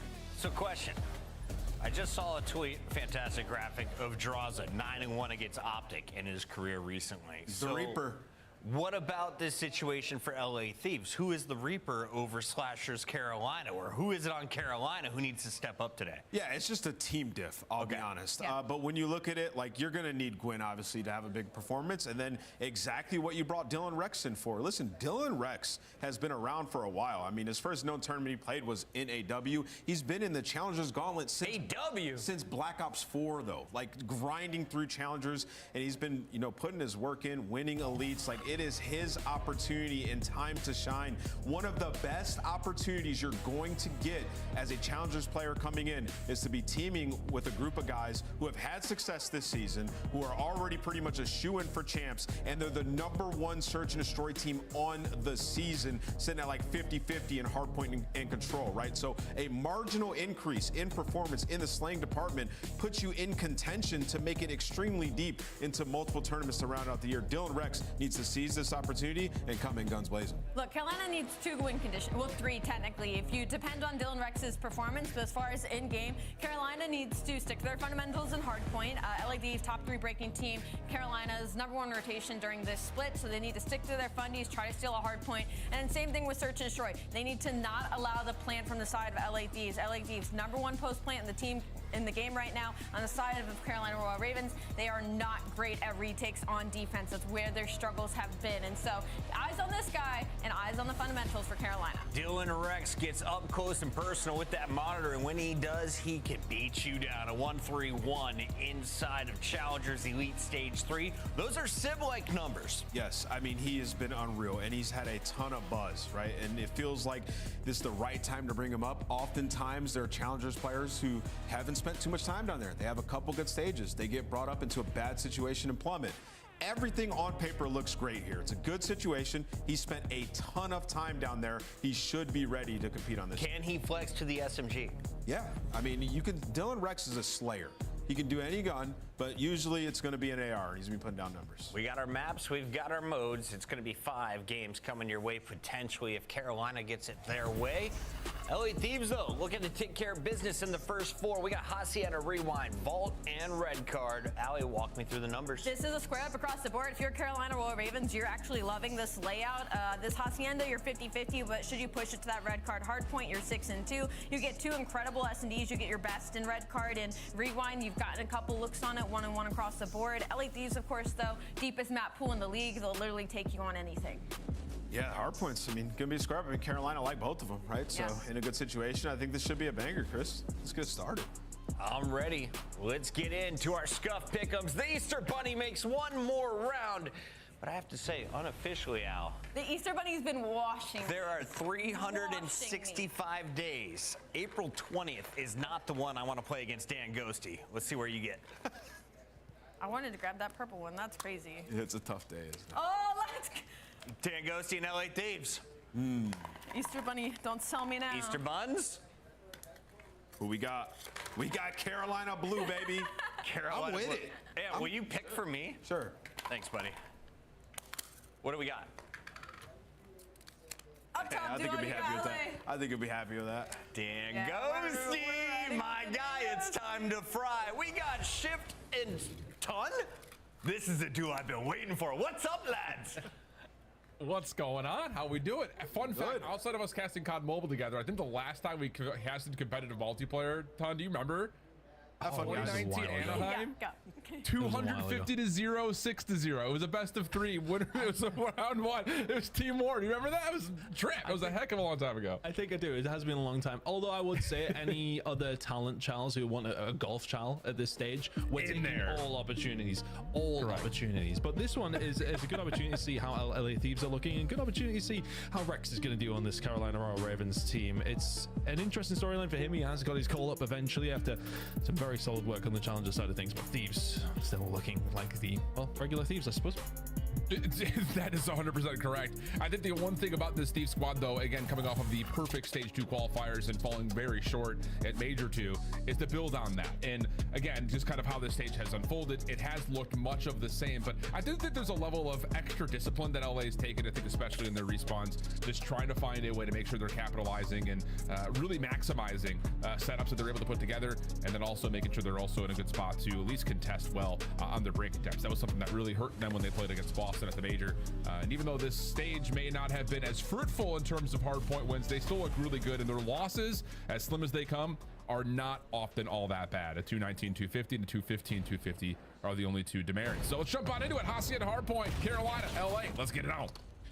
Here we go then. Side of Thieves. I mean, look, I'm really just interested to see how Rex is going to do in this lineup. I think, you know, he's a player who's been around a long time in challenges. We both know very well his efforts. For the side of Ravens, what have they got on the cards for themselves here with Rex? I mean, after the conversation last week, is that, oh, you know, the camp's good. A big change comes in pretty much immediately after. Let's see how he does. Yeah, absolutely the case. He has been focused on, I would say, largely since the Cold War years, where he really started to kind of rise to fruition. A handful of really good finishes, playing alongside players like Phantoms and Yeez, stuff like that. But now finding wins, and multiple wins in the last couple of years with high-level KDs. It is one of those things. It's about darn time that this guy who's been a top AR in challengers gets his first shot. I do think it's one of those conversation points too, like you feel comfortable, I think, if you're Rex jumping into a team that is as complete as it is, but at the same time you also feel the pressure because they're bringing you in to beat teams like LA. So see if he can provide that little extra boost that the Carolina Royal Ravens need. Great time over towards P1 for them, but this P2 rotation looking solid. Hydra, this kind of flank as well, it's just so dangerous. Finds a second, and that push from the side of Ravens will be entirely nullified. Kind of like this from Hydra, just playing that spot consistently, making it so difficult for the Ravens to even move up the map. Consistently aggressive, and the whole looking not too bad. Big 1v1 about to go down though. Scrap trying to hold it down. Yeah, really good awareness coming through, and he's got help, I think, in particular through driveway, so he's able to clean up things from the front. The only pressure here with the last 18 seconds is on the flank, and honestly, if you're the Thieves, you're fine with that. Let's just start moving up the map, see if you can put the Ravens to spawn behind P2, which looks like that very well may happen. Foot race going over towards fences, though, at the moment, and it'll be Envoy trying to meet TJ, and whoa, more than meets him, takes his head straight off, and a chance here for Thieves to go scrap to initial. Wonderful work from the side of Thieves again, just these transitional gunfights, catching them off guard. A little bit of bad time on the side of Ravens as well. That's a tough one to take. Thieves starting to put the foot down on the pedal firmly. TJ trying to find something through the office side as well, as the push now starting to come through from the Ravens up through fences. Can you find the break? Now, at the moment, it's just not enough conviction to get through. Envoy, who's on 5 in a row, slips around the outside for kill number 6, and Envoy now taking over. More hardpoint score and time going his way, inching closer and closer towards a very early Hellstorm. And for the Ravens, again, this has just been a mismatch all year long between these two teams, and not the start that the Ravens are looking for. Absolutely not. I think it is that big transition, isn't it, over towards P3. I know it can be scrappy, but I mean, that's a little better. Ravens will find a few kills, and that should be some good time. Yet Thieves will walk away with their tail between their legs, and this is still on the cards. The side of Carolina Royal Ravens. Can you find a second if you're Gwyn? You cannot. Hydra is there to pick up the pieces, but this transition, they're going to be here pretty quickly. Thieves have got a couple of numbers, but not as many as they would like. Default will pop. Ravens not far away. How about I like this out of scrap? Just put yourself in a very tough pot to be traded out. but predicted nicely. Gwyn finds the opener. Now a chance to pinch it for Carolina. Secondary elimination comes into the hard point, leaving Ghosty now by himself, and it's just too much to deal with. Really fluid on this break attempt coming out of Carolina. Good awareness, good situational movement, and the pinch now allows a chance to break and even force out the early Hellstorm. Could pack a punch here, though, as the ordnance gets called in, but they do delete the cruise missiles, so Carolina still holding around the hard point. Just about scrap inside of the point now. They will find a way through. The missile does enough to disrupt. One last fight. Ghosty gets it. 20 seconds to go. Yeah, and this could be really good time for the side of Thieves. You think a 120 to 56 lead heading into it would have been beautiful, but for the Ravens, they can get that scrap time. 10 seconds remaining, and they will pick it up. So, I mean, after a first rotation, it's just Thieves on the beat, just that little quicker. For Ravens, I suppose a lot of their successes come from like some nice breaks, but not a whole load to write home about. But that lead is not insurmountable. Yeah, rotational, kind of focus put aside, it really has been Carolina doing a nice job of kind of cauterizing the wounds and mitigating the damage that can be done by these early rotational wins by the Thieves. And now you're only down less than 30 points, and you're still soaking up some pretty solid time here in the first 15 on P1. Slasher trying to get back to the high ground, but instead runs into the waiting arms of Scrap, who turns that into a second. Thieves able to clean up the hard point, move across the map, and set themselves up for success moving over towards P2. Beautiful once again from the Thieves. Hydra once again. That tip of the spear. And Slasher trying to keep them at base. P2 popping in 25. Hydra just ghosting around the map. Rex eventually able to take him down. A little bit more pressure here, though, from the Ravens. They get some okay time over towards P1, and P2 popping. They are very much yet.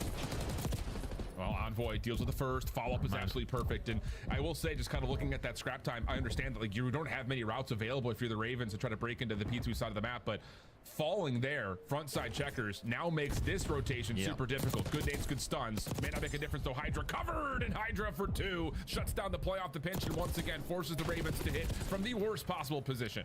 Yeah, Gwyn is able to find something, but as you can see, last P2, 52 seconds. The side of Thieves, and absolutely zilch for the Ravens. And so far, it's looking like a bit of a repeat. 20 seconds in, Ravens have barely even seen the point, never mind got on it. 35 remaining. It's always so tough for a new player in, like just trying to, especially as an AR player, work rotations, work on anchorings and setups, but it's just the SFGs for LA are not allowing Carolina to get put together in any form.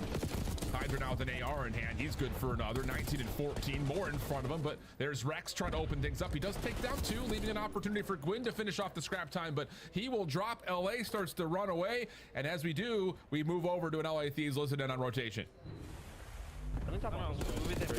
Rex, that office. Going well, boys. Block in the back. No, I'm blocking the back. I'll full kill. Window. I'm blocking the back. They double spawn in the back. They double spawn in the back. I let them all spawn. Just hold. All there? Yes. They should all be there. I died. Definitely. Shoulder and elbow. One elbow. I'm office. I'm gonna go office. You should. Office. I'm getting 10. Get in 10. No weak. I need your. Look your top. Elbow. Yeah. I ever top that. Inner. Watch out. Watch out inner teach and then outer. Watch out outer. Still flat. I can look at time teach. Then on time. Inside flat control. Yeah, inside time. I'm gonna pitch window. Okay. Yo, already cat. Cat, one bullet. 2 hit flat. Flat. Go. Yeah. Shot. On time weak. Outer weak. And inner dead. Nice. Outer weak. Nice. Slasher. Outer. Center siege. Happy to be here. That's cool. Right? One more outer. Hold. Help. Outer right now. And you. You and outer. You to mid. No, I don't see him. Good time. I got P2. Yeah. Right, jump up, cat. Yeah, pushing P2 for me. Yeah, I got you. Oh, they're top open. I have delivery.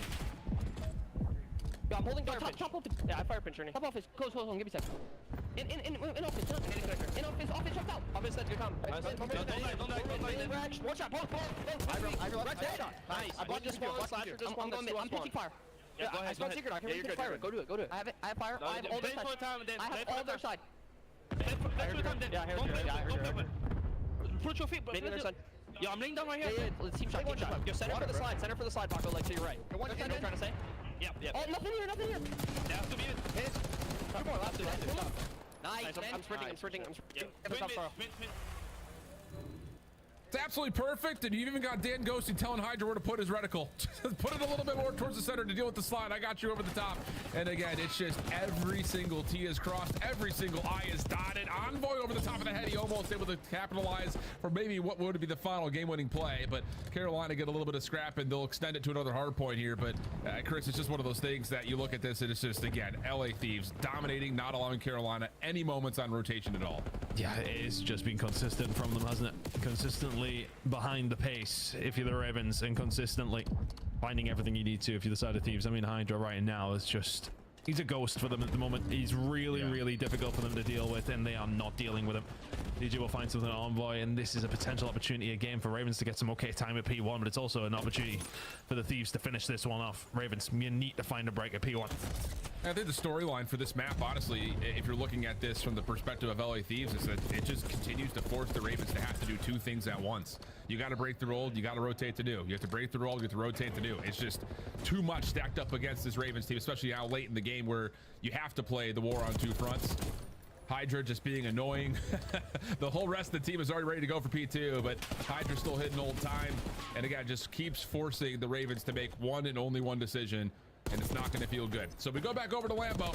Maybe a chance for one more pitch, but Scrap shuts it down. 33 and 15. Oh my goodness. How about one with the pistol through the doors as well to finish that one off? Cool, calm, and collected. LA dominant. Incredible work across the board. Everyone doing their jobs, and Ravens, a shaky start with the new roster online. It's always tough though. I mean, Thieves just so fluid. I think you kind of pointed out halfway through of just how they're able to skate across. Handshakes all around. Thieves, one to the good. Doctor. Clean stuff coming through. And again, it's one of those, like, this is a really tough debut matchup for Rex. Let's just call it what it is. Like, this whole move, it kind of, we talked about it a little bit in the beginning of this map. It's both, I think, easy to read in terms of, like, if you're Rex, like, great, you're gonna feel comfortable. You're into a three-man squad that has looked really solid across the entirety of the year. It's not a situation like you're the guy trusted to come in and completely, radically change the identity of a team. You're supposed to be an improvement. You're supposed to be a marked upgrade for what they feel like they were missing out on. So you feel like, okay, this is a comfortable spot for me to jump into. I don't have to worry about trying to do it all. I just gotta fulfill a role.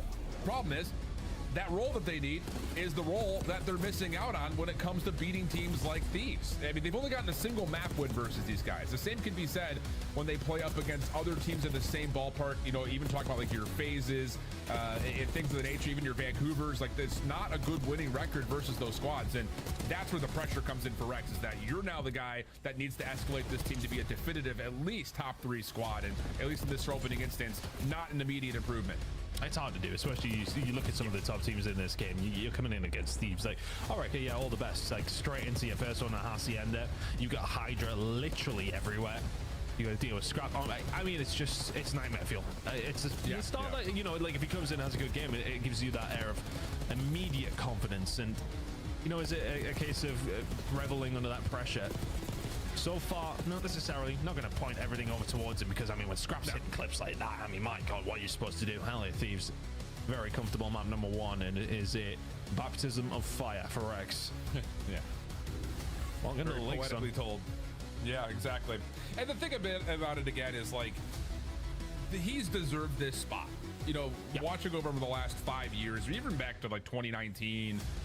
Playing with that UYU team, you could definitely see that, yeah, this guy is shooting, and he's got the opportunity to really be a difference maker in the league. But like you mentioned, jumping right into one of the best respawn teams that we've seen in the CDL is not an easy feat. So now we take our focus to the search and destroy. And I will say, just kind of reflecting on how Carolina has been over the course of, we'll just call it the last stage or so. The search has actually been pretty positive for them overall. They still hold a pretty solid record, all things told. So you have to think that there are protocols in place. The only difference maker, though, is that this Carolina team has not played Rewind yet. So it's going to be a fresh look with a fresh roster take in this stage, Chris. Yeah, it should be an interesting one, but I think, again, it's just going to be a case of keeping an eye on Hydra. Can they deal with him in and around the certain areas in the map? It is a tough one, but of course you need JARs. I think as well, especially for me, watching how this one does typically play. It's going to be about maybe retaking. Are you going to go for these big hits in over towards that A site? It's a tough one to try and deal with. There's a couple of different ways you can play it, but with the way that the Thieves are playing right now and Search and Destroy as well, it is going to be tough. Envoy and Hydra are going to be big issues for Carolina heading into this one. And how do they deal with them? Find out very shortly. Yeah, and just to kind of speak to where this KD comes from, a lot of it is off of their ability to open things up. Their opening dual win percentage is incredibly well placed on the leaderboards, individually on the player leaderboards.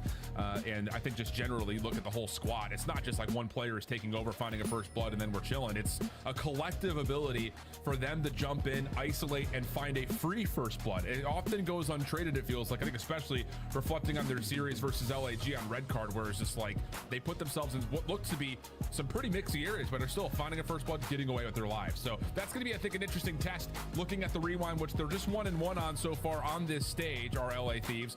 Their loss being to Toronto, which is a round 10 affair that honestly felt like it could have gone either way. So we'll see if the improvements are going to be there. And on the other front, let's see what the instant chemistry looks like when it comes to adding Rex to this Carolina roster. Those opening duels going to be extremely important.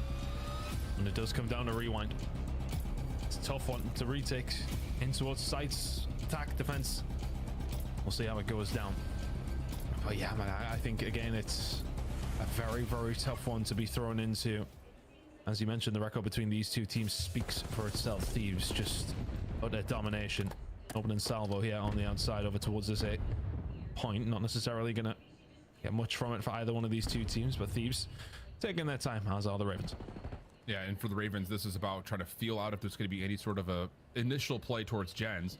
Nothing there, so you can take that ground and then use it as a linchpin towards capitalizing on any sort of a B hit if there is a pinch that becomes available. Gwyn, the one trying to get a read on that. But again, for Thieves, really meticulously feeling things out, and they read that, okay, we can get into A. It's going to force the Ravens to have to largely play this flank through laundry. Can they find a way in? Slasher with the opening blood. So I think one player's on the flank, and now it's going to be about what TJ can do as well. But Slasher well positioned. Can he find anything else? Yes, he can. TJ on the other side has done well. Hydra's the only one who can find it. Now left in the 1v3. Yeah, and the diffuser's already on for Gwyn. Maybe a chance to get here, beat the diffuser, but red on the side door. Kill comes through, but Hydra cannot commit to taking off the diffuser. So that'll be enough for Carolina to get the retake. A lot of good pressure around the flank. I think it is in particular, it's just that challenge that you see through the double doors at DVD. Slasher gets one for free before Hydra tries to slide out with that play. It just looked like maybe a miscomm right there for LA.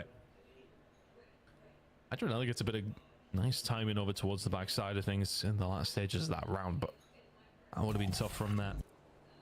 But yeah, Thieves get aggressive. Ravens patient. Surround them. Find the opening blood, and from there just collapse. Thieves are rumbling ever so easily. Ravens now on the attack themselves.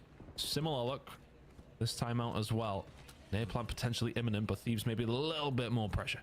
Yeah, and I think this is interesting because Flash is already giving up street control. I think he may have gotten a read that someone had pushed through Burger. So you see Rex stepping up, pushing that off. And now you have an opportunity to maybe even try to use your numbers to take a 3v1 or a 4v1 out towards B. And that's exactly what happens. Envoy isolated. And now here comes the hit on to B. Spot looking like it's going to go down. Hard retake for Thieves on this one. It's going to be on Hydra trying to find a route, but right now, Scrap the one who's finding the kills. The shot's crispy as ever. Finds a second. The third was nearly found, but everybody else can now kick into gear 2 versus 3 in favor of Thieves. I love that from Hydra. Just mantles over, finds a couple of the pot shots, sets it up for Scrap to hop on for the defuse. Ghosty going to be watching right over the top of him, and Rex. Yeah, it's just one of those situations that you just are not going to have the time nor the space to jump back over to contest the defuse, and that's just an unbelievable first 2 from Scrap, followed up by good intel gathering from Hydra.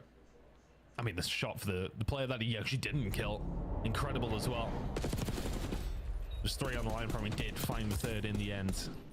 And it's all but written in the stars which way that one's going to go. But let's have a look at these shots again from Scrap from a third-person point of view. Gwyn deleted. It was Slasher who was like, oh, I'm challenging that. Wait, no, I'm not. TJ dealt with very quickly. Just the wherewithal from Scrap to know the challenge coming. Well played. Thieves bouncing back very, very quickly around that. Didn't necessarily look as clean cut as you would have wanted, but with Scrap finding players like that, always helps. And that's the thing too. It's like I think the Ravens make the right read, but When you got an island player like Scrap who can handle his own, that's good news. Envoy, ooh, sees the high-low stack over towards the connector. Gets the read, hits the stun, now off the regen. Does he want to try to force this? And yeah, he will clear the staircase out. Important moment there for Thieves is now they can get onto A. Yeah, it's a freebie. Can you find anything for your Envoy this time? They re-wrap around, get very aggressive very quickly. Advantage now with Ravens, but bomb does go down.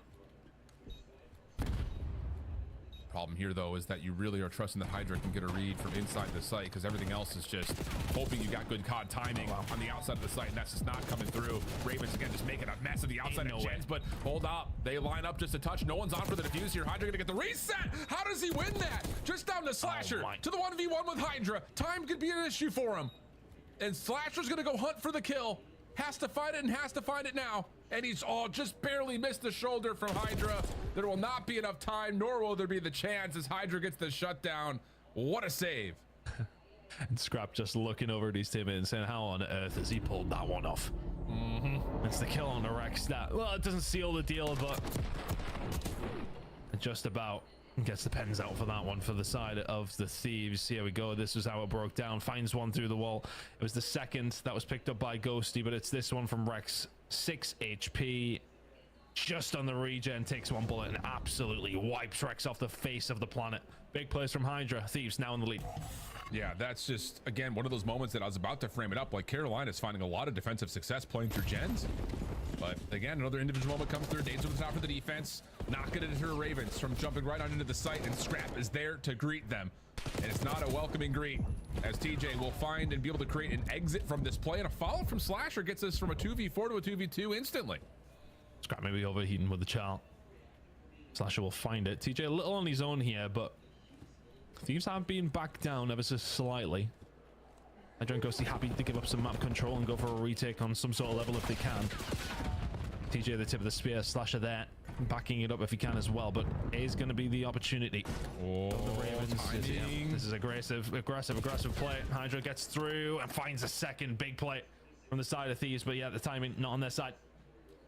You know, again, it's another one of those moments. I think if you look at that and just evaluate the decision, I actually kind of like the call from the Ravens to not just stay inside of A. The Semtex, the stun pushes them off the B site. You know there's going to be some sort of a wrap back into Courtyard, but I just don't think you expect that LA are going to follow you out to street side. And that timing is just everything there for the Thieves. Just counteracted beautifully, considering that, again, the play call seemed pretty fluid for Carolina. It's just, again, timing-wise, didn't really work out. It's one of those, isn't it? I think if Hydra doesn't win that first, it's a very different situation. Yeah, absolutely. Scrap does well to find a couple, sets themselves up, and it's 4 in a row for Hydra. He highlighted he will be a big problem for Ravens to deal with, and right now they can't touch him. Little feel out play on the extremities of the map right now as Ghosty's taking a look over towards Burger Street. You've got Envoy playing up in towards Courtyard and a late RC car to clean out the front side at A. The player that would maybe follow up on this would be Scrap. Shots come through, damage is in. Is there a follow-up? Is there isolation? No. Gwen's able to get back out, get the reset. We'll stay 4v4. The French apparently not known for their driving. Slasher will find one of the Ghosty. And Gwen finds another as well. 3 versus 2 now in the favor of the Ravens. Thieves have been battered away with a lot of pressure that was coming in. Gwen just playing the angle. Great nade on the Scrap. And now a 1 versus 3 for Hydra. Yeah, it's just a really good feel out from Gwen. The nade, a bonus on it. Hydra on 4 in a row. May want to consider just chalking this round and seeing if he can stay alive, but the Ravens also aware that he's holding on to streaks, so the hunt is on. Hydra just running for his life. And honestly, he may have a chance to kind of throw this back to sender here. It's just too many players around each other, though. This is surely going to be very difficult. Hydra, go for the plant. No time. Had to go for it. Ravens really well. Wolf packing together. And just difficult for Hydra on that. So big plays coming up from Gwyn, though. Really nice job over towards that side. He sets the round up for them. And Hydras can do very little on his own. 7-2 out of him now, but the round ultimately goes Ravens' way. And it's another one of those moments that after the initial attack is kind of fueling things out on the outsides of the map. As soon as the RC comes through, Slasher slips up in towards really the drive-through lane. Getting the first blood and then holding his life is super crucial towards Carolina staying alive through the streak. So good response. We've got a bit of a chess game going on here, Don. And honestly, it's one of those situations that it feels like Ravens are, you know, trading power pieces nicely. It just comes down to How do we actually corner in the queen here? As there's going to be a high-low setup. It's double chowed out, and Envoy reaps the reward of 2. Rex trying to find the exit, but Ghosty will push him off, and we'll stay 3v2. I think you described it perfectly. It is a bit of a chess game, isn't it? Of who, well, I mean, this is its own game on its own between Slasher and Scrap on the outside. Facts. Slasher seems to actually not be doing too badly when it comes down to these 1v1s on the outside. He's finding a lot of success. And is that going to be a route for Carolina Royal Ravens to get back into this one? Still find themselves behind, but it can be a game of chess over towards the safe side, really, can't it? Like, for all the iterations of Rewind that we have seen over the past month or so, there has been in seen a lot of it in challenges, and it is very much we want to have the give and take of getting a hold of A, and do we want to go for retake, do we want to just hold it down?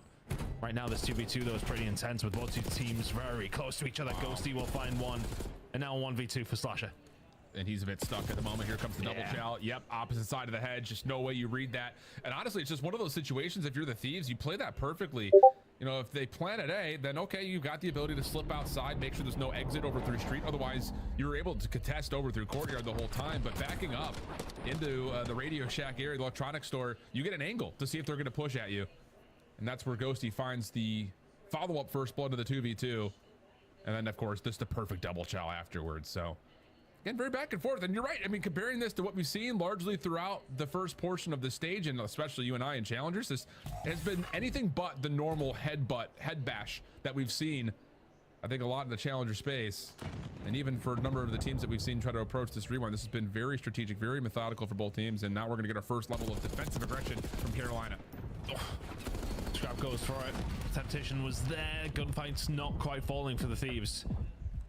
Avoiding Ghosty though do survive momentarily, but look at this map control for Carolina. We'll do well to throw this one away. Yeah. Uh-oh. Oh no.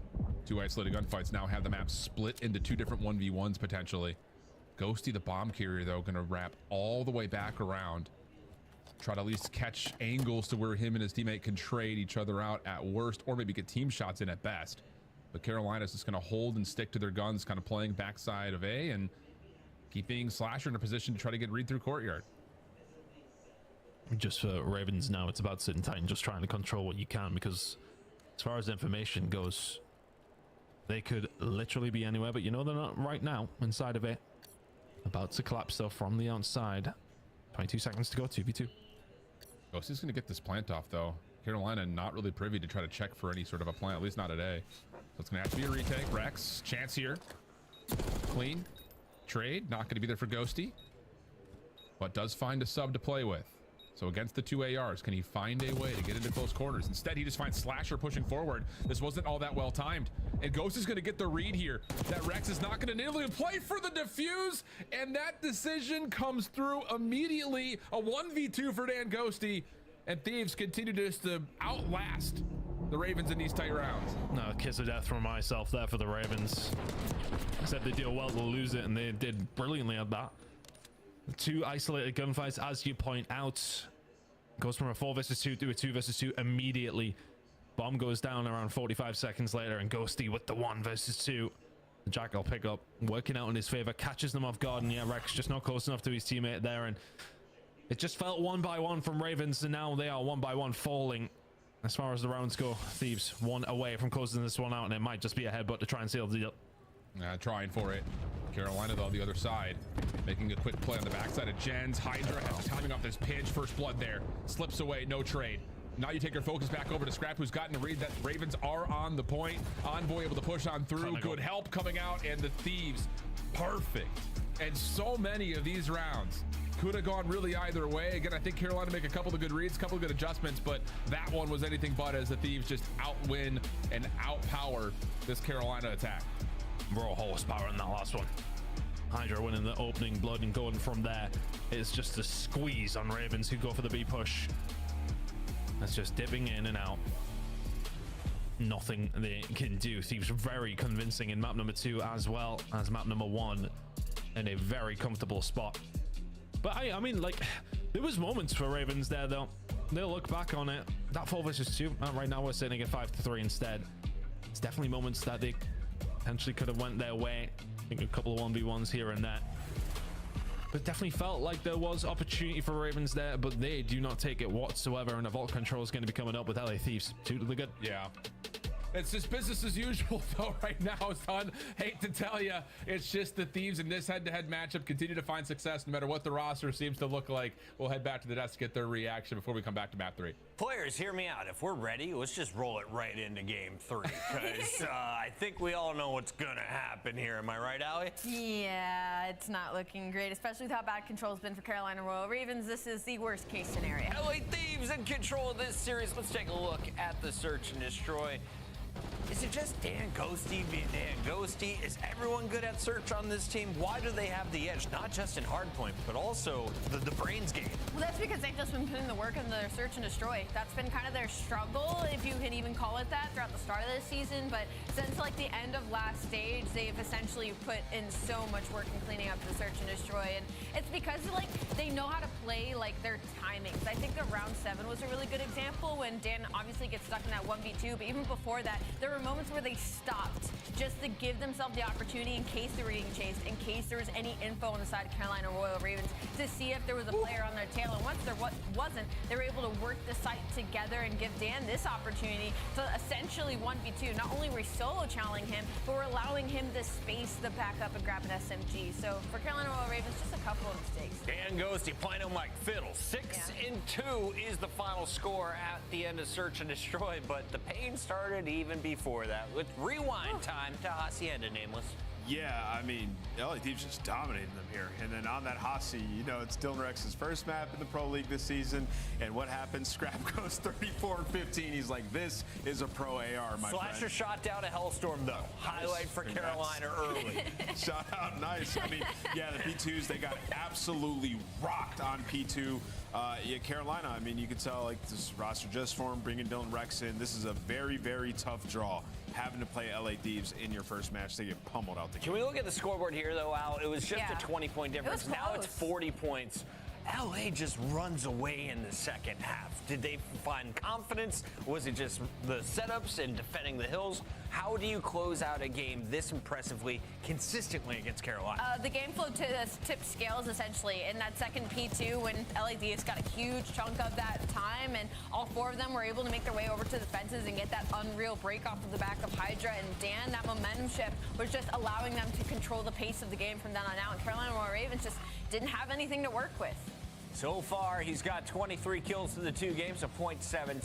Search and destroy, though, he was just pushed around, bullied by Dan Ghosty. It's not too bad, a .77. 23 in over 2 maps? I've seen a .3 on this show before, Al. That's true. Listen, he's not Thanos, all right? These guys have been getting rocked by LAT all season long. It's just a team gap. What would the bracket look like, I'm told? Well, they have it previewed for us. Thank you very much. If Thieves win this series 3-1, this is a rematch in the opening round. So if I'm Royal Ravens, I'm like, guys, if we want to make it to round 2, we got to get to a game 5 right now. These guys do not want, this is insane. Like, you get handed this loss and then immediately have to go up against them round 1. Maybe it's a good thing. Maybe it's a rematch kind of situation. It's not a good thing. They're going to be 5-0 against Carolina this year. Yeah, definitely not a good thing. Honestly, this bracket, though, is electric. I mean, you look at some of these matchups. Miami versus Ultra would be awesome. Breach versus Optic has the makings of a great round. And then Surge and FaZe, Allie. Godlike. Yeah, set that one up. Last match of the day. We should lock that bracket up. I think it looks great as it is. We're looking at a 5th team finishing 4-1. LA is 1 game away. Do they do it here, Ton? Great question. I would presume so. I mean, look, I think this has looked very, very convincing for the side of Thieves throughout the last 2, but I mean, can they bring it back? I always like to sow the seed of some potential, but I'm not feeling it right now. No, it's definitely, again, it's one of those mismatch type of relationships between these 2 teams in the head-to-head. It's just one of those situations that it's just the Carolina team cannot crack the code for this Thieves squad. There's been a lot of those, though, because there's also been moments where we've seen other teams struggle just being able to figure out another top 3, top 4 team. So tough scenes overall in terms of how you kind of see this head-to-head matchup. But again, this comes with, I think, a little bit of forgiveness just due to the fact that we are dealing with a new roster with Dylan. You're playing up against a red-hot Thieves team that's looking for blood, I think, going through not just this qualifier, but especially the major upcoming. Yeah, and the major upcoming is something we kind of just talk about that. I'm not too sure if the guys on the desk kind of just touched on it, but if LAT go on to win this series 3-0, 3-1, which is looking very, very likely, this will be winners round one for both these two teams. So it is a dress rehearsal to a certain degree for both these squads heading into the major. So I think for both of them, it's a good opportunity, especially I would say to get Rex on the board and kind of get things rolling. You know, this is the game you're gonna have when we get over towards Miami, and that is, I suppose, it's a good thing, right? You know, they can kind of go into it to know what to expect when we do get to that stage. For them though, I mean, where are you kind of lying with it? Kind of go one way where if you get slammed like what is currently happening, then is that going to affect you negatively, or you just say, okay, well, let's prepare ourselves, let's change up what we did heading into that game. You don't want game they'd rather win, and that's the one on live. Yeah, and I think the other part about this, like, just to kind of wrap up this Carolina story and both how their season has gone, 19-12 overall record in their head-to-heads or their win-loss category. 10 of those losses have come by way of Atlanta, LA Thieves, Toronto, or Vancouver. So it's like, again, that's how you evaluate what this move is supposed to do for Carolina. It's to try to get past those guys, to find a first win versus a team like Vancouver, to find a first win versus a team like LA. That puts you in a spot to potentially contest for a championship. It just comes down to, can they actually do that? Because for a team that I think has often been in between top 3 some weeks, maybe top 6 others, you're trying to find a consistent level of being able to compete with top dogs in the league this year. It's a difficult thing to do. And those top dogs are Yo, serious, serious ballers. Here, got an extra viewer. It's a big step up. Call you out. A big step up. You know, for go Rex and as say well, hi as mentioned. You know, don't be shy. Into the fire. I'm a little shy. You know, I get it. I get it. Let's see whatever. how it's going to go on map number 3. Can they turn this one around? Feels unlikely, but hey, there's been plenty of surprises on Easter before. I'm down for one again. Let's get it. It is tough, though. I mean, you can even see the dynamic between these two squads right now. Like Carolina, like trying to lock in, trying to find the rhythm, trying to get this engine moving, whereas Thieves are just hanging out, vibing, leaning back, smiling, cracking jokes, getting ready to go. Casual fist bumps on that bottom level of the screen as well. Thieves feeling very comfortable, very confident in their ability to take down this Carolina team. Happy Easter, happy Easter to everybody. Especially as we start to look at a vault control, a map mode combo that has been well rehearsed for Carolina, at least in the roster previously, but for Thieves, 9-2 on it. So not exactly what I would say is unfamiliar territory for them either. Currently in a full wind spring control. I don't know. I think Carolina loses it. The writing is firmly on the wall here, but as mentioned, we've been surprised before. See what we got. It would be a good time for Carolina to try and surprise us here in this series, because it has been one-sided. It's been one-way traffic. I can go on and on. Thieves, though, looking to close this one out quickly, and well, get back to the families here on this Easter Sunday. Yeah, exactly the case. I'm also just kind of, again, just to point your attention towards it here, friends. You know, the question was asked from Rex run a sub. 3 he down. Absolutely can. It just may be a map at certain moments in times where you might see him pull one out or find one on the ground and just trust it the rest of the way. Ooh. That slasher can kind of hang on, but well, it's not been a good break off here, Tony. We've got a 4-for-1 exchange. Second tick already done. Ooh. TJ with the opener. There's Rex with a sub. Nice little bait and and a chance switch. to That's contest 2 the rest down. of this A zone. Yep, nice bait and switch. Evens up some lives. Diverting attention, taking away pressure. TJ gets traded. Necessarily set for the phone trap. Oh my god, this is ridiculous. If he finds the second, are you kidding me? Envoy. Incredible from the Thieves. Pushing with forward, 2 keeping that big pressure on even when it looks kills. unlikely. Ravens can just do nothing right now.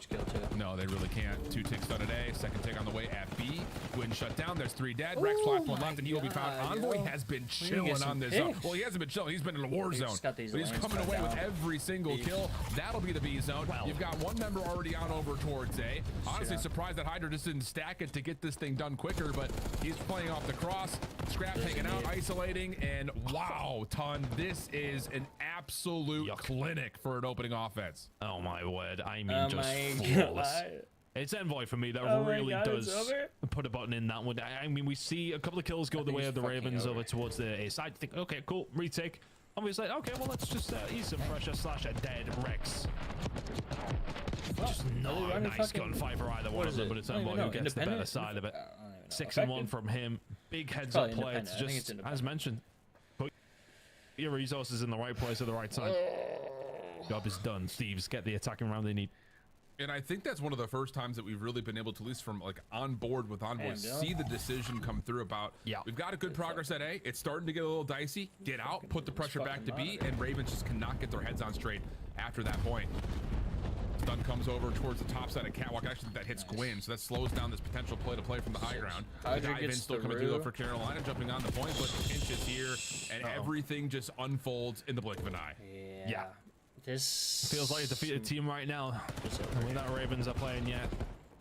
It's one of those moments where you think, okay, what grit have you kind of got in this series? What have you got to show? Oh my right god. Now, very little. They can barely win a gunfight. It's combined 9 kills across the board for Carolina. Now, Envoy has 7 on his own. This is now a dangerous position to be in. He's out. We just can't find kills here, Ton. That's literally all it is right dead. now. No one can find a kill. Gwyn, nice. That's 3 dead. Finally, we got some space to get out of spawn. Envoy, though, okay, he is right over towards gold. Good follow-up from Slasher to take care of it. And an opener over towards A. Could be a chance to develop as Ghosty is taken down, and this first tick should be guaranteed. Potential now for the Ravens. Can you solidify A? Give yourself an opportunity. It's a beautiful thing about Control. If you've been getting, well, farmed off your respawn for a couple of minutes, you need a couple of good breaks to come through, but the same can be said for the Thieves. Yeah, it's just too easy. Far too easy to find their way back in. 22 to 15 as far as the lives go. 30 seconds for Ravens to try and extend that time. And the spawn trap is already starting to get built here for LA. Pinch on the way from Hydra as the hit starts to develop back over towards the A zone. Hydra clears one on street, allows the defense to keep their eyes firmly planted on this A zone, where Envoy will get in for a little bit of they're gonna get A. Follow-up could be there, though, from Rex. Good double. Should be an extra 60 unless Ghosty can create something, but not going to happen. 4 life advantage, minute 15 on the clock as LA try to continue this defense. I think if you had given this result so far to Ravens, considering how the start of the round went, I think they'd be surprised that they kind of got to this stage. You'd take it. But right now, this is the kind of problem you got to deal with. Ghosty in the middle of the map, marauding around. It's always about the flanks when you're trying to just isolate over towards B. It's easier for Thieves just to spread themselves. Somewhat thin, but the players, with the way that they're shooting right now, the way that they're moving, it ain't that thin, really, is it? It's feeling very thick, if anything else. Gwyn's in a good spot. Oh, gosh. And we're losing long-range gunfights there. So, again, any potential for this pinch to find success on B is pretty limited. Get some space on the map, but then they just lose it. 4 lives remaining here for Carolina, and you're right. You know, creating something out of nothing there from the Ravens is not the worst news, but it may not make much of a difference your time when you're still down 0-2 out of all control, where you're going to have to inevitably play another offense. These are nasty coins. Just hold bottom, I'm hold the reaching right ball, and then I'll be honest with you, shit. I'm trying to think of a real light for the side of Ravens. Gwyn can find one gunfight, but with Thieves now, just an utter domination. It's too easy. Yeah, I love Hydra's POV. Whenever they're fucking playing these online matches, dude, he has the same reaction every single time. He's just like, not even cheesing. I think this is one of those situations that you look at and say darkest before the dawn here in terms of what this new roster could be. But the problem is you just don't have a lot of time to do what you want to do with this change. Like with the principle of why you went down the change in the first place was to find somebody who could up your slaying potential, up that flex role that has been so crucial in the last couple of weeks now here in the CDL. And jumping in, having to play Thieves as your debut match, and then go to the LAN and likely have to play them again. Oh, that's just, again, such a rude awakening to get your CDL debut. Damn.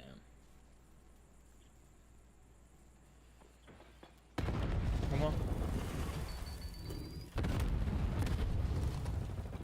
Ghosty and Kodo. They want to solidify this one if they can.